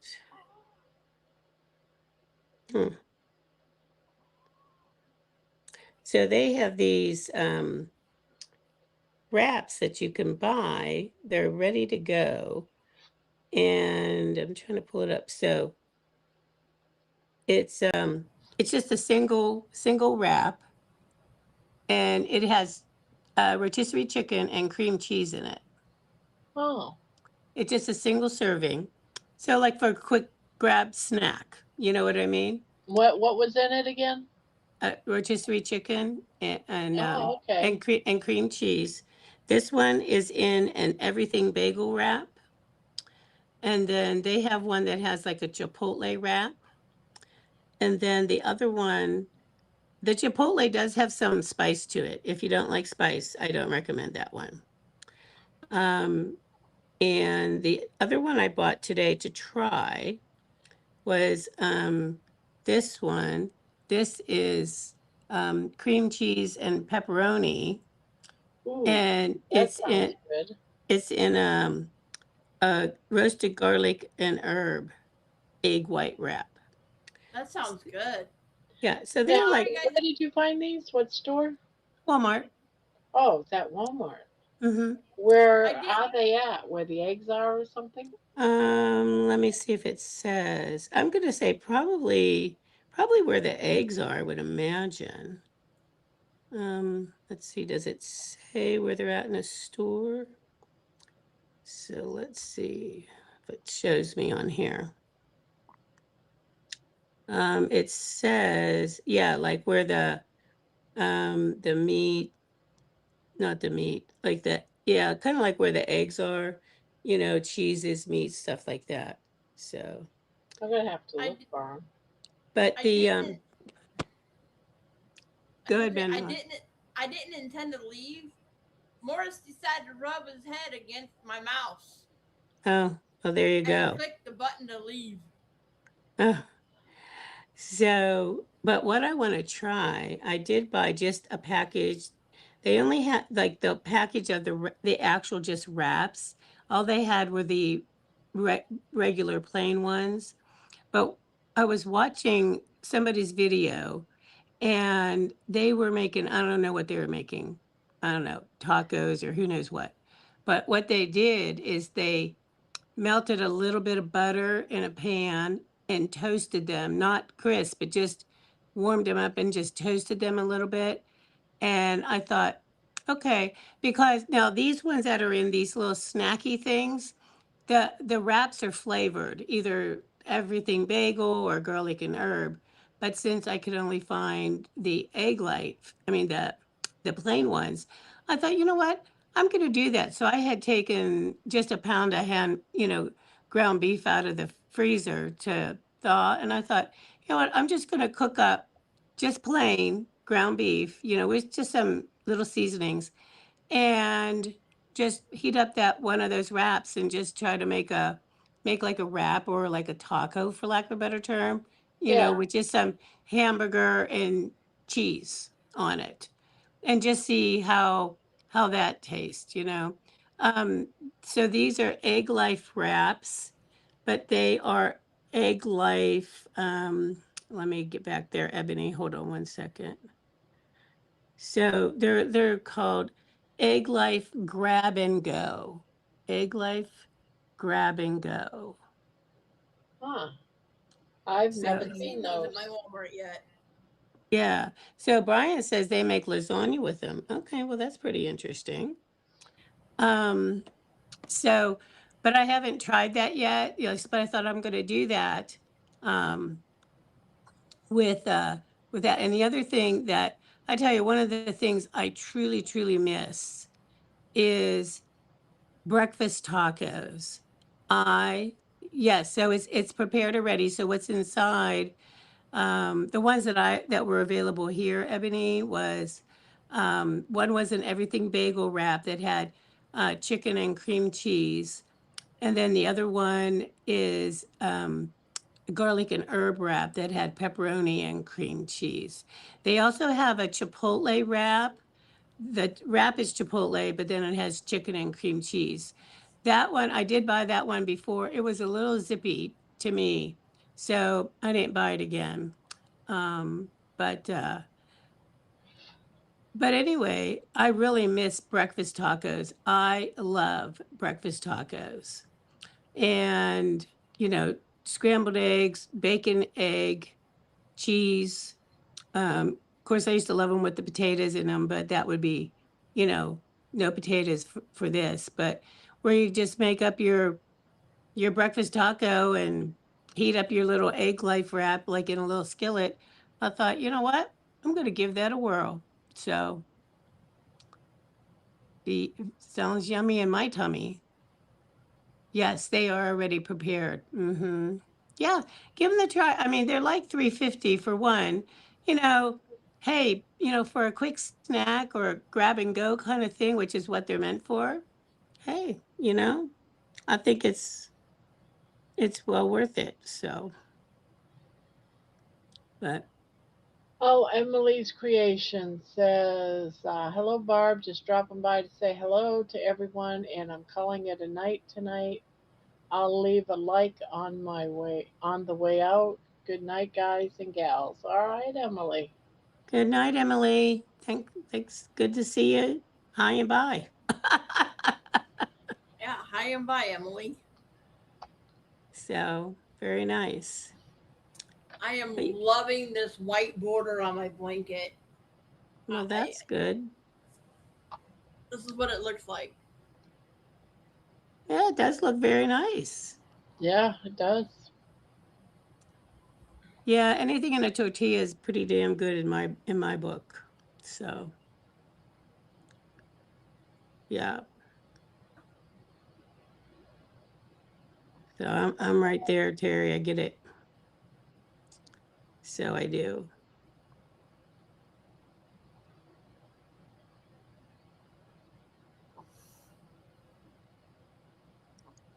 But yeah. So I'm gonna be trying those. So I am. Meaning the egg life wraps cooked in a little a little bit of butter. So Yeah, I think it was Kelly Marzuri Carnivore who did the egg life wraps with tacos. maybe, honestly, sometimes I watch so many different things, and most of the time I'm working. So I have like half an ear, you know, Yeah, and but yeah, I have tried the chaffles. I like them, but I'm like, ugh. I I was really like them with cheese because it crisps them up. It, Yeah, you know, yeah, so yeah. I like that, but I don't want to eat a bunch of cheese. And See, that's the thing. I mean, I'm okay with like a sprinkle of cheese, you know what I mean? yeah, me too. But to do like I've been really, really craving. soup. I love soup, and I haven't made soup in a long time. Yeah, I have And it a lot in the wintertime. I love it all year round. Honestly, I do. And for a long time, I was buying chuck roast whenever I could get them on sale. But around here, they're like $25 for a chuck roast, Yeah, a, and s- it's a s- small. a small one. And I'm like, I'm not paying that. But And what I would for do is, me, that's like a steak. yeah. And Yeah. They're so, calling it a chuck roast, and I look at it and I'm like, yeah, that's a exactly, steak. Barb. Yes, yes, yes. You're lucky if Chuck it's roast. an inch, inch and a half thick, and about the Right, size of a steak. And I'm like, right. Good The night, chuck roast. Brian. Sweet Night, dreams. night, Brian.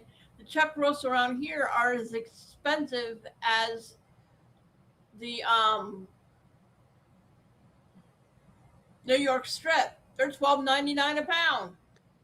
Well, they're more expensive here. So, but what I used to do is get one, like a good size one, like 3 pounds or something like that.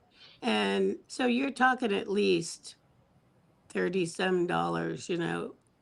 But I would put it in a crock pot with some beef broth and just cook it all day, you know, and just shred it, but then I would eat it like soup. Like it was really, you know, it yeah, wasn't yeah. just the juice. It was, I would put like lots of broth in there.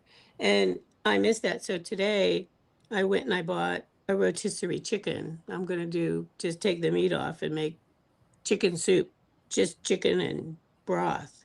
So, but yeah, Well, I buy rotisserie chicken because baby loves it, but she only likes the um, the legs and the under part. She doesn't like the breast.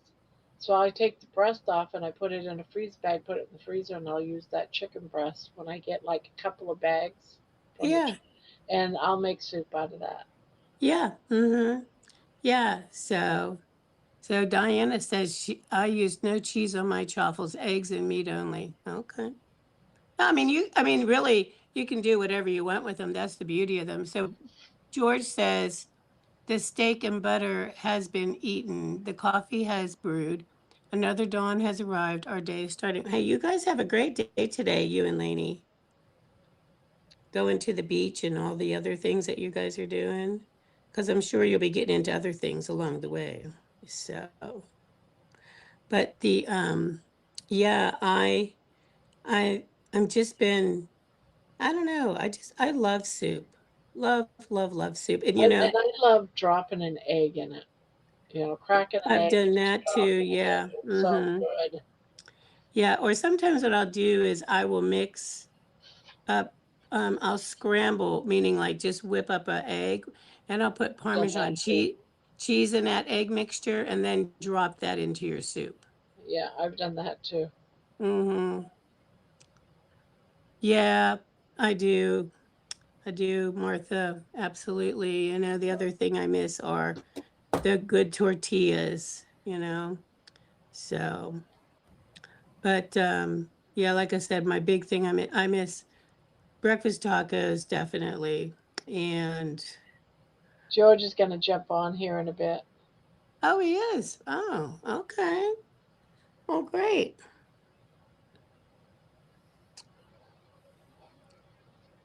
So George, I borrowed your line. I told Barb you know, I'm only contracted for so many times throughout the week. So, but yeah. Anyway, but again, whatever I'm doing, it has to be no fuss. Because if it's fussy, even in cooking, I try to eat. I'm not doing Sometimes it I don't anymore. even feel like throwing a burger in the air fryer, and maybe. And that's about as difficult as I want it to be lately. I just That's steam open a can of sardines and eat sardines. I'm good. well, now I'll tell you what I do. I don't even make the burger patties. I wait till I can get them on sale and they're already, I don't want the frozen ones. I want the fresh ones. Yeah. And, um, you know, I will throw them in the air fryer and cook them, you know, 5, 6 minutes, depending on what size I'm making. They're done. It's good. So Terry says, I paid 29 bucks a pound for the filet mignon I enjoyed today. It makes you really pay attention to your cooking method at that price. Absolutely. Yeah, you certainly don't want to be burning that up. Boy, did So, she win the lottery or something? Terry's rich. She's just not telling us she's rich. You know, but sometimes, I mean, like about 3 weekends ago, my cousin and I, we split. We went and bought a big 18-pound brisket, huge one, and I cooked it in the oven because I don't have a smoker or anything. And I'm telling you what, that was the best doggone thing. And I I ate I ate that brisket till like I couldn't even see straight for like a week straight. I'm like, I was not about to be thrown away one little itty bitty sliver of that brisket. I want to get a brisket and a chuck roll and grind both of them up and do brisket, truck biscuit, brisket, chuck roll burgers. Yep. So I just wait until the brisket chuck burgers go on sale, and that's when I buy them because if I'm doing brisket, guess what? It's going to be a big old brisket, and I'm going to eat that sucker. I'm not grinding it up. So, Yeah. but it was a I say only it was $100, but it was like about 18, 19 pound brisket. So, Yeah. but we split it, so each of us paid that. So, what did um oh, you know what? No, I love hamburger. I love patties, but so not so much the ground, but I'm okay. So George says, Debbie, my contract is 2 hours at the end of your Saturday night. Friday night is overtime. I know, George, I'm on overtime right now. I already did my contract at 7 o'clock. You know, my 7 to like 8:15 ish, 8:30. You know, so I'm on overtime, so I get you. You know, then tomorrow night I'm contracted at 9 o'clock. So, so I get you. I'm there with you. Oh, Jonathan is Yep. here. It says Terry, you can't mess up a fillet. Yeah, you can because you can overcook that sucker, and then it's just like you have a hockey puck, and then you're just screwed. Now, my one sister, everything has to be like beyond well done. And I'm like, you're ruining the whole. You just don't even bother eating the meat at that point. I just eat it raw and I don't have to worry about overcooking it. Just make your steak tartare and be done with it, Barb. Do you make steak tartare? Do you know what that is? Nope. So steak tartare is normally where you take a fillet or a very good cut of beef, okay, and you chop it up small, like you mince it up with a knife. And generally, people will put some seasonings on the meat, whatever they prefer, you know, and then they crack it a raw egg on top of it, the yolk, just the yolk, and then they eat that. Yep. I mean, no, thank you. Sounds good to me. So Terry says, I wish I was rich. I have rich taste buds that I have to reckon with. Yeah, I know. I understand that. I'm what is it called? Champagne taste on a beer budget. I don't even have a beer budget. I have a water budget. So Jonathan says Sainsbury's do brisket and chuck burgers. After eating every burger in the supermarket, I find them the best. I know, I agree. Burgers with brisket and chuck are excellent, but I'm not grinding up a brisket. I'll buy the burgers already made. I mean, pre-pattied. That's what I mean by Yeah, that. around here in Madison, believe it or not, we can't find the brisket chuck burgers already made. That's the irritating part about Walmart and stuff like that is they don't all carry the same things. No, that's true. So Jonathan has a question. What's the key to maintaining your friendships where you visually interact every night? I don't know. I think just like any other relationship, just like if you were doing face to face, meaning person to person, like live, as Jerry says, belly to belly, where you're like, um, but I think it's just a matter of common interest to some extent, just to, everybody's a little different. Patience, a lot of Communication. patience. What did you say about motivation? No, patience. Patience. Oh, patience. Yes, definitely patience. Yep. And, I just think that just how you develop any other friendship. And so, at least that's my opinion. I mean, I don't know. What do you girls, anything else to add to that? I think you have to accept the fact that everyone is different. Yeah, Everyone's tolerate. comments, everyone's beliefs, everyone is different. No one's the same. No one's going to agree with everything you say. Just Yeah, people are different. And you have to respect that everyone's different and just deal. I'm not going to argue with, say, Manoa over her religious beliefs, for yeah, example, or her politics. Some things are best left unsaid, and how she and her diet is her diet. Her body build up is different than my body build up. I have different medical needs than what Manoa has. Her needs are different. So we got to respect that. You can't say, Manoa, stop eating that extra can of sardines. right. Which, if somebody's saying that to me, you better worry because, blah. But I can say, for me, this is how I do it. So I've learned that on this platform, I have to word things differently and I have to respect and I have to be very careful that I don't get defensive. But that's me because I feel like I'm the caretaker of the channel. Right. So I'm under a different guidelines, I guess, than everybody else in this channel.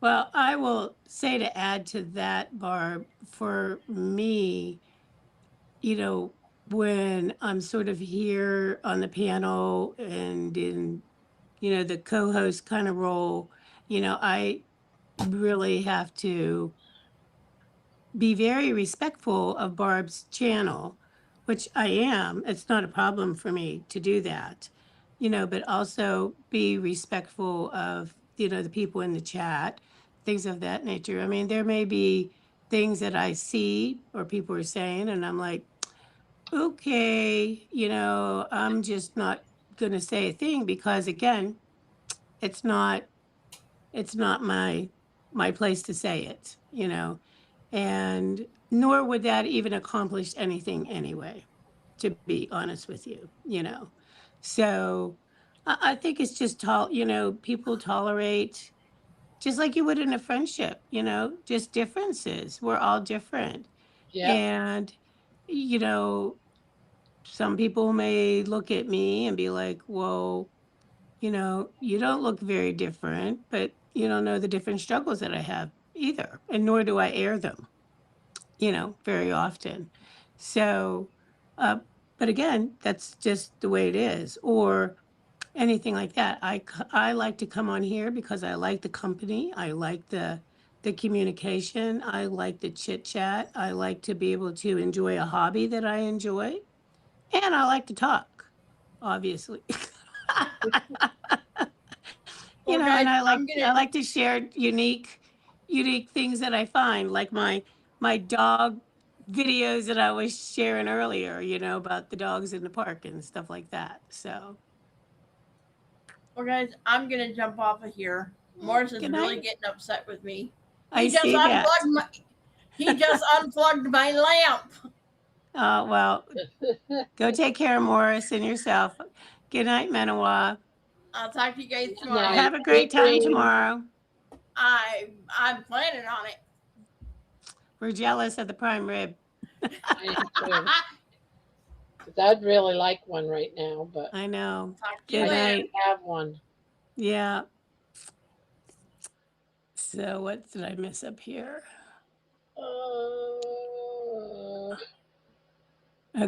Jonathan says, Grandma, I have no filter, but I feel like it cuts out incompatible friendships by allowing people to know what to truthfully expect. You know what? It's okay to be honest. There's nothing wrong with that, you know? And, but I think sometimes some people, it's hard for them to take that level of honesty, and that's okay. You know, so sometimes you just have to curb it a little bit. Not meaning you, Jonathan. I'm talking about somebody who's online. And you know, That's it, there baby. are sometimes things that have come up in the past that I would like to. I think only one time I came on here and just totally lost my cool on somebody. I have lost my cool on And here. but you know, there are times, and you know, that was it. But anyway, yeah. So, oh, Jonathan, thank you. You're so kind. Um, My thing and is I might think, you know, of something, but I can't say it. I can't share it. I right. can't. I can't say how I feel about certain situations or about, Hmm. because I have to be neutral. I have to be. Yeah, exactly. And and that can be hard sometimes because personally I might feel one way, but it might seem like I go somewhere else. And Right.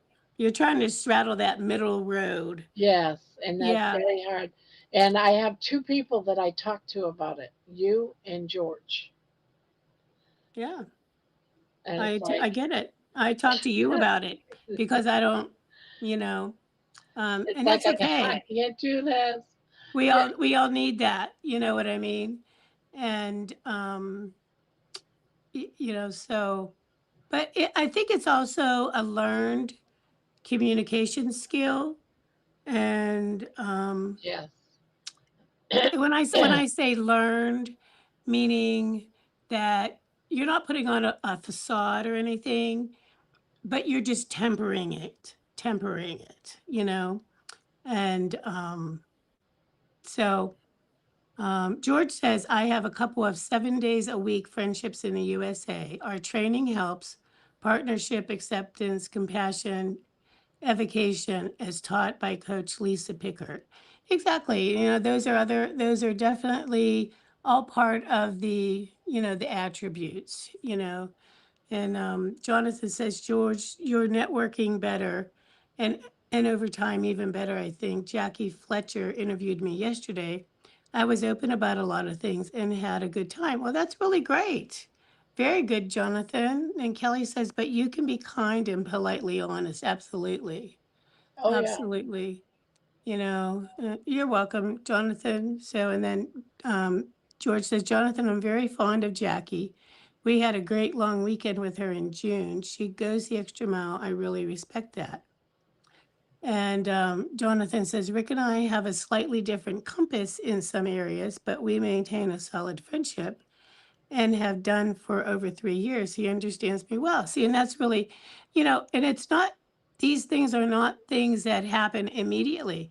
You know, they sometimes they take time to bond and to grow and to come to that understanding, you know.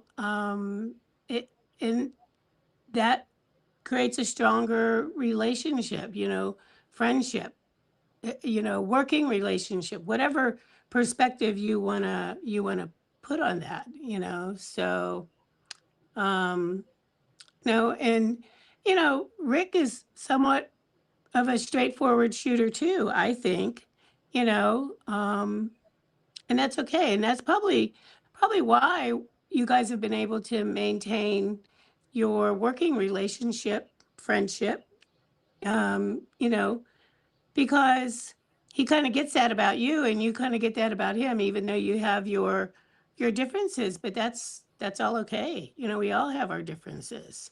So, and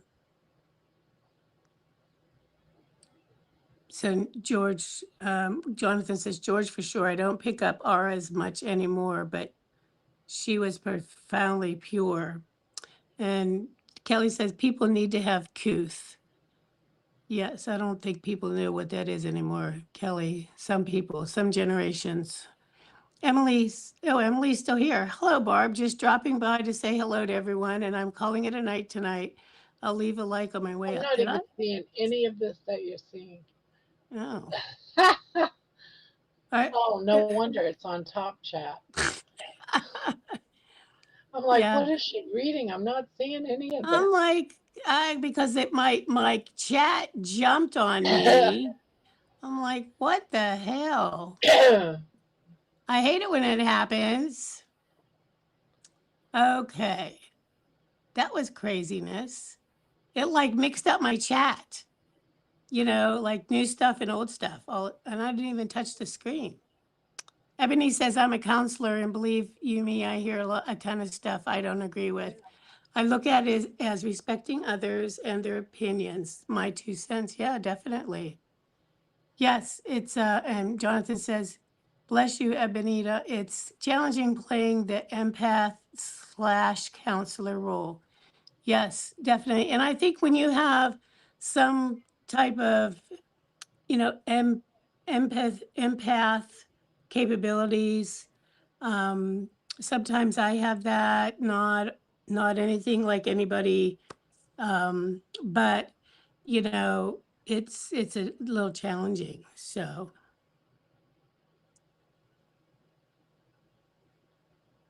Jonathan says, I agree, Terry. People forget I will act on my words and tell people off in person. Too fearless at times. Exactly. And that's what I mean. Sometimes you just need to temper it. Not you, Jonathan. I'm talking about people in general. And Terry says, I enjoy being uncouth. Yes, we know. But that's okay. That's why we love you. Certain people can get away with it very easily. I don't feel like I'm one that gets away with that kind of stuff easily all the time. I do on occasion, but I guess a lot of that is probably with all the different training I've had over the years, you know, whether manager training, speaking, public engagement, that kind of stuff. Terry, you're like a cheeky aunt. One thing my daughter said today, Exactly. You're right, Barb. Brandy says, Brandy says, you know who I really like in your channel? And I said, who? She goes, I like Terry. Yeah. She's like that cool lady. She's like a woman that I can relate to. She's like out of the 70s. Right, exactly. she she calls her something like my flower friend or something. I can't remember how Yeah, she worded flower it. But child or something like that. yeah, it's like a The flower child out hippie of kind the of 70s. thing, Hippies, yeah. She Yeah, goes, Terry has that whole free yeah, spirit vibe and yeah, like fuck exactly. you and all that kind of stuff. She goes, I think Terry's awesome. Yeah, she is. We love our Terry. So we do. Yeah. Terry. Oh, you crack me up, girl. Yeah, Jonathan Terry, you're like a cheeky aunt. Exactly. Exactly. Yeah. It's always Yep. fun when you say shit, Debbie. I've heard it say fuck before. I I have been known to do that. Not very often, but I've heard that word come out of her mouth a time or two. Exactly. It is my favorite word. But I try to be somewhat respectful on here and not slinging it around. So, you know, like really one of my favorite sayings is like, for fuck's sake. That's like my favorite saying. I would come on the panel for a bit, but I've got a check in and want to spare myself for a live later. I'll try and join with George tomorrow. All right. Yeah, because I got a question for you, but it can wait. Okay, Jonathan. Oh, that's right, because you have your live in the morning with Rick. When Rick, Deb Rick, cusses, Rick, we Rick. all listen. That's right. It's like when Brian cusses. You just know to just hush and just let him have the floor and let him say his piece. Exactly. Exactly. Same Hey, way I with think Debbie. I have done pretty good to only lose my shit on here one time. And in all this time, so I have a couple of times I've gotten on to rants, and that's okay. but it takes a lot for me. When I get pissed off, it takes a lot. A lot of shit has gone down because I let a lot. I try to be nice Yep. and try to do things nicely. Yep. And then when it doesn't happen, I only go just so far. And then it's like, time to put my foot down. I have That's to wear it. my shitters. That's it. I have to wear my shitter boots Get it done. and Yep. get her done. Mm-hmm. And I Just don't let like being that person. I I know, really me don't. either, Barb. I don't either. I mean, sometimes you just have to just turn it off, shut it off, Yeah. And you have to get to that level because otherwise people are just they just ignore you. So, but I but George says I'm discovering that I'm a bit like Marmite. Some love me, some feel the opposite. I've come to accept that. Carrie is finding the same problem. You can't please all the people all the time. Exactly. Exactly. And Terry say, "Oh yeah, Brian, he was cool that night when he went rogue." Exactly. Hey, you know what? It's okay. Sometimes people do need a reality check. Yeah. It's just a Now, matter of how you Jonathan, deliver it. That's all. Jonathan, I'm putting you back on monitorship. Mo- moder- Moderator. Moderator. Thank you, Debbie. But please use those blocking or banning rights sparingly. Okay? I, I, I returned somebody else's too, so I wanted to make sure I did that before I forget again because I meant to do it the other night and I forgot.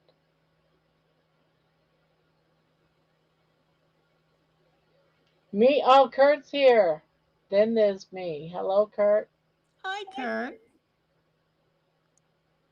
George, I'd claim you're more likable than not, but more like fine wine check. Thanks, Barbara Justine. I'll be mindful of the mute sparingly. Cheers. Thank you.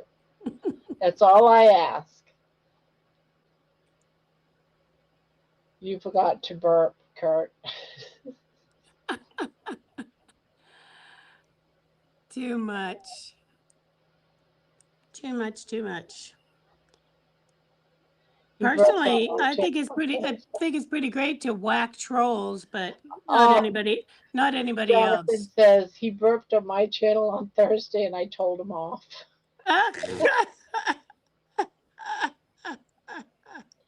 Well, I think his burp is cute. It's a lot worse he could do, believe me. Really, exactly. That is the truth. uh, we've probably seen worse on other people's channels. So we Yeah, try but not to be the wild, wild west here. yeah, I'm one of those believers that I was a supervisor for years, and you really had to pick your battles. And Correct. something like burp is not a battle I want to pick on. Not when there's a bunch of other crap that I have to deal with.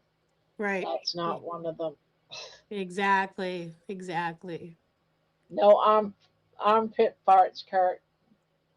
Yeah, like I've known Kurt to get in trouble for not having a shirt on the panel, and for me, it's like, what the hell? Why not? What's the harm in being shirtless on the channel? Although I have to say that one day that one lady came on and she had on a tube top or something, and I initially I thought, oh, is she naked? I was like, I'm like, okay, Yes, this I remember this asking is her, going to a "Are whole you new are you frontier. stressed?" And she had to say, "Yes, I have a tube I top, know. She's Mom." like, Yeah, that because I didn't want her to, suddenly be like, stand up or something to here go you grab are. something and is splashing her boobs and getting in Right, trouble. right, exactly. I'm like, oh my word, yes. That was like, I'm like, oh man, I hope we're not going to a whole new level here. I That's kept like, expecting her to stand up for something, so I had to say something. right. And now he doesn't have to worry about that. Why doesn't he have to worry about that? What are we talking about? Silent but deadly farts. Oh, gotcha. So, George says he's just rebooting his computer.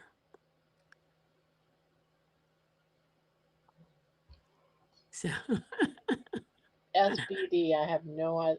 silent but deadly. Oh, Silent, silent but deadly. silent but Okay. deadly. Yeah. It took. I didn't know it either. I had to wait to see what people were saying. So, all these acronyms, I can't handle all this alphabet I soup. know. The one that always gets me is the one that Jeannie says Jeannie says, because my mind instantly goes, to you know, PMS. yes, the PMS every time I see it. Yes, that's But I know it's not that, but I have to say it anyways. Oh, she's just PMSing. right. Yes, exactly. It says Aussies for you, you know? So it is. But yeah, I don't join this definitely. channel. I don't either. I don't either. Whose channel? We're I talking. dropped my membership. I was a member to too many channels. And I'm like, why am I a member to there if I never watch it? You know? When I was watching it, he had memberships lives on 2 different nights, and he stopped doing it because I don't watch him in the morning. So Who are we talking about? I think I missed Mitch, that. Oh, Mitch, Mitch. Gotcha. I don't. I honestly, I don't really watch him. Don't. Again, if it's on in the morning, I'm not watching him. But he's not a channel that I actually sort of gravitated to. are you naked, Hey, George? George, what is that? Is that skin? Don't. Shoulders, yeah. What is that? He's not a channel that I actually sort of gravitated to. Oh, I see. I hear an echo from George. Yep. Yeah, it was. I still had YouTube up. I missed the miss clicks, but I've got rid of YouTube now, so I'm just on Talk Studio. So here I am. No, not naked. Just getting ready for the beach today. So getting the shoulders out, getting the shoulders brown today. Very nice. Very nice. Here comes Jonathan. Yeah, Hello, look at Jonathan. him. Did you got a mustache and beard? Look at you. Looking grown all. up now.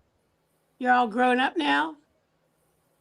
Yeah, if I don't shave for like 3 days, I'm like bit unkept. That's yeah. only 3 days worth. Wow. I had to Yeah, shave 3 or 4 today. days. I had a 3-day beard going on too, so I had to shave. Was yours looking like Jonathan's, Barb? I know, right? Yeah. You look good there, Jonathan. Thanks. I'm gonna tidy up today, but I usually shave when I've got like hair above here. That's when I usually shave. No, okay. Usually I do call it grooming Thursdays is what I usually do. Oh, Kurt's coming up. Okay. Oh, there he Yeah, is. hello. He's like so teeny weeny. Like, I know compared to everybody else. I know. It's like, are you even there? Where are you? Need like a spotlight on you or something. Jonathan reminds me of Phil Collins, Terry says. Yeah, Terry said that before. I need to sort of check him out again. Like what? I remember his music. I don't remember what he looks like. You know? Yeah, you do look a little bit like him. A little. Yeah. Like who?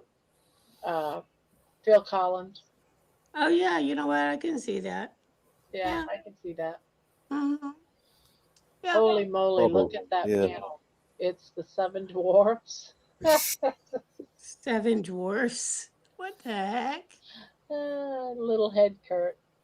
I know. He's like back there, and he's like, and then he's like way back in the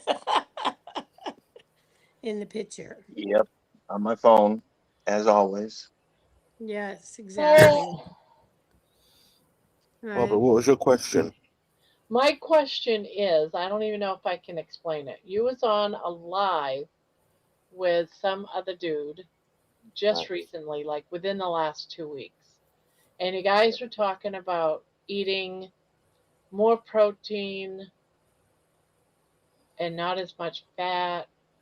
Um, and then your second meal have like chicken, more of a protein and less fat type of thing. And have your, I think what you guys were saying was have your fat with your first meal.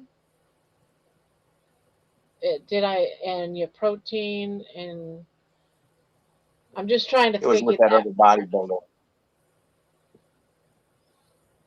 What's that? He had his guest was that other fitness guy. Max. Max, Yeah. You know Max what? Hellman? What, Max? Yeah, Max it was somebody? Max. Yeah. Yep. Yeah, I think it's contextual really. I mean, it sounds a bit weird, but in question to your question, what is the goal of you knowing this? What are you trying to achieve? Well, the topic at hand was that um, about losing weight and building muscle. Yeah.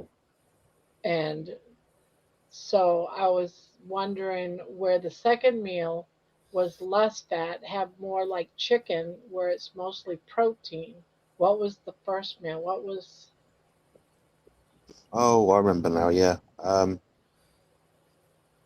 I was like, Like I if just, you want an easy way to sort of like I don't know lose body fat or something, yeah, say you eat 3 meals a day.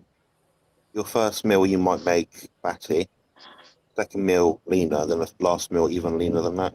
yeah, So that, rather okay. than having to like have 3 medium meals, you can still have your big meal. You just make one meal into like a snack almost. You, well, scientifically, you're usually better off front loading your food. If that makes sense. So like Yes, front more loading fat, meaning more in the morning, like eat yeah, the heavier meal and then taper off the fat, the other yeah. two. People have better adherence and long term results. Yeah, So do you recommend doing that? Is that what you're saying? I'd say so. Yeah, for most people, but if someone's been doing differently, then obviously don't change it if it isn't broken. You know. Yeah, yeah. Yeah, I found that I gravitated towards that naturally. I tend to eat my biggest meal of the day when I first get up, and then Yeah. and then I don't take any food to me for work for 12 hours. And then if I'm hungry in the evening, I'll have a lighter meal in the evening. That's just the way my body seems to want to work. So yeah, I've kind of gravitated. Again, I haven't consciously done that. It's just the way it's worked out. I always have about a pound of steak in the morning, early in the morning, to set me up with butter and salt. That gets me through the 12-hour day. And then, like I say, when I come home in the evening, I might have another steak, but only half a pound of steak, for example.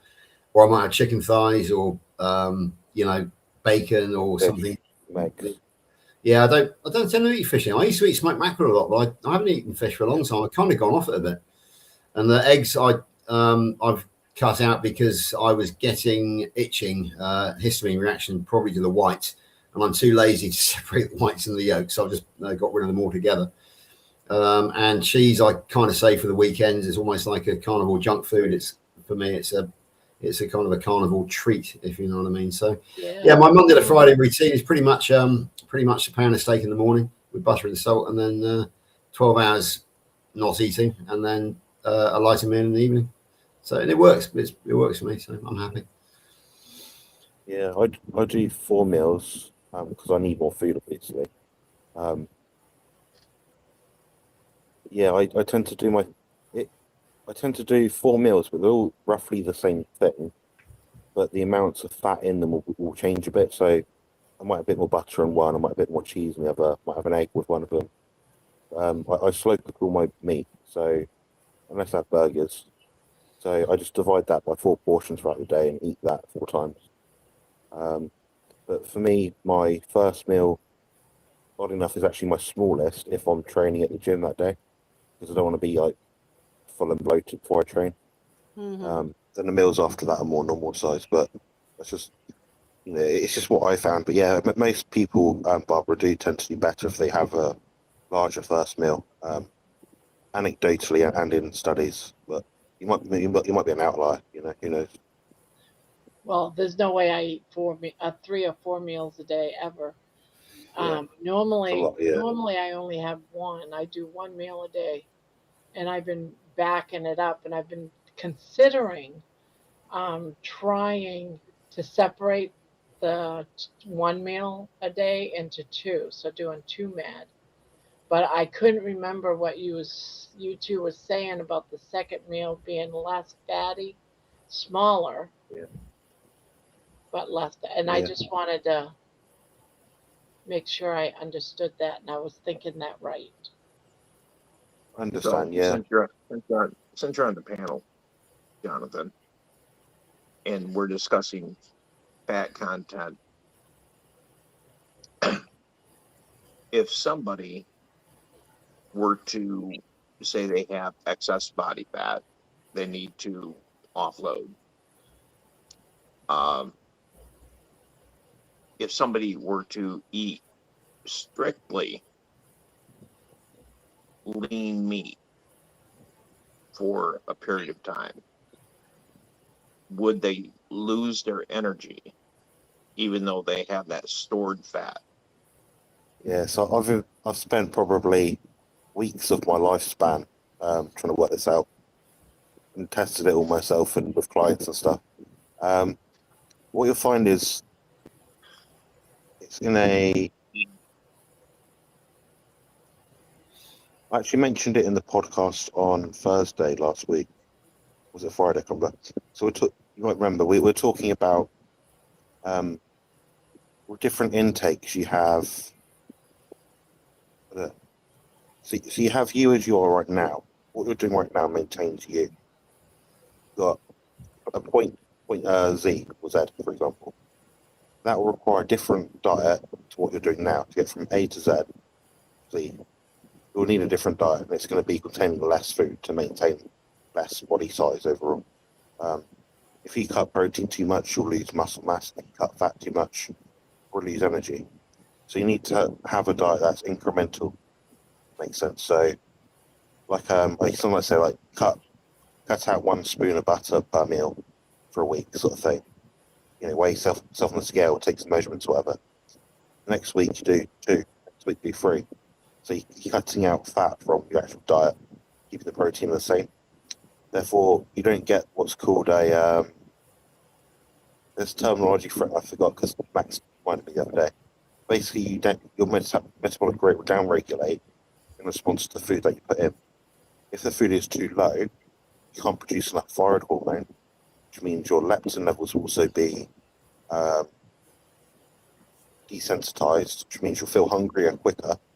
Your ghrelin levels will go up, so you'll feel hungry quicker.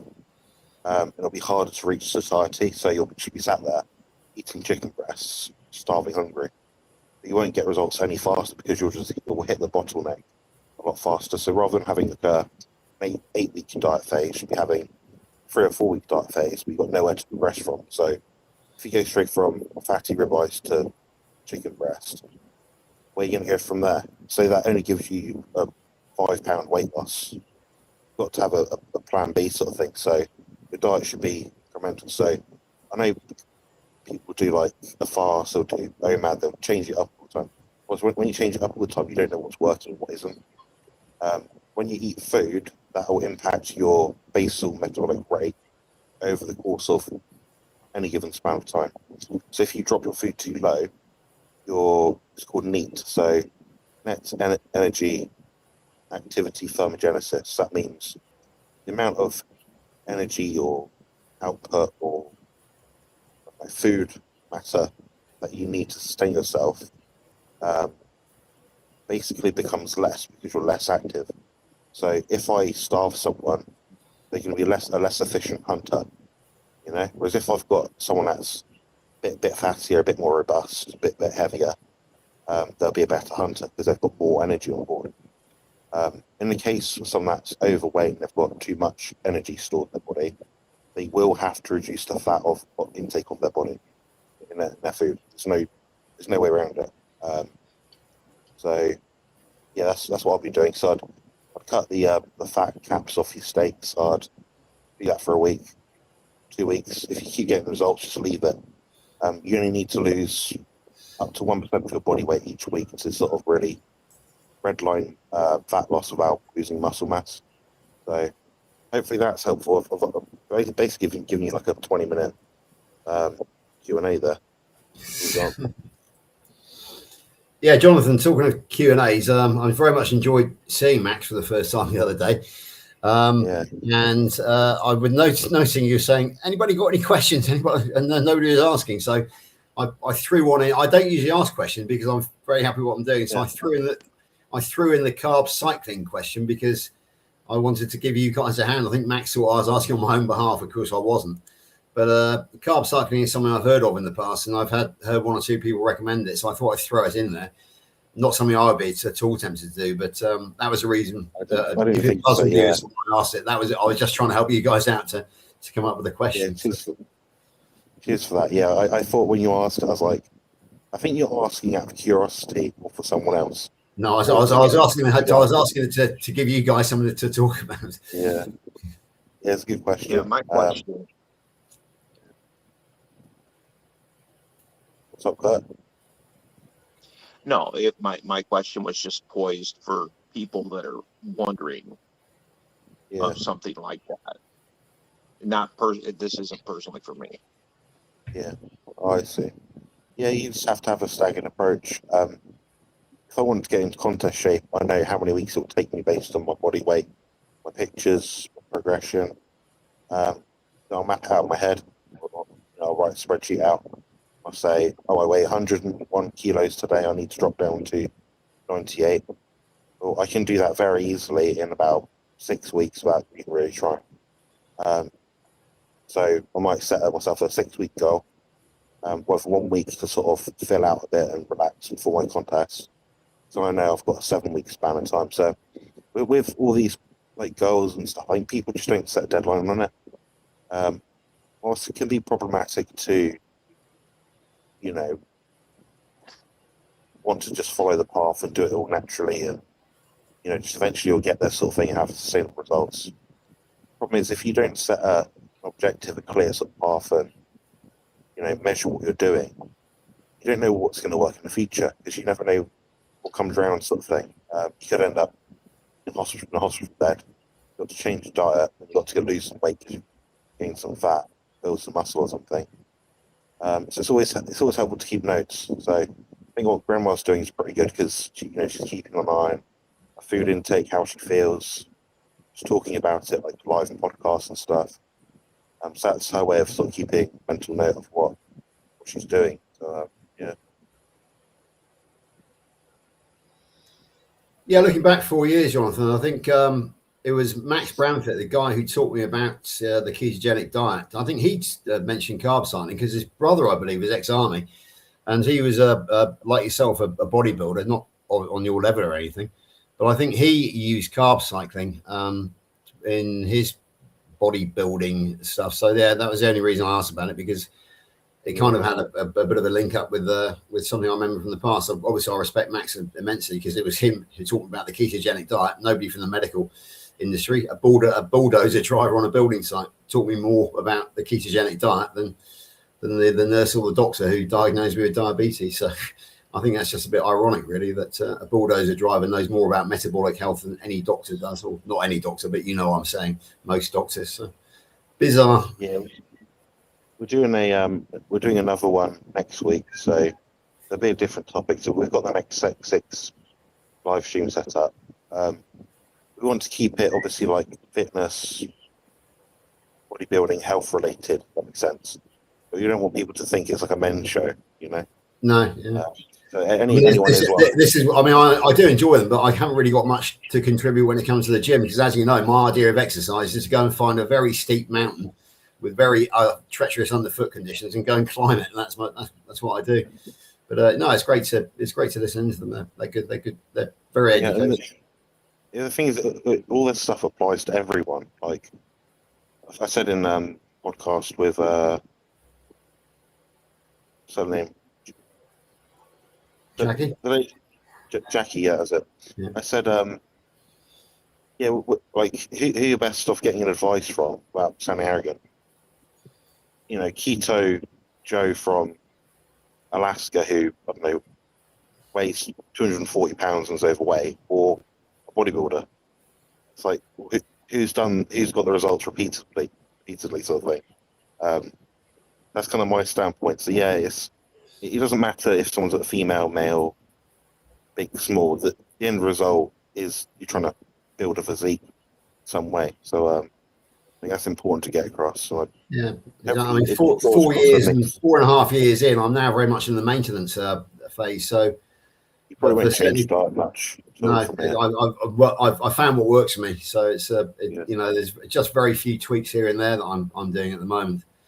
But yeah, it's kind of what I'm looking for is confirmation, I suppose, when I watch people like yourselves. That's it. And you know, until something goes wrong, then I'm sort of just chugging on quite nicely.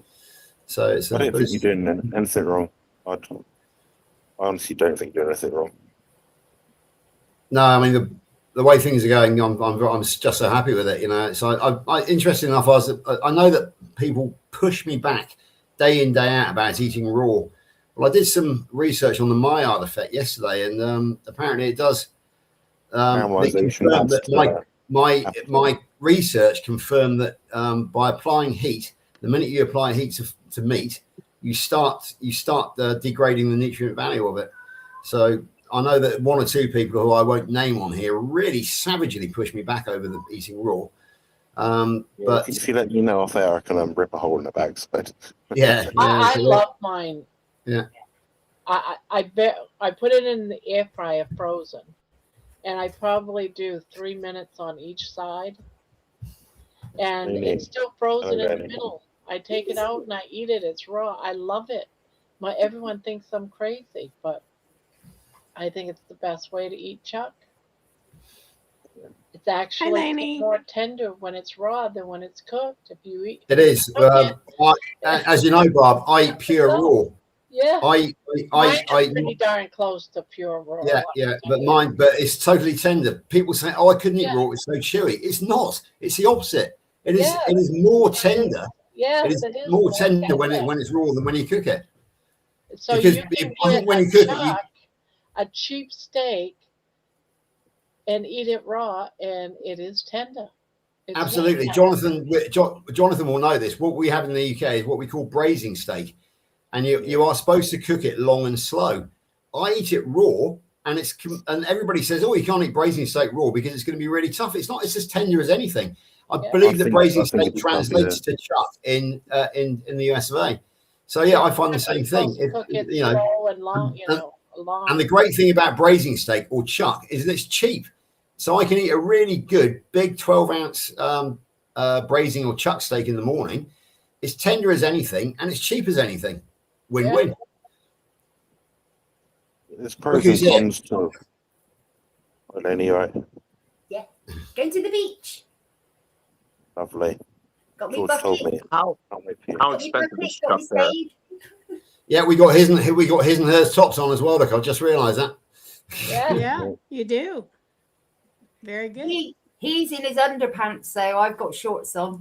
No, they're not underpants. They're boxer shorts. They're boxer shorts, which means they're perfectly acceptable beach wear. They're quite snazzy as well, actually. So there we go. But it's coconuts hanging out. No, they're boxer shorts, so the coconuts are safely in place underneath where they should be. See you later.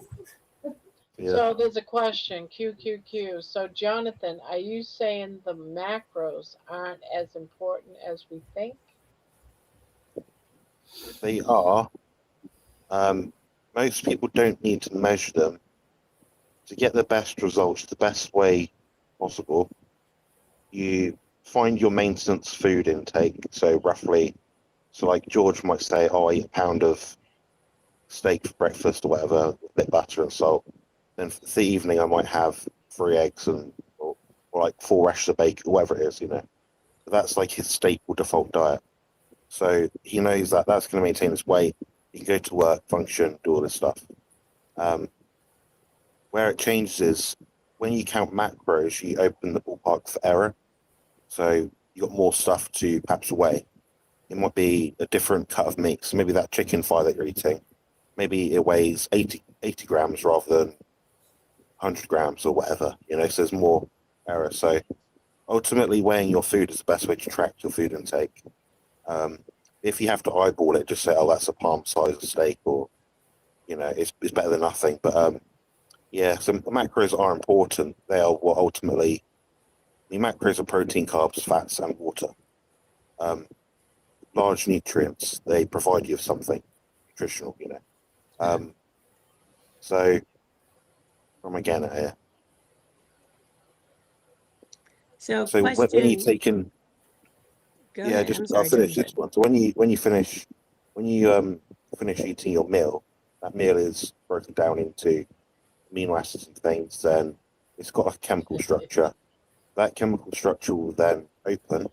So if you think back to chemistry in school, you got you know those lines of hexagons and things. Like basically things fall off, carbons. They go through your mitochondria in your cells, so things that produce energy, and each one will create a certain amount of chemical energy. So that's how people came up with calories. I think it's not calories. The measurement that we use is ATP. So all you're doing basically by affecting the food that you take in, so whether you're eating a kilo of butter or not each day, will affect the amount of ATP that you produce. If there's too much ATP production, your mitochondria, so the little motors that spin inside them that churn out chemical energy, they'll basically become less efficient.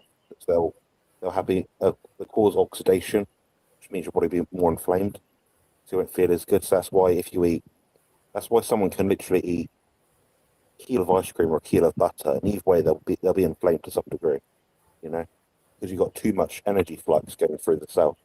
The cell can only hold so much at a certain given time. So that brings me to the Randall cycle, which is a lesson for another day.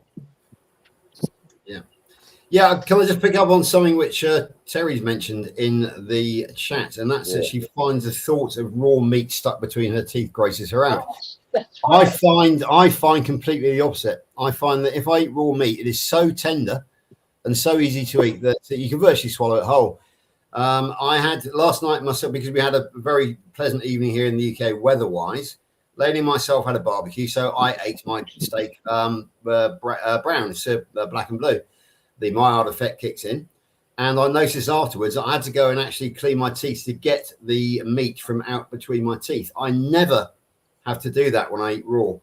I think if you notice, when you put a steak into an air fryer or a pan, it shrinks as you cook it.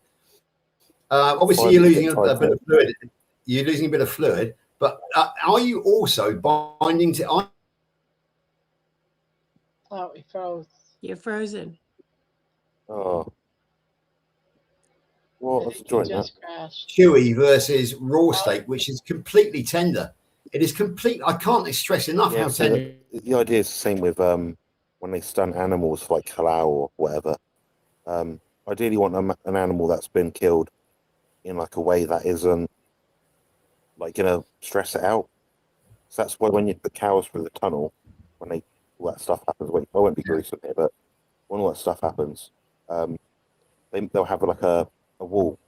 So they'll go around the wall, so the cow behind it won't see it being stunned, so it won't be distressed before it's about to be slaughtered, basically.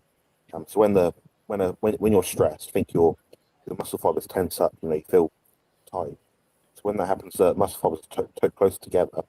When you're chewing it, not only have you got the caramelization and the Maillard effect from cooking, browning the meat, you've got less taurine in the meat, which means it can be less easily broken down through digestive enzymes.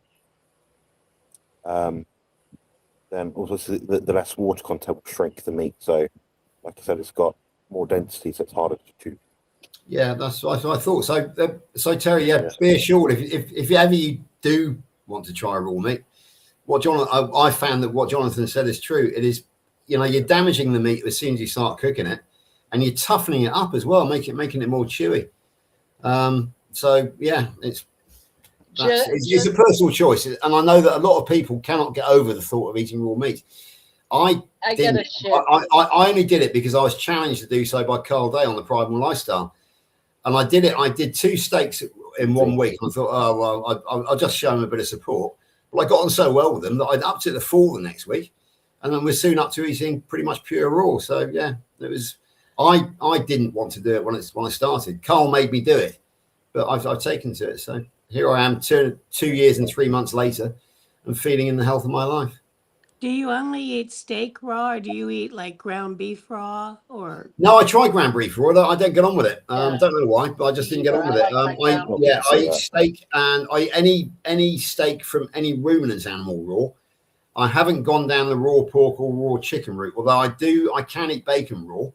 I tried it the other day, no problems at all. But again, no flavour. So I do like my crispy bacon. So yeah, but I would have no problems at all in eating raw bacon if that was all that was available to me. I eat my steaks raw, pretty close to raw, and frozen in the middle without my teeth. So I don't have to wear my teeth, and I can chew it just fine without any teeth in my mouth. If I was to cook it, I would have to wear my teeth because I can't, it's too tough. Yeah. So I eat my meat as less cooked as possible because it's more tender, and I don't have to have my teeth in. So I don't have no problems eating and getting the meat caught in my plate, which sucks. Yeah, there are a few of us out there who are finding that now. We were on a Zoom call with the coaching group from a private Zoom call with the coaching group the other night. No, it wasn't the coaching group. It was just the KMT. And we were getting the usual savage pushback of one particular individual who says, oh, that was a million years ago. We've learned how to cook. But then eventually I came out in favour of raw. A new lady from England came out in favour of raw. And Rick came out in favour of raw as well. I think you digest it better. Yeah. It's raw. I'm sure you do. I'm absolutely convinced of that, yeah. Well, Kay and I did a video on this about 2 years ago. We're trying to suss it out. And we worked out there's virtually no people that do a raw carnivore diet. Maybe in my 9.5 years of exposure to online carnivore forums and videos, I've probably come across 5 people who actively eat raw meat on the daily, but normally. It's becoming more common now, Jonathan. This is one of the reasons. This is one of the reasons why I won't go on Bart's channel, because he is a real pushback against raw. He calls us the raw tarts. He claims to be open-minded. You do you, but he's very strongly against raw. Yeah, so I won't go on Bart's channel. There's a couple of other reasons as well, but I know I'm right on this, and I know Bart's wrong on this. So I'm not going to argue with him. It's all individualized.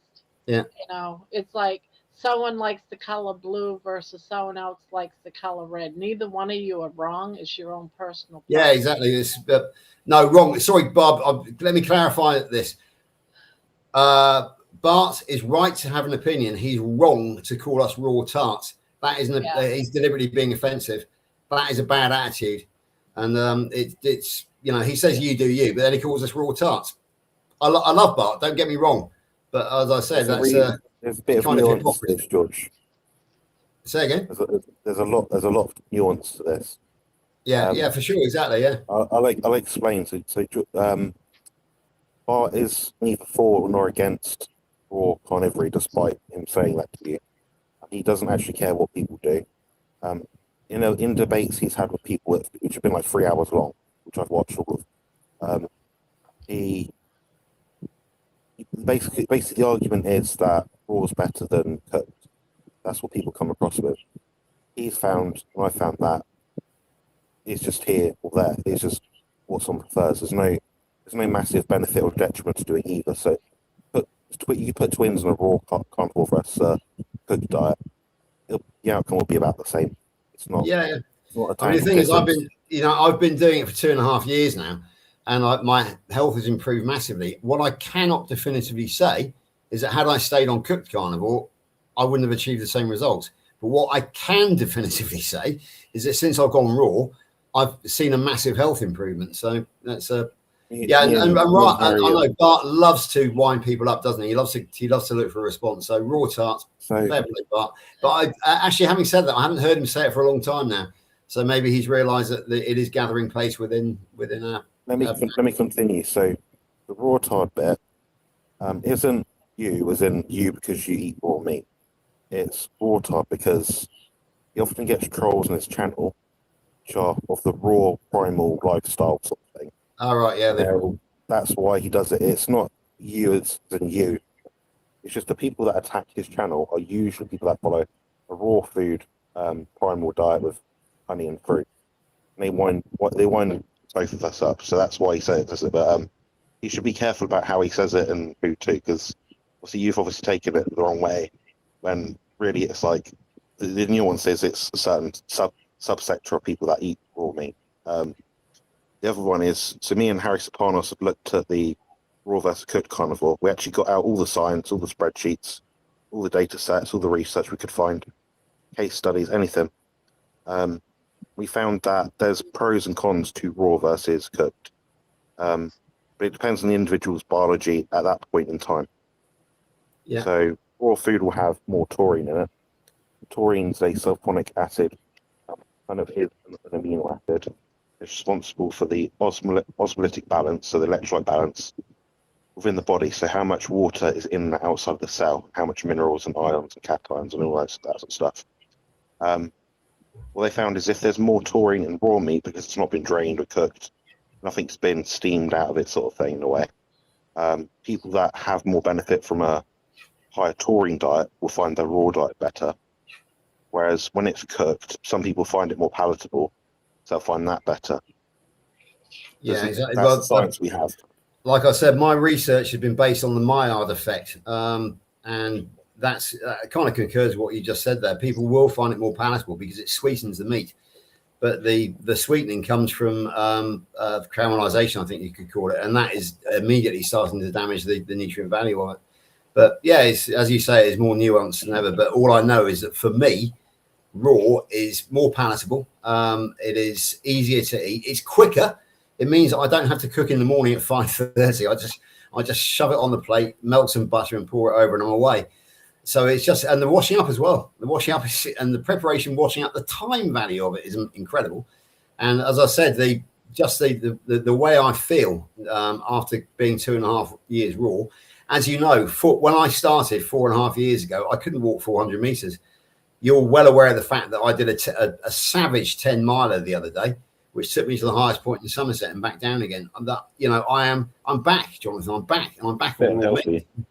Yeah, you got lean arms and shoulders and that. You can see. Yeah, I've got the definition because I haven't got the glycogen. I'm not carrying the water weight anymore associated with carbohydrates. Yeah. So without doing any lifting, I can't lift because of the hernia. I've actually got, I've now got lean muscle definition, whereas before it was just. I'm not going to demonstrate, but when I was very overweight, my armpits were convex. They were sort of poking out. Now I do shave my armpits, full disclosure.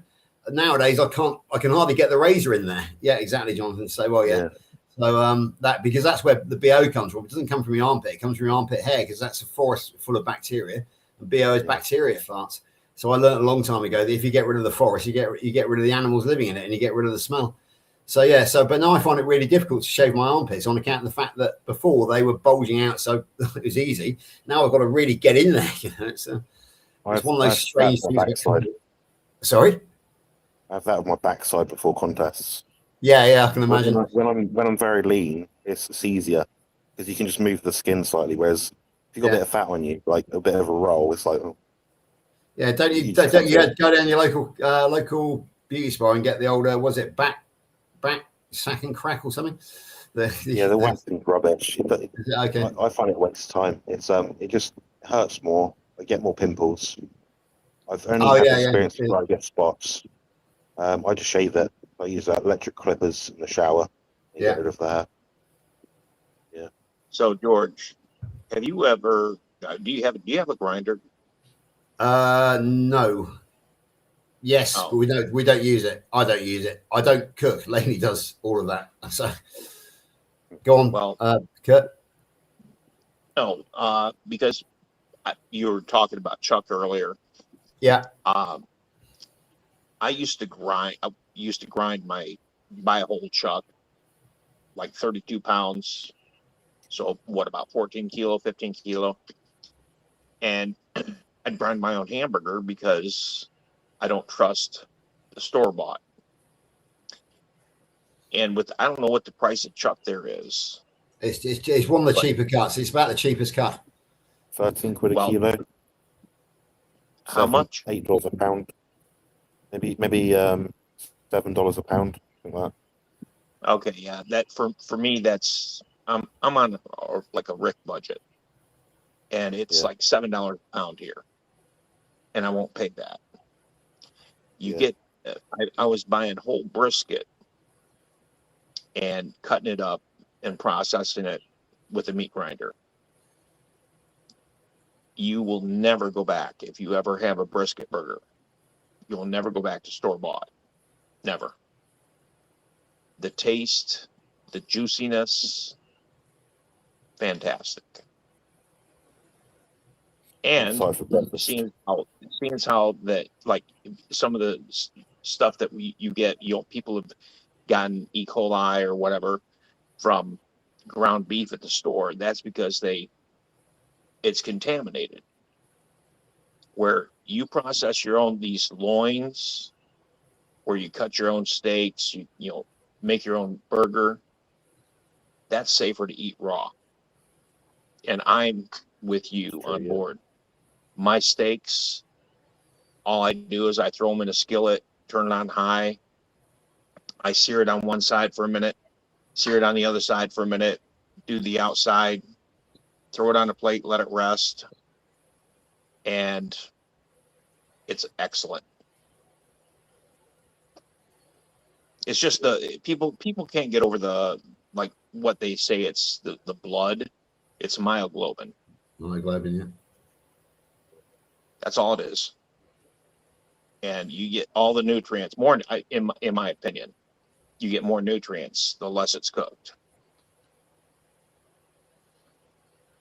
Yeah, all of my research suggests that. Every time I research it, it says that the more you apply heat to meat, the more you lose nutrients.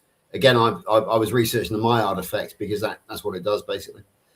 Right. So it all points towards basically the best nutritional value is raw, and that kind. I have a theory that we actually started cooking meat because we would obviously been living in forested grassland area. And because of the lightning strikes, there would have been fires like we're experiencing around the world at the moment. Therefore, there would have been dead animals after the fire. And, once we emerged from our caves, we would have scavenged those dead animals and we would have noticed the Maillard effect on those dead animals, which would basically have given us the idea of applying fire to meat. That is my theory. I can't prove it, obviously, in any way, shape, or form. But that is the theory, which, it's a hypothesis which I'm prepared to hang on to. I don't see any reason why not. And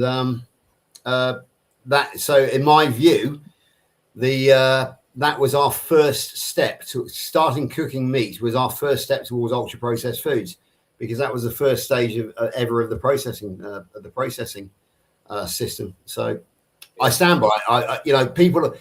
There are certain people out there who want to savagely push me back on this. I don't know why they're so passionate about it, but I stand by it. George, tell him you know me. I will do off screen, but yeah, I'll have a go at them. There's one or two people on here who don't agree with what I'm doing, but they're polite about it. But there is one chap out on the KMT there who is absolutely savagely against it. I'm wondering whether he's got an inferiority complex because he's too shit scared to try it, but I don't know. But that's interesting. There we go. Yeah, my theory personally is that we started cooking after we realised we had to process, ferment, boil vegetables to get nutrition out of it, or fruit. So say there's like, I don't know, a potato somewhere, the equivalent back then. I think they thought, this is a bit tough to eat.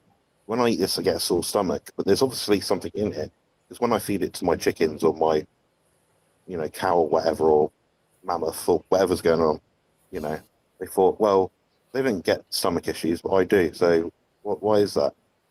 So I thought, oh, let's put it in a pot. Let's cook it. Oh, we've got a boiling pot here. Oh, wonder what happens if we put meat on it. Someone must have at some point just thought, let's put some meat on it and see what happens. I think that the most of human existence, as we are, I think we've been eating, for the most part, raw meat. That'd be my thought. Yeah. I sort of ironically here, sometimes when I'm looking at the plant toxins, and you have things like hemlock and you have deadly nightshade, belladonna, I sit and amuse myself. I wonder who the first person was that discovered that hemlock and belladonna are deadly. You make a difference. I wouldn't have liked to have been that person or his family, to be honest with you. But somebody did. Somebody must have. The raw meat deal, all you got to think about is that, we're meant to eat meat. Look at the animals, the lions, the tigers, the sharks. They're not prepping their food. Alligator. They're not washing their steaks. And look at how strong and healthy they are. Yeah. Just saying. There's a lot cut them of open. I know. independent variables, but yeah, I understand for sure. I like my meat very, very as close to raw as can be. Yeah. And if people don't like it, I want they to don't have point to. something else out. That's up to them. Yeah, I want to point something else out. So the mallard effect that George is talking about, where it caramelizes, that doesn't necessarily break down the amino acids in terms of like denature them. It's very temperature and time dependent. So if you've got a raw steak and you put it on a fire, flip it, you just put it enough so it just about, isn't red raw anymore. That's probably fine. It's when you char it, like, barbecue it, so there's actually like black ash coming off the meat. That's when it's a problem. But yeah, it's not like you lose loads of amino acids. And the digestible, there's something called the acronym, something like DIAAS. So digestible or indigestible amino acid score, something like that. You might be able to look that up if you're interested. And that will tell you the efficiency rate of each different protein, how it's cooked, and what happens to it. And you do have to burn your steaks to destroy it. But the question is, because some of the amino acids and minerals within the steak that are raw will be lost when it's cooked. So you might lose taurine, you might lose vitamin C, you might lose potassium. So people that need those things more critically will benefit more from a raw food diet. There's that as well, but it's such a long topic. Why are we talking about this at 2 a.m.? Just to pick up on that, Jonathan. Finally, as you said, you said you use the words destroy. If you overcook it, you destroy it. But there is a gradation, and there isn't a damage. My point is that you've got 100% score at raw, and then if you cook it like Bob does, you might reduce to sort of 95%, and then medium rare down. It's not a huge amount of damage, but then again, if you build that up over the course of a week, then you do lose something in along the way. Yeah. Anyway, talking about losing things, I'm afraid you're going to have to lose me because I have a beach to go to. Jonathan knows the beach I'm talking about, Charmouth. Yeah. It's an old place, so I am going to do my usual rapid goodbye. I'm going to press the leave button. Press the leave. Exit comes up. I'm going to say 3, 2, 1. Beep. Have a great day, you guys. Cheers. Yeah, that's good talk. Yeah, the raw meat, this cooked meat thing is funny. It's so divisive. See, I don't think We used to always eat like that. Go back 1,000 years, we were eating raw meat. I don't eat it because it's supposedly better for me. You That just doesn't like even it. cross my mind. I just like it. I It, like it. I it's like no putting different. my salt on it. I like the flavor of it. I like how it It's no. feels. I love the texture. That's why I It's no eat it different. that way. It's no different than the argument with grain-fed or grass-fed, grain-finished, Yeah. or Right. grass-fed beef. Yeah. Yep. Yeah. The it's so minuscule. The differences you're Yeah. not going to The, notice them. the only real difference with the organic status, the farm versus um, fresh, farm versus a wild caught, sort of all this sort of stuff, is if it's a fatty meat. There'll be if it's a very fatty meat, that's what's going to be impacted by the way it's cultivated, or the livestock, the way it's kept. So fat is where the animal keeps its toxins. Same with us. We store body fat to store toxins. That is why we hold it. That's literally what. So if you took up fat off, you're going to find it's there with toxins in it. The fatter you are, the more toxins there are. So if you've got an animal that's fed a proper diet, it's all lean and clean and all the stuff meant to eat, it's natural food, then the fatty acid composition within that fat will be more appropriate and higher in omega-3, lower in omega-6. So then you get all the benefits of omega-3. But I don't think it's necessarily so much that animal food omega-6s are problematic. I think that it's the low amount of omega-3 that's the problem. So if someone is, for example, I'd rather someone, assuming they had $100, they could spend $100 on steak, 100. That's super duper grass fed, everything organic, whatever. Or they can buy $100 worth of steak and salmon. That's not grass fed, not wild caught. I'd rather them have the steak and salmon because there'll be more omega-3 in the salmon, which actually makes the difference. There you go. But yeah. Yep. I've had my omega-3 to 6 scores and all my lipid fatty acids scores tested actually twice. Mine come out perfect, so 1-to-1 omega-3 to omega-6. It means I'm not. So I have a general question. Yeah. I have a general question. So when it's back to the macros topic. So the thing that I struggle with, and maybe it's because I'm not understanding how to do it. Maybe that's the real issue. But let's just take a ribeye steak, 12-ounce ribeye steak. We'll just say a pound, okay? And the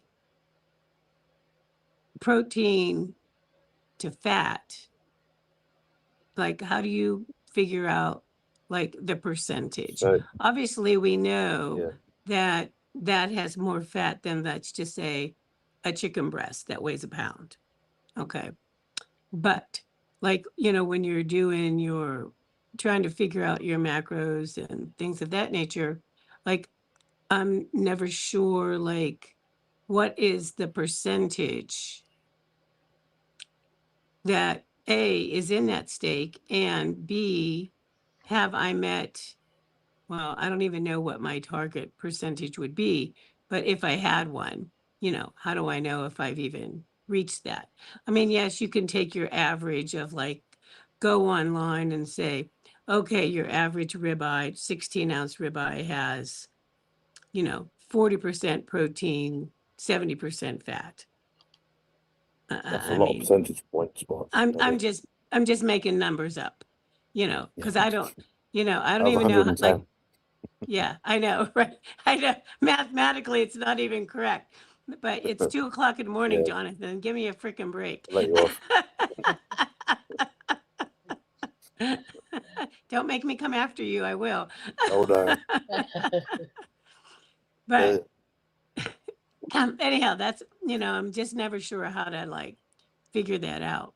So, Yeah. or if I even need to, honestly, do I even need to, I think it's a good idea to have a handle of what you're eating, what it contains.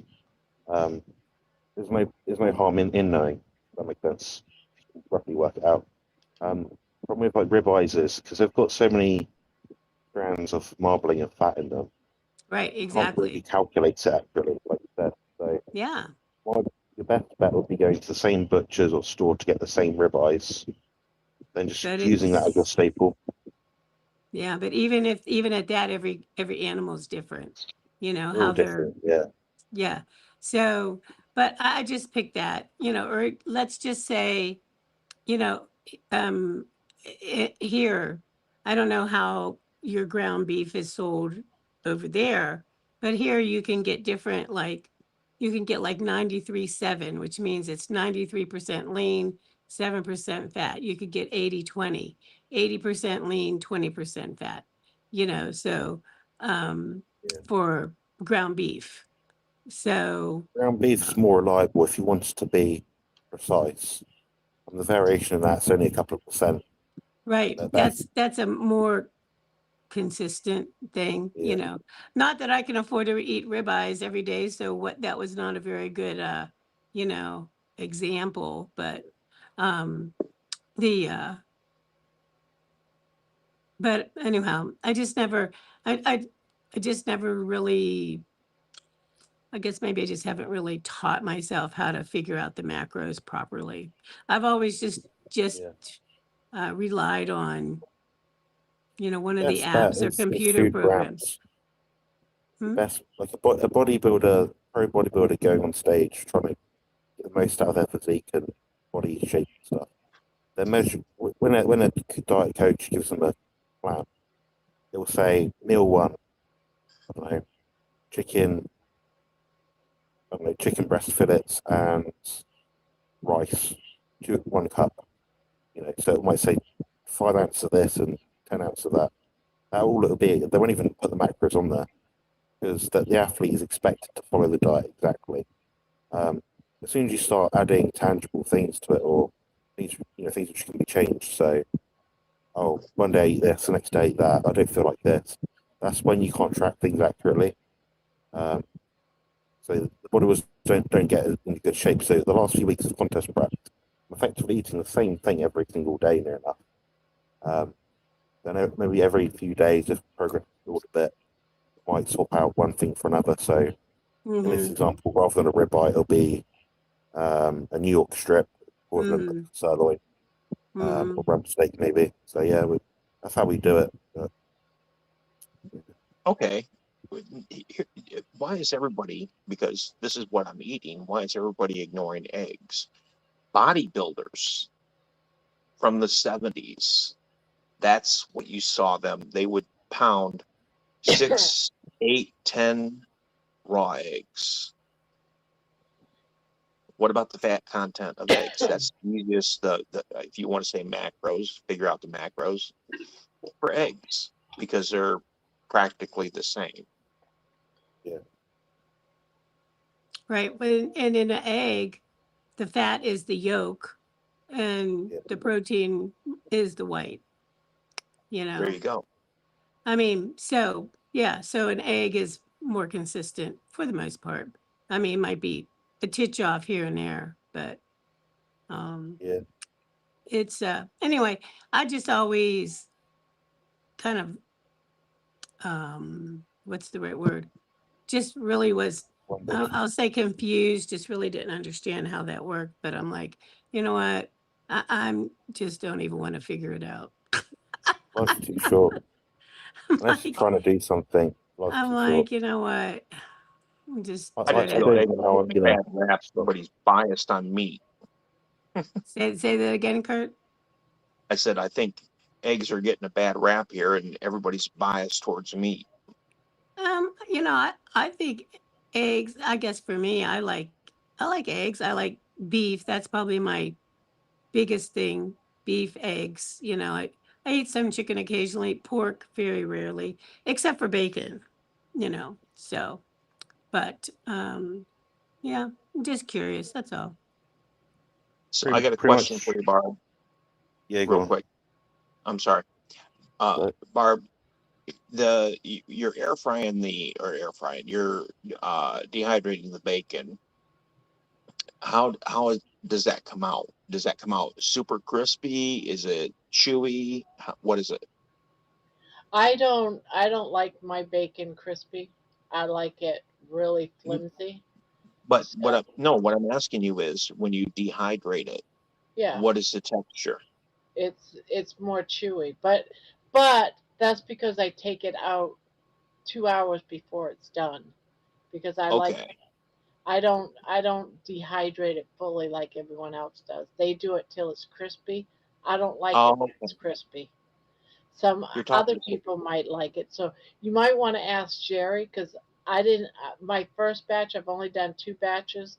My first batch, I did it till it was crispy to where it's supposed to be, or how they told me it was supposed to be with temperature and time. I didn't like it. I don't like crispy bacon. I'm on the same page as you then. So I don't eat I pork. take it. Yeah. I don't eat a lot of it myself because it gives me the runs really bad. So I don't eat a lot of it. But I do like the flavor of bacon, and I have like a strip or a strip and a half when I have it. But I don't even. I might cook it once one morning or something. I'll cook the whole pound, and that lasts me quite a few days, and then I don't do it again for maybe another week or two. But I mostly, for the most part, sometimes when I make scrambled eggs, I like to cut up my bacon and put it with my eggs. Good idea. Yeah. So it's more like for flavoring. I'm gonna head off now anyway. Got to do my check-in stuff. Alrighty. Well, thank you for answering our questions, Jonathan. That's We right. put Yeah, I you thought right might busy, as well do didn't it we? while I'm there. Yeah, All right, yeah, you I'll be take care, on Tom. tomorrow, I think. Okay. Cool. Have a good sleep if you get to sleep. I saw you yawning, so I figured, he's gonna go to sleep soon. I'll probably have. I've got someone visiting in town, but I'm gonna have a nap about 11. Yeah, I don't Yeah, blame you. one of those days. I've been honest. I'm not exaggerating. I've literally been sleeping 3 hours a night for the last 2 to 3 weeks. You gotta get sleep. Sleep is good for you. I love to sleep. I pay to sleep. I pay for like a day where I just sleep the whole day. Yeah. Catch up. Right, I'm gonna. Right, cheers. Nice to see you, Debbie. Barbara. I think Debbie's got camera off, but I'm off anyway. See you soon. Okay. Bye bye. Take care. Bye bye. And then there were 3. And then there were 3. So are you contemplating doing some dehydrating bacon or? Well, I want to know some ins and outs of like because I've never owned a dehydrator, and before I make that purchase, I want to basically get some details. I'm going to dehydrate meat, and I'm looking. It's not so much for snacks, but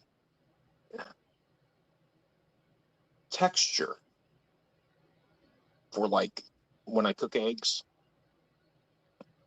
I can have put dehydrated bacon in there instead of frying the bacon first. I know it tastes better with bacon grease, but I'm tired of dealing with the mess. So if I was to dehydrate bacon or say some eye of round and get it super crispy, because I'm a texture person. Like when I opened my palate after my heart attack, I was eating stuff that I wouldn't eat before, but there was one vegetable or fruit, whatever I don't know what it is, but I couldn't stand beets, pickled beets. I don't eat anything pickled. And I don't like tomatoes. I loved ketchup, but I didn't like tomatoes. I loved tomato soup. Didn't like tomatoes because of the texture. Just don't like them. But now that I'm carnivore, I'm still big on texture. So if I have a little bit of crunch in my eggs, like for instance, if I get a crunch now and it's shell, it doesn't bother me. It's Yeah. calcium. Yeah, that don't bother me none.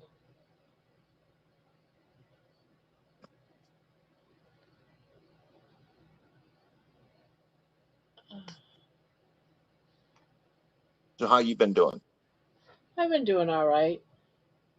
I'm starting to get tired of sardines only, but I'm doing this 21-day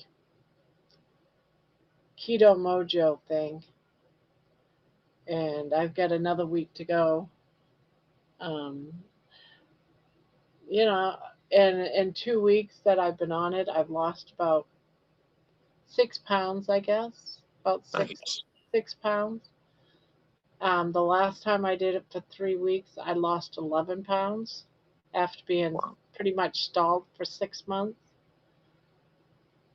But for me, it's not so much that I'm eating sardines. I'm learning how, because I was an overeater before, so I didn't know what my body needed. And this gives me an idea that I don't have to have this massive meal to feel good,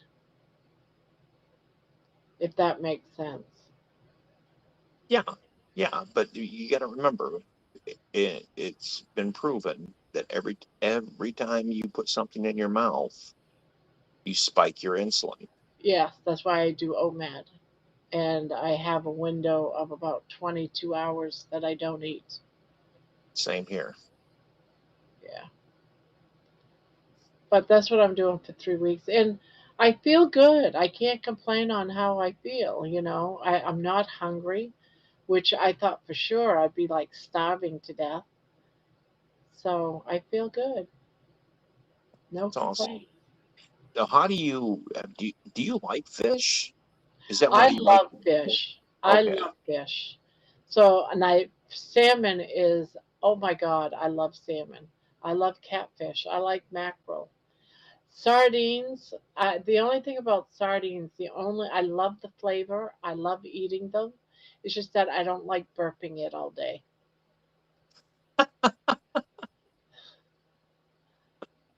I hear That's you. the only thing. But I love fish. I can live on salmon forever, every single day of my life. I I love really like salmon. sashimi.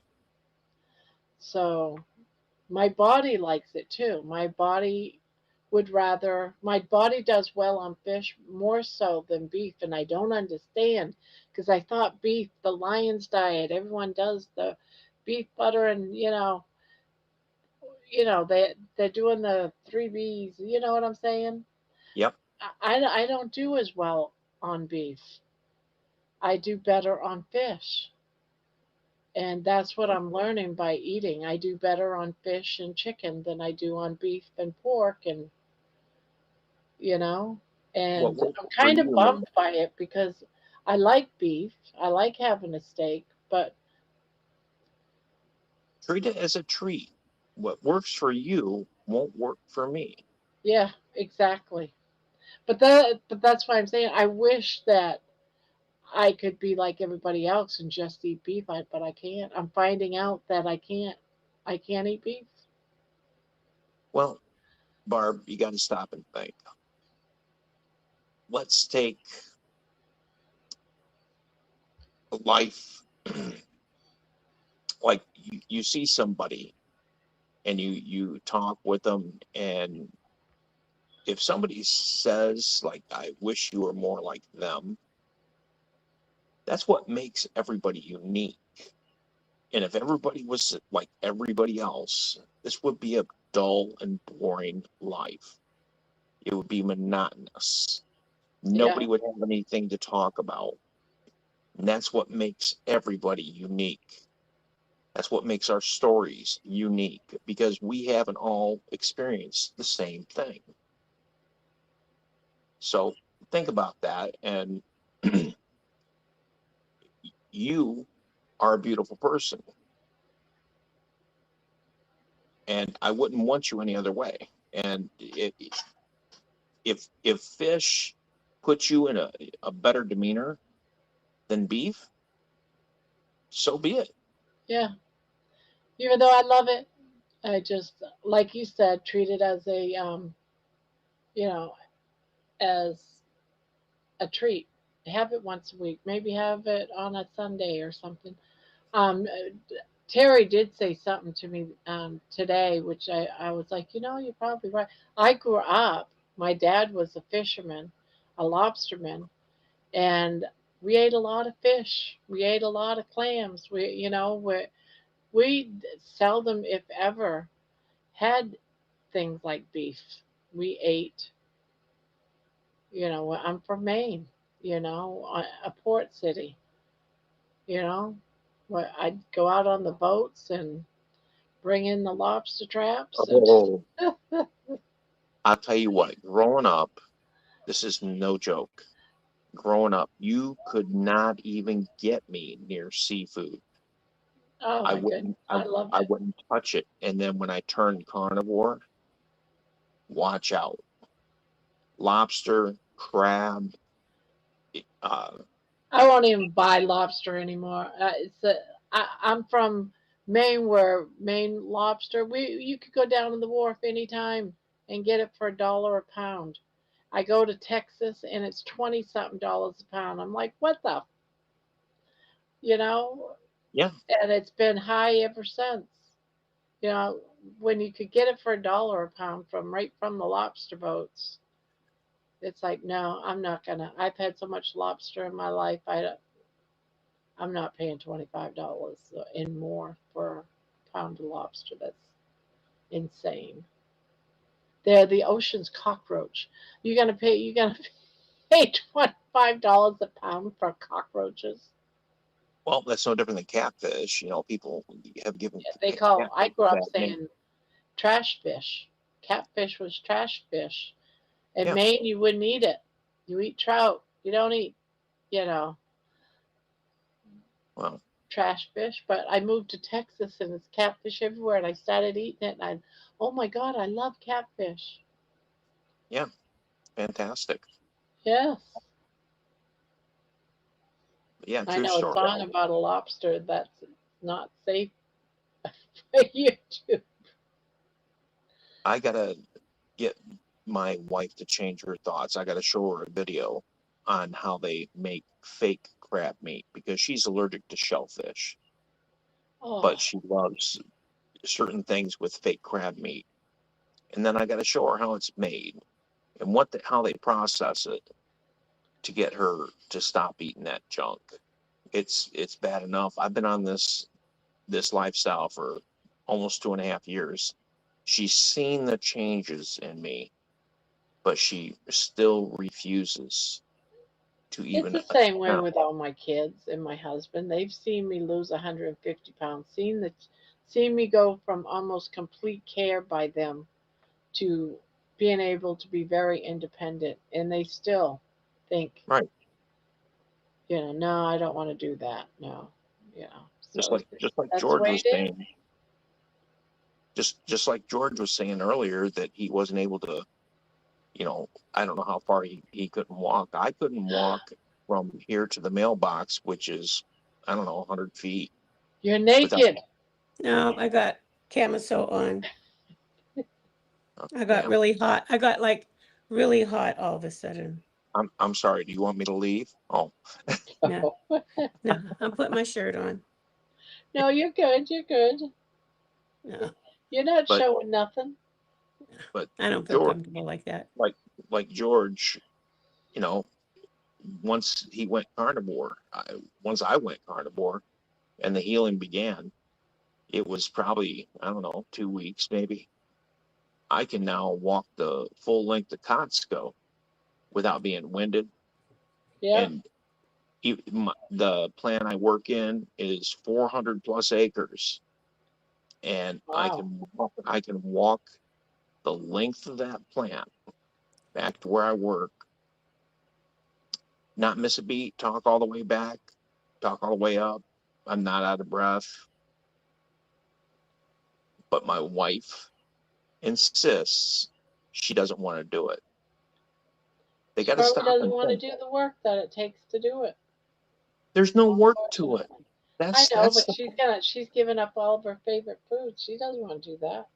So what my husband is like, no, yeah, no, I don't want to give up my cookies. He's got chocolate chip cookies. He go and okay. donuts and cakes But and oh, puddings and what about the demeanor? Okay, I'm sure because everybody has arguments, yeah. and it would cut back on that. I've noticed my demeanor's changed. I used to Oh, be mine too. argumentative, and and yet I can now talk rationally and not raise my voice with anybody unless you step up on me, get in my face, and start yelling at me. Then I'll tell you to kick rocks. But To them, what you're saying is the sky is purple, I'm even sorry.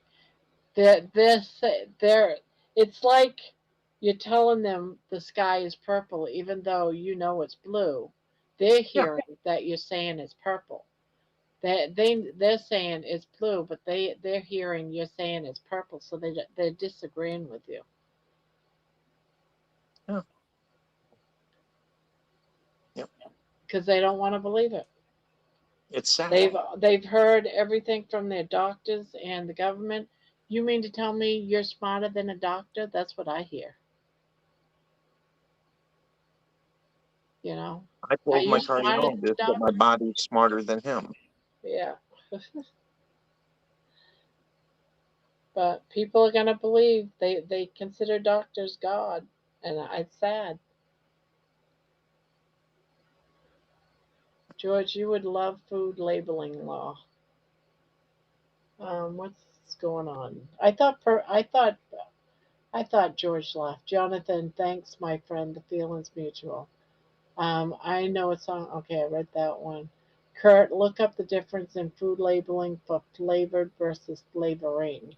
Crab flavored soup could be made from rat tails. Yes, I have learned about that. Burger Oh, patties is the same way. If it has a Yep. certain way of phrasing it, it Yep. has to be one way. But if you phrase it a little bit different and still call it like a patty instead of a burger or some stupid thing, it can be Yep. anything. Yep. And Oh and just yeah, because it doesn't even mean that it has pure beef in it either. yeah. It depends on how it's labeled on the package. It's crazy. Yeah. And now that they have this, a lot of these places are starting to look into and or use lab grown meats. You really Yeah. have to read your labels because, you know, my diet doesn't consist of labels. If a big subprimal cut like brisket, like yep. old loin of ribeye or New York Mm-hmm. strip Yep. has a nutrition label, I'm going elsewhere. Yep. Well, and I understand that. I mean, honestly, if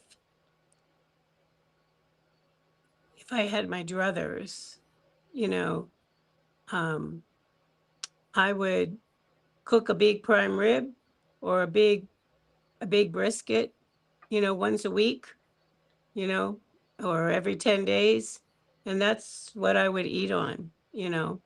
But around here, the price of beef is pretty high. Although, uh, when I went in with my cousin on the brisket a couple weekends ago, it was $100, but it was like about a 18 pound brisket. But, you know, the unfortunate thing, like with brisket, is you lose a lot of that weight, whenever the fat is rendered off of it. So, but you still get a good amount of meat. Um, and prime rib, yeah. The brisket was about $6 a pound, give or take, which is actually ironically cheaper than what you could buy some ground beef in a store for, like, already ground. So, but I don't have a grinder to grind my own meat, You but should invest in one. You won't go back Trust me, it's in that was one of the first things I bought to make my own ground meat. I grind chicken, I grind pork and beef, all that stuff. Well, yeah. To To do it, do you have like an actual grinder or do you have an attachment to like your no, KitchenAid? don't know that the KitchenAid attachment, you'll burn the motor up. That's what I figured.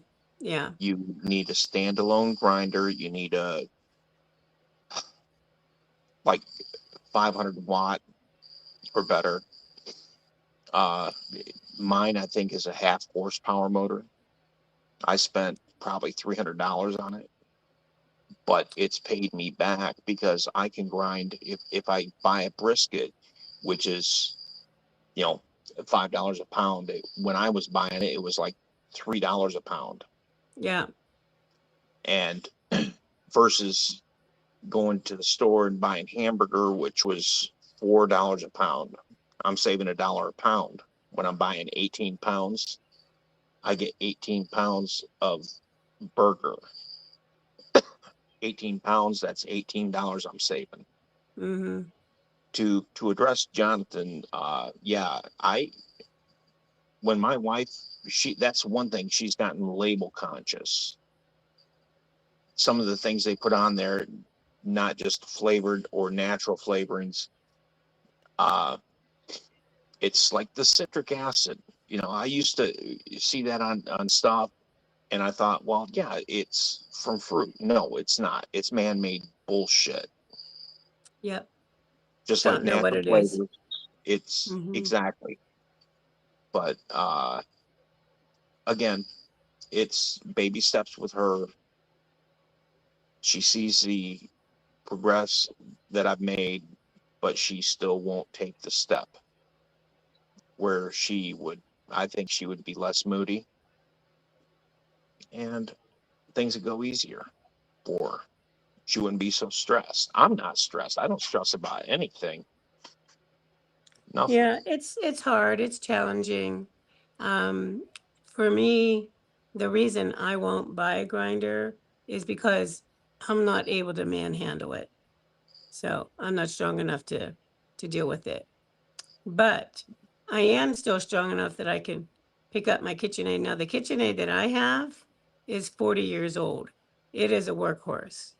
It's not one of these newer models, but you know, I think for me, I just kind of try to be smart about what I'm buying right now. So Well, again, the one I have, you have to be, yeah, you have to be able to lift it up. exactly. It weighs 20 or 30 pounds. Yes, and I can't do that right now. My But KitchenAid that I have is probably about 15, and that's kind of barely pushing it for me right now. but So what I'm saying is they have grinders smaller than that you're not going to be grinding as much meat as I do. When I no, grind meat, I'm talking I grind 32 pounds, 60 pounds, gotcha. Yeah. and you want to eat, and that's constant. For you, you might be grinding 10 pounds. You can Mm-hmm. get a smaller standalone grinder that you can handle that's going to weigh maybe 10 pounds. I didn't know they made them that small. Yeah, they do.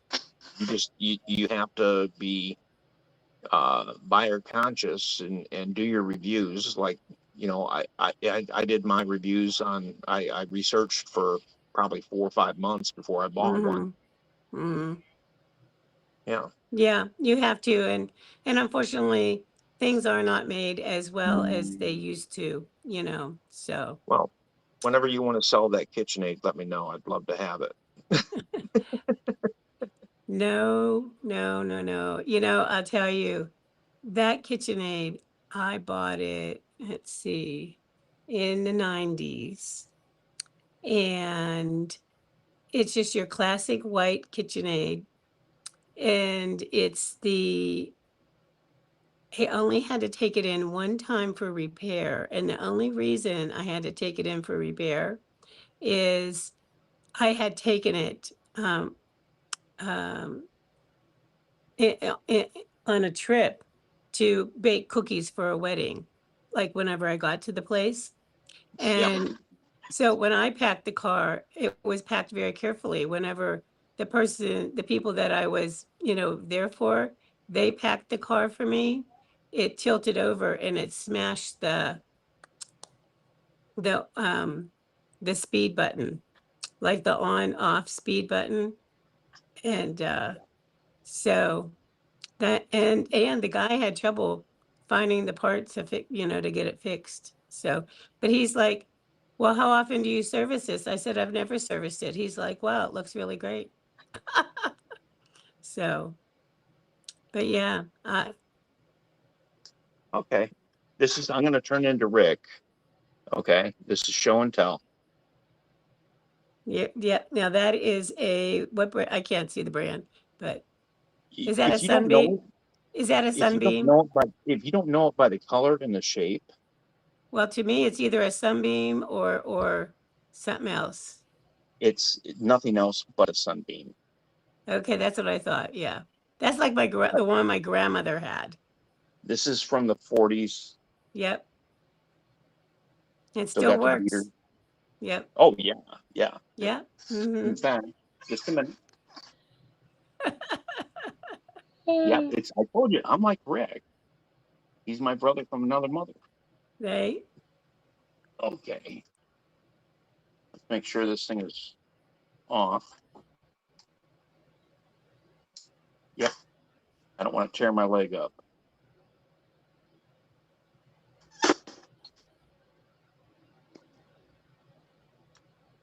One second. It hasn't run in so long. Yeah.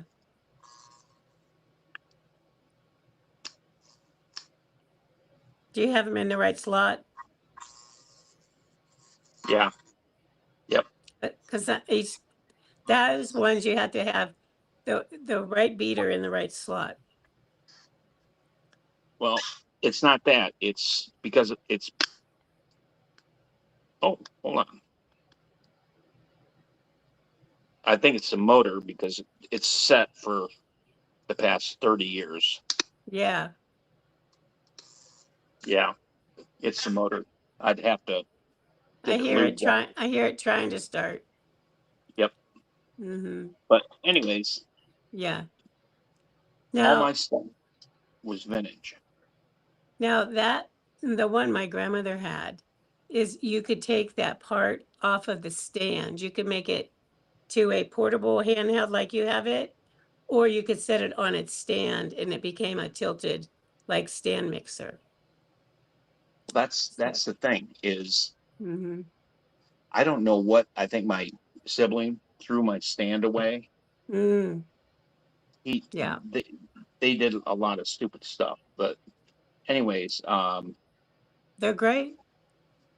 Yeah, I have the jadeite bowls in the house. Oh, you do? Wow, that's awesome. Yep. That's awesome. Yeah. Yeah. So I